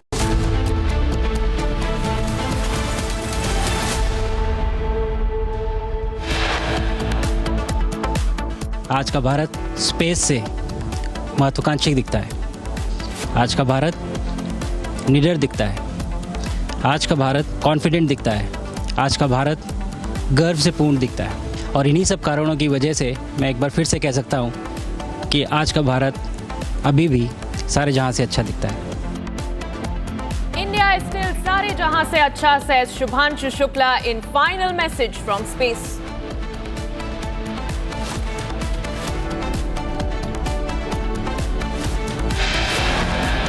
Odisha government forms 3-member committee to investigate the Balasore student self-immolation case.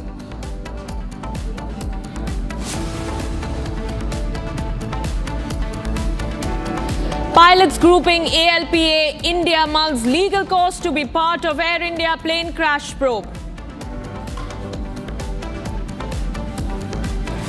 The body of 19-year-old student of Delhi University who was missing for the past 6 days has been found by the Delhi police. The body was retrieved from the Yamuna River near the Geeta Colony flyover in North Delhi on Sunday evening. Amid fair power tussle in Karnataka, Union Minister Prahlad Joshi alleges horse trading within the Karnataka Congress unit.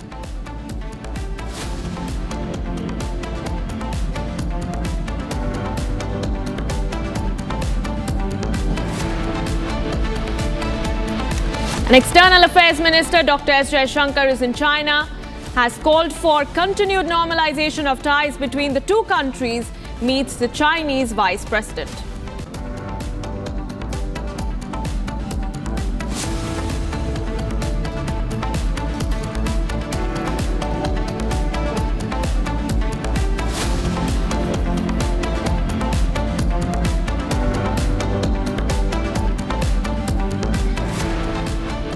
All right, thank you for staying with Republic TV. You're watching Live and Breaking this Monday with me, Arnab Goswami. We start this edition with some breaking news coming in on the 100-crore conversion racket that has been unearthed in Uttar Pradesh. And this time, the victims of Changur Baba have spoken out, and they have alleged that she was lured and converted through Instagram, claiming that multiple other such girls like her were targeted.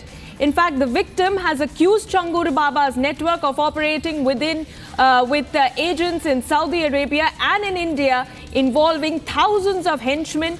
They've also gone on to claim police inaction and complete corruption in the matter, seeking help and protection for herself and many like hers. We have that statement coming in from Changur Baba's victim. Let's listen in to that confession. जो छांगुर के गुर्गे हैं और जिन लोगों ने agent है, जिन लोगों ने हिंदू बनकर बातचीत की, उनके घर में छोड़ रखा पुलिस वालों ने एक 10 रुपए के स्टाम्प के ऊपर। और आप पहले खबरों में सुन ही चुके हैं इनकी वारदात। मैं वही पीड़िता हूं जिसका बलात्कार गांव घानाखंडी के अंदर फरमान जो है उसने किया, जो इनका चाचा है, और अपने दोस्तों के साथ मिलकर सिगरेटों से मुझे जलाया गया। मैं वही पीड़िता हूं जो सऊदी तक, जहां सऊदी से लेके इनकी सहारनपुर तक इनकी हवानियत सऊदी से लेके सहारनपुर घानाखंडी तक खत्म नहीं हुई। ये मैं वही पीड़िता हूँ। और आज मैं ये बताना चाहती हूँ, न्यू अपडेट दे रही हूँ कि 3 जुलाई को जो यहाँ पे आयोजन हुआ था, जो घर वापसी हुई थी 15 लोगों की, उसके जरिए सऊदी से पाकिस्तान के आदमी से धमकी दिलाई जा रही है। 15 पीड़ितों को जान से मारने की धमकी दी जा रही है। गोपाल राय जी को भी मारने की धमकी दी जा रही है, जान से मारने की धमकी दी जा रही है। और मैं उनका मेन टारगेट हूँ, मैं उनका भेद खोल रही हूँ, मैं उनका मेन टारगेट हूँ। और लगातार जान से मारने की धमकी दी जा रही है सऊदी के नंबर से। ये सऊदी का नंबर से धमकी आई है 10 तारीख को शाम के 6:13 पे पाकिस्तान के आदमी से। बोला जितने भी पीड़िता ने घर वापसी किया उनको, गोपाल राय जी को, और तुझे जिंदा नहीं छोड़ोगे, मेन टारगेट उनका मैं हूँ। इंस्टाग्राम के माध्यम से इनसे बात हुई थी, जो राजू राठौर बन के इन्होंने एजेंट से बात की थी। ये पूरी फैमिली हिंदू बन के बात कर रही थी। ऑलरेडी मैं ये न्यूज तो चल रही है। अभी ये है कि मेरे को जान नहीं, इन्होंने अश्लील वीडियो के आधार पर ब्लैकमेल करके यहाँ बुलाया गया था। मेरी अश्लील वीडियो तो उसके आधार पर मुझे यहाँ बुलाया गया था और लगातार मेरा शोषण हो रहा है। और पुलिस मौन है, यहाँ पे पुलिस प्रशासन बिका हुआ है। योगी सरकार से मेरी दरख्वास्त है, विनती है कि इन पुलिस अधिकारियों को जो है निलंबित किया जाना चाहिए। कपिल देव को, चंद्रसेन सैनी को, संजय शर्मा को।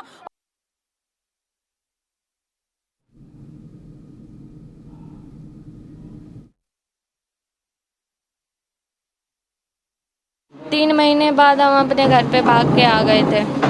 अच्छा, तो फिर ये मेराज पीछे नहीं आया घर पे? पीछे आया था, उसने मेरे पापा को मेरे वीडियो दिखाए थे गंदे, और भी लड़कियों के दिखाए थे अपने मोबाइल में उसने। और मेरे पापा ने डिलीट करने के लिए कहा, उसने कहा कि तुम अपनी छोटी बेटी की शादी हमसे करा दो, हम ये वीडियो डिलीट कर देंगे। और उसके बाद मेरे पापा को गुस्सा आ गई, पापा ने लोहे का रॉड उसके सर पे मारा और वो गिर के मर गया। और ये मेराज के घर वाले क्या करते थे, पिता उसके क्या करते थे?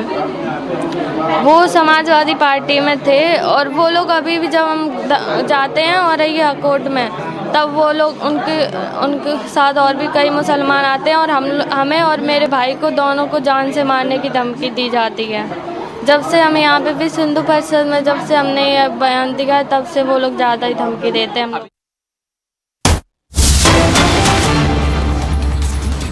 कुछ नहीं हो सकती है, ये आधी अधूरी कार्रवाई है। आप कुछ बताएंगे कौन है ऐसे लोग जिन पर कार्रवाई होनी चाहिए? अच्छा, क्या आप क्योंकि इस मामले, आप अगर इसको फोटो खींचना चाहें तो इसको गिरफ्तार होना चाहिए। ये सक्रिय सदस्य हैं, 10 से ऊपर इनके द्वारा धर्मांतरण हो चुके हैं। आप नाम लेने से क्या डर रही हैं? कोई कारण है? आपको सुरक्षा का खतरा लग रहा है? नाम लेने से नहीं है, आप लोगों के द्वारा जो भी हम लोग ने कहा अब तक, कि एक हफ्ते से पिछले हम लोग चिल्ला रहे हैं, आप दोनों मतलब आप सभी मीडिया के द्वारा सिर्फ छांगुर छांगुर छांगुर, मैंने 50 बार चाहा है, सिर्फ छांगुर अकेला नहीं है, गैंग के सक्रिय सदस्य हैं, जो सिर्फ 50% ही काम हुआ है, 50% तो बाकी है। किस पीड़िता को न्याय मिला है? नाम पढ़ता हूँ, आपने नाम दिए, मैं आपके दिए नाम पढ़ता हूँ। आमित उर्फ अबू आमिर अंसारी, अमित उर्फ अबू आमिर अंसारी, अबू उरैरा अंसारी, अबू सईद अंसारी, उम्मे रवीना, उम्मे हबीदा, सईदा खातून और सूफिया अंसारी। जी, इनकी गिरफ्तारी जब तक नहीं होगी पूरा खेल सामने नहीं आएगा। क्या कोई डर भी आप लोग को दिखाया जा रहा है? किसी तरीके का प्रेशर भी बनाया जा रहा है? धमकाया जा रहा है, हम लोगों को बहुत हैरेस किया जा रहा है, जिसके लिए सबसे पहले अब हम मुख्यमंत्री जी से मिलना चाहेंगे, तब हम आगे कुछ करना चाहेंगे। मुख्यमंत्री जी से हमारा मिलने का बस है, जितनी जल्दी हो सकेगा हम उनसे मुलाकात करेंगे। आपने जो अनुभव किया, तमाम बच्चियों के ऊपर इस तरीके से साजिशन प्रयास किए जाते हैं, उन बच्चियों के लिए आप क्या कहिएगा? कैसे बचें, क्या कुछ करें? आपने जो अनुभव किया, खुद आपका एक्सपीरियंस है। उनको सिर्फ मैं इतना कहना चाहूँगी, हम सब एक एग्जाम्पल हैं, और देख केरला स्टोरी सभी को देखनी चाहिए, कि जो होता है कि मेरा अब्दुल ऐसा नहीं है, ऐसा नहीं है, सबका अब्दुल ऐसा ही है। वो बाद में पता चलता है, उस समय नहीं पता चलता है। ये साजिशन क्या चारा डालते हैं? आपने अनुभव किया होगा, पैसे का लालच पहले डालते हैं, प्रेम मोहब्बत की बात करते हैं, चारा वो क्या डालते हैं? देखिए, ये सब कुछ मैं मीडिया के माध्यम से पहले ही बता चुकी हूँ, बार बार रिपीट करने से कोई फायदा नहीं है, कई बार मैं बता चुकी हूँ। मुख्यमंत्री जी से एक आप मैसेज क्या देना चाहेंगे? एक बात पे खत्म करते हैं, मुख्यमंत्री जी के लिए क्या मैसेज देंगी? एक बात बस बता दें। मुख्यमंत्री जी से सबसे पहले यही कहना चाहूँगी कि हमारी सामाजिक आर्थिक सुरक्षा का ध्यान रखा जाए, और हमें मुख्यमंत्री से मिलना है, क्योंकि शासन प्रशासन मौन है, कोई कार्रवाई नहीं कर रहा है। देखिए, ये मौजूद है यहाँ पे, इनके हाथ में एक पर्ची है, इस पर्ची में वो नाम है जिन नामों से ये चाहती है कि इन पर भी कार्रवाई हो, क्योंकि जो कार्रवाई की गई है वो केवल एक आदमी एक किरदार पर सीमित हो गई है, लेकिन इन कहानी में, इस पूरे फलसफे में किरदार तमाम हैं, जिनके चरित्र स्याह हैं, जिनकी जो करनी है उसका फल उन्हें मिलना चाहिए, ऐसी बात ये कर रही हैं। All right, there we heard the victims of Changur Baba, who are claiming that this investigation is only at the tip of the iceberg. As we speak, viewers, there's a bigger nexus that is at play, and that there are more victims who are in his net. But now, for the moment, shifting focus to more breaking news that we are tracking. Robert Wadra has appeared before the ED today in the Haryana land scam case, and this is a third summons that has been issued to him in the deal, and the ED is all set to interrogate him. Now remember, it was on April 8th that the ED had issued a first summons to Wadra in the Haryana land scam case, and he had evaded that summons, after which he had appeared before the ED for a second round of questioning on April 15th, and today he has reached the ED office for a third time, and he's set to be interrogated in the case. Now, to tell you a bit more about the case, viewers, there have been allegations that Robert Wadra promoted Skylight Hospitality, bought acres of land worth crores of rupees, over 7 crore rupees in Gurugram in 2008, and that the land was later sold off to DLF at rupees 58 crore rupees. And in the net is now Robert Wadra, who's all set to be questioned by the ED in a money laundering case. Riyanka, my colleague, joins me live from outside the ED office inside the national capital. Riyanka, tell us the details of this case and what is it that the ED is specifically looking at as far as the allegations against Robert Wadra is concerned.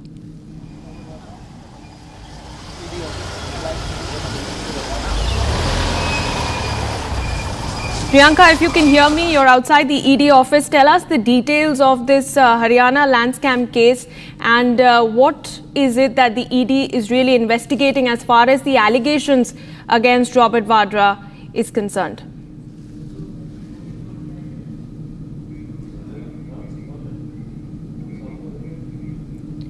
All right, we'll connect to Riyanka in just a bit, viewers, but let's go back to giving you the details of this case. It's businessman Robert Wadra, who's now arrived at the ED office in the national capital after the probe agency issued him summons in connection with a money laundering probe linked to the Shikopur land deal in Haryana. And this was the third summons that has been issued to him for questioning in the case, and we're just getting visuals of him outside the ED office. All right, Riyanka, my colleague, is back with us on the line. Riyanka, you're outside the ED office. Tell us the details of this case, one. And second, what are the allegations against Robert Wadra? Well, as you can rightly see, I'm standing outside the Enforcement Directorate office, and we know that ED is the probing agency in this particular money laundering case linked to fugitive Sanjay Bhandari and Robert Wadra being a close associate of him. And time and again, we have seen there have been multiple summons that the ED had sent to Robert Wadra previously as well. And in fact, today also Robert Wadra has been called in for questioning.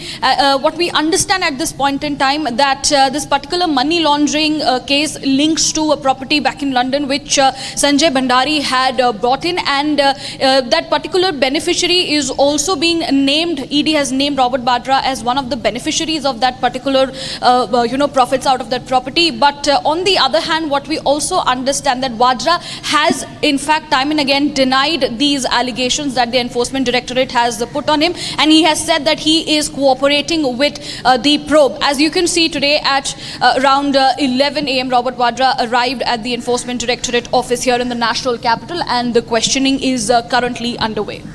Right. Riyanka, stay on with me and tell us more. What is it that the ED is really alleging? How many crores of money worth of money are we talking about as far as this land deal and this money laundering case is concerned? And what is it that Robert Wadra has claimed so far in the case? Because the ED, as you correctly pointed out, has made a strong case throughout the course of his investigation as far as the link between Sanjay Bhandari and Robert Wadra is concerned. But he has so far denied all these claims. And what is it that the ED is specifically looking to investigate now, and what can we expect from the next course of action as far as the ED is concerned?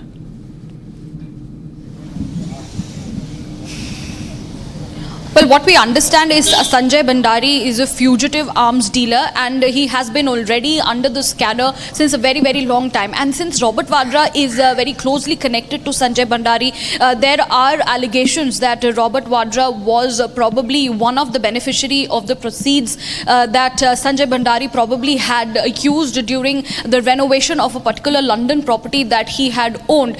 To this, Robert Wadra had time and again declined these allegations. Now, what we understand that the arms dealer Sanjay Bhandari, he had fled to London back in 2016 after there was an income tax raid, and he was unlikely to be extradited after the UK court rejected India's appeal. That there have been multiple appeals made by India in terms of extraditing Sanjay Bhandari back to the country, and as per ED's 2023 charge sheet, it claims that Sanjay Bhandari brought and renovated a London property back in 2009 using funds allegedly provided by Robert Wadra. So here Wadra's role comes into being, which is why the Enforcement Directorate has been time and again building a crackdown on Wadra and questioning him about the entire money trail in this regard.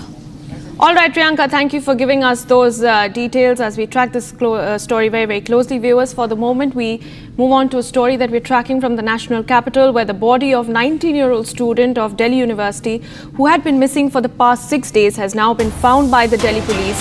And her body was retrieved from the Yamuna River near the Geeta Colony flyover in North Delhi on Sunday evening. And Sneha Devnath, is the girl that we're talking about. Her family is now claiming complete police inaction in the case and is demanding justice and answers as far as their daughter's mysterious disappearance and death is concerned. And the details that we are picking up is that this girl, who's a DU student from Tripura, she went missing on 7th, and 6 days later her body was found mysteriously in the Yamuna river. Shambhavi, my colleague, joins me live from Mehroli for more on the case. Shambhavi, the parents are making some serious claims. They're saying that there's been complete police inaction in the case. Tell us more. What stage of the investigation are we currently looking at?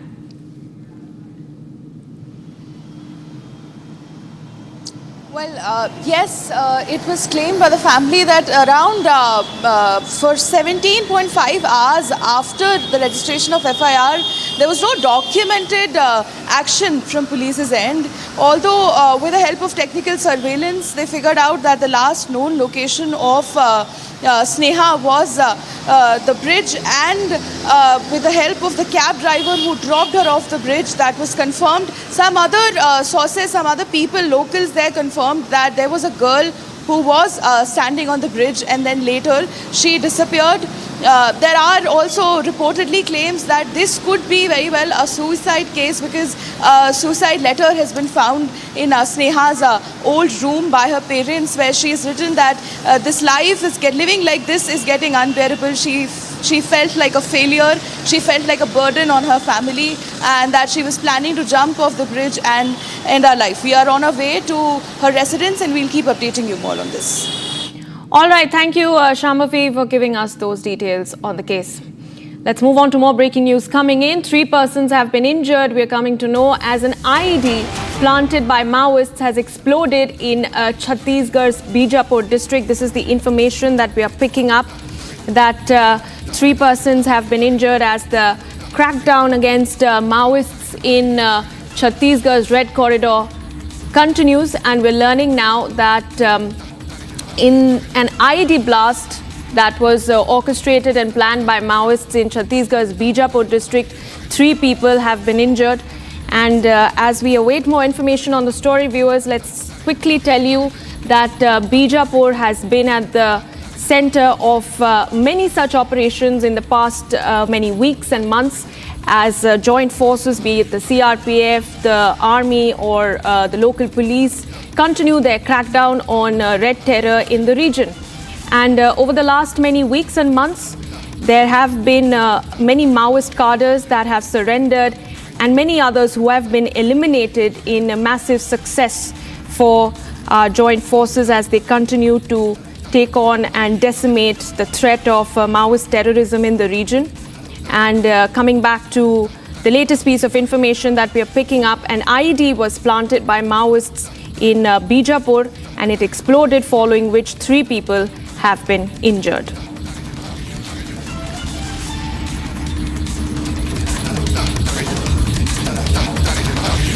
All right, let's take you through the details of this piece of news that we're tracking from Chhattisgarh, where an IED blast has taken place. We are learning that Maoists had planted this IED in Chhattisgarh's Bijapur district, which is a very sensitive region. Viewers, as you know, there have been multiple operations that have been conducted over the last many weeks and months in a joint effort by forces to crack down against the Red Corridor, against Maoist terrorism.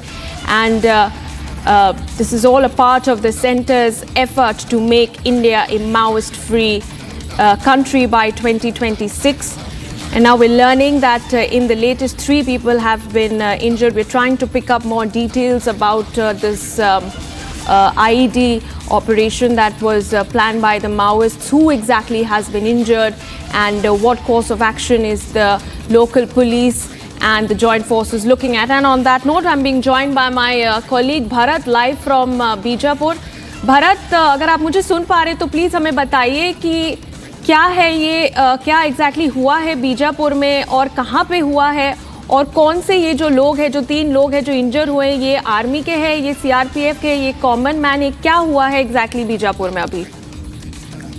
देखिए, मैं बिल्कुल आपको बता दूंगा कि मध्य थाना क्षेत्र के अंतर्गत 3 जो लोग हैं कल आईईडी की चपेट में आने से, जिनके जद में आने से घायल हो चुके हैं, जिनका बेहतर इलाज के लिए उनको जिला चिकित्सालय बीजापुर लाया गया है। जिस तरीके से ऑपरेशन चल रहे हैं, जिस तरीके से माओवादियों के खिलाफ जो जवान है वो मोर्चा खोल रहे हैं अंदरूनी इलाके यानी नक्सलियों के आधारशिल वाले इलाकों पे जवान जिस तरीके से गश्त पे निकल रहे हैं, एंटी नक्सल ऑपरेशन पे निकल रहे हैं, तो कहीं ना कहीं जो माओवादी हैं वो जवानों को नुकसान पहुंचाने के लिए आईडी का इस्तेमाल करते हैं। ऐसे में जिस तरीके से उन्होंने आईडी का इस्तेमाल किया था, ये पहली दफा नहीं, ऐसे कई आईडी वो लगाते हैं जिसमें सिविलियंस भी जो है उसके जद में आ जाते हैं और उनको वो जख्मी हो जाते हैं। ऐसे में 3 जो लोग हैं वो जख्मी हो चुके हैं, जिनका बेहतर इलाज जिला चिकित्सालय बीजापुर पे चल रहा है। ऐसे में बड़ी खबर बाहर निकल के आ रही है। पूरी घटनाक्रम की अगर बात की जाए तो ये मध्य थाना क्षेत्र के अंतर्गत आता है। जी।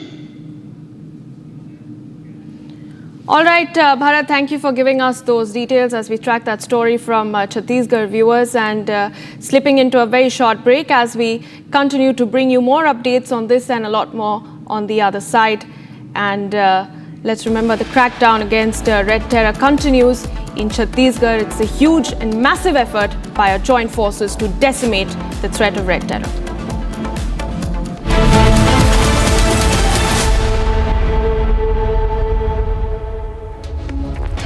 आधे बाउल दही में 4 चम्मच MDH चटनी पुदीना मसाला डाला, स्टर करो, पुदीना चटनी तैयार। MDH चटनी पुदीना मसाला।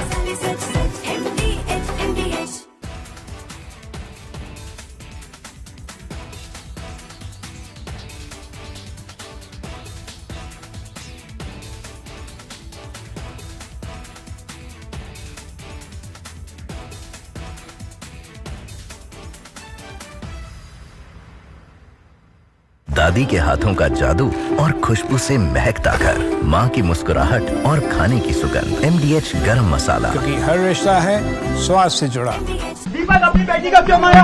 दीपक आज जेल जा रहे हैं, क्यों मारा अपने बेटी को? दीपक क्या करो मारा? दीपक क्यों मारा? दीपक राधिका को क्यों मारा? दीपक राधिका को क्यों मारा आपने? A heartbreaking tragedy has shocked India. 25-year-old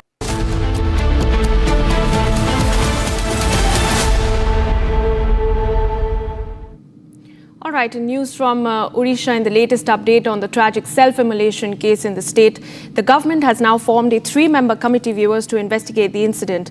The student who set herself on fire on the college campus had alleged sexual harassment by her teacher. She remains in critical condition with 95% burn injuries, and now she is currently receiving treatment at AIIMS in Bhubaneswar.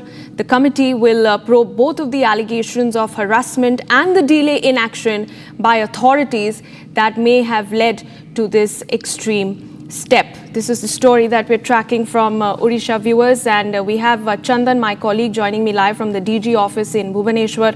Chandan, tell us the details of this case and what action has been taken so far against this faculty member against whom these allegations have surfaced. After this incident, government has formed a special team to investigate this matter and also arrest the culprit who involved in this matter, and also suspended the principal from the FM college. In other way, Chief Minister have announced this matter is so much serious taken by government, and victim should get the justice from government side, and this matter also treated as so serious in the education department also. In further, such kind of incident will not happen in any educational institution. Is close monitor with the government education department, and in other way. Today, also President Madam have a schedule to visit that hospital, Bhubaneswar AIIMS campus, as it is scheduled to have a President Madam to join in convocation of AIIMS hospital. That schedule also is also made is likely to meet the victim family. In this today evening. In this matter, government have also formed a special team, and crime branch additional SP and DSP also monitor this matter. Who is the main culprit and what is the exact matter behind this this incident, which now in other way, AIMS have formed 10 team of doctors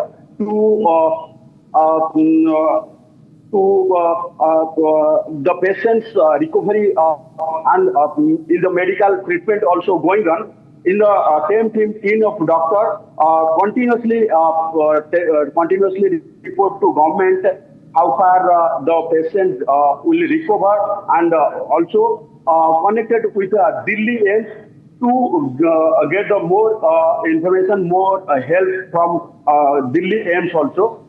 In this way, government also called a special meeting and also called for a report from DGP.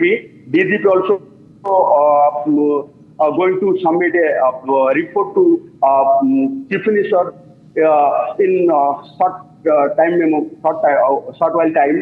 In this matter, also in the campus of FMA University, police of Baleswar SP closely monitor to the matter, and investigation is going on. All right.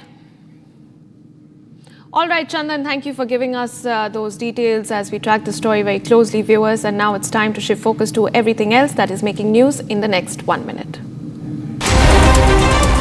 Bharat 1 Minute brought to you by Canara Bank. Together we can. Uttar Pradesh administration has deployed HD drones for surveillance along the Wadra Yatra routes. The live feed from the drone cameras is being transmitted to the integrated command control center through Jatayu Van and is also accessible on the mobile phones of officials. The Ministry of Railways has announced that following the successful trial of installation of CCTV cameras in passenger coaches, it will now install cameras in all coaches. In its statement, the ministry stated that the move will significantly enhance passenger safety. And severe waterlogging has been reported in several parts of Dholpur in Rajasthan following heavy rainfall. Other regions of the state have also experienced rain, prompting alerts from the Indian Meteorological Department. An orange alert has been issued for heavy rainfall in the Hadoti region, including Kota, Baran and Jhalawar. A yellow alert has also been issued in 25 districts, including Jaipur, Sikar, Bharatpur, Ajmer, Pali and Udaipur.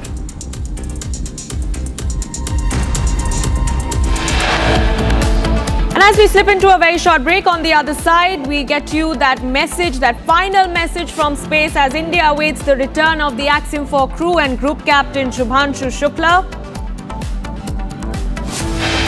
And also tracking the pilots grouping, how the pilots group ALPA India is mulling legal course to join in the investigation of the tragic AI 171 plane crash. Stay tuned to Republic TV as we bring you more on these stories.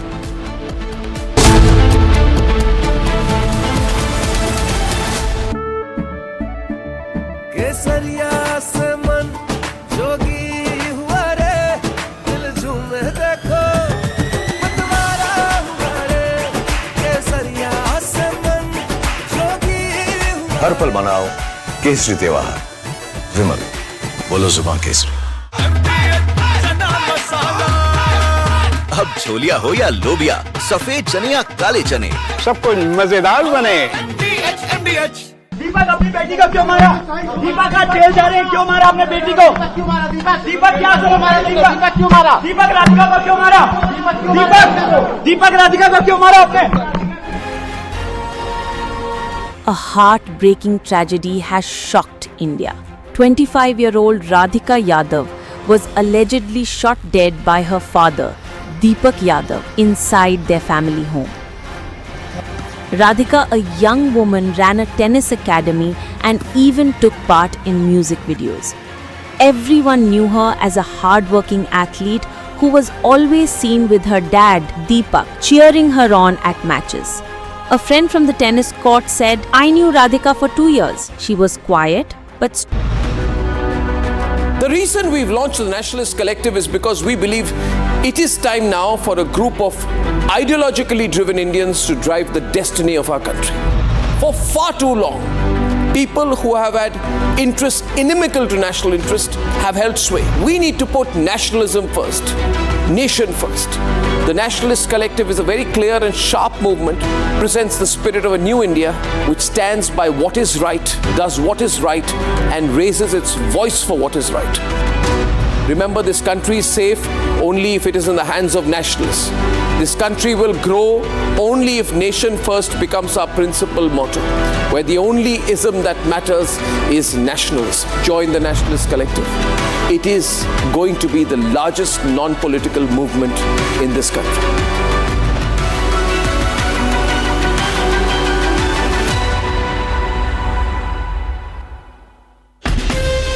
From Asia's largest news headquarters, setting the agenda for Bharat.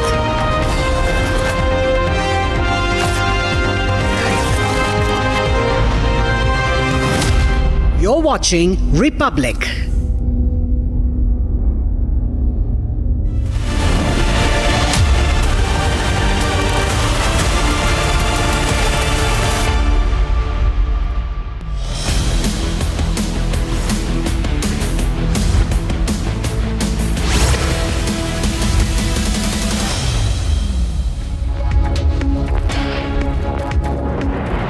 Hello and thank you for tuning into Republic TV viewers. It's 12 noon and I'm Deepak Suresh Kumar. The countdown has begun for the splashdown for the homecoming of Shubhanshu Shukla. Today, the Dragon capsule will be undocking from the International Space Station, and in 24 hours from that, a splashdown will also be witnessed off the Pacific Ocean's coast. We'll get you all that and much more after a quick check on the headlines. आज का Bharat space से महत्वाकांक्षी दिखता है। आज का भारत निडर दिखता है। आज का भारत कॉन्फिडेंट दिखता है। आज का भारत गर्व से पूर्ण दिखता है। और इन्हीं सब कारणों की वजह से मैं एक बार फिर से कह सकता हूँ कि आज का भारत अभी भी सारे जहां से अच्छा दिखता है। India still सारे जहां से अच्छा, says Shubhanshu Shukla in his final message from space.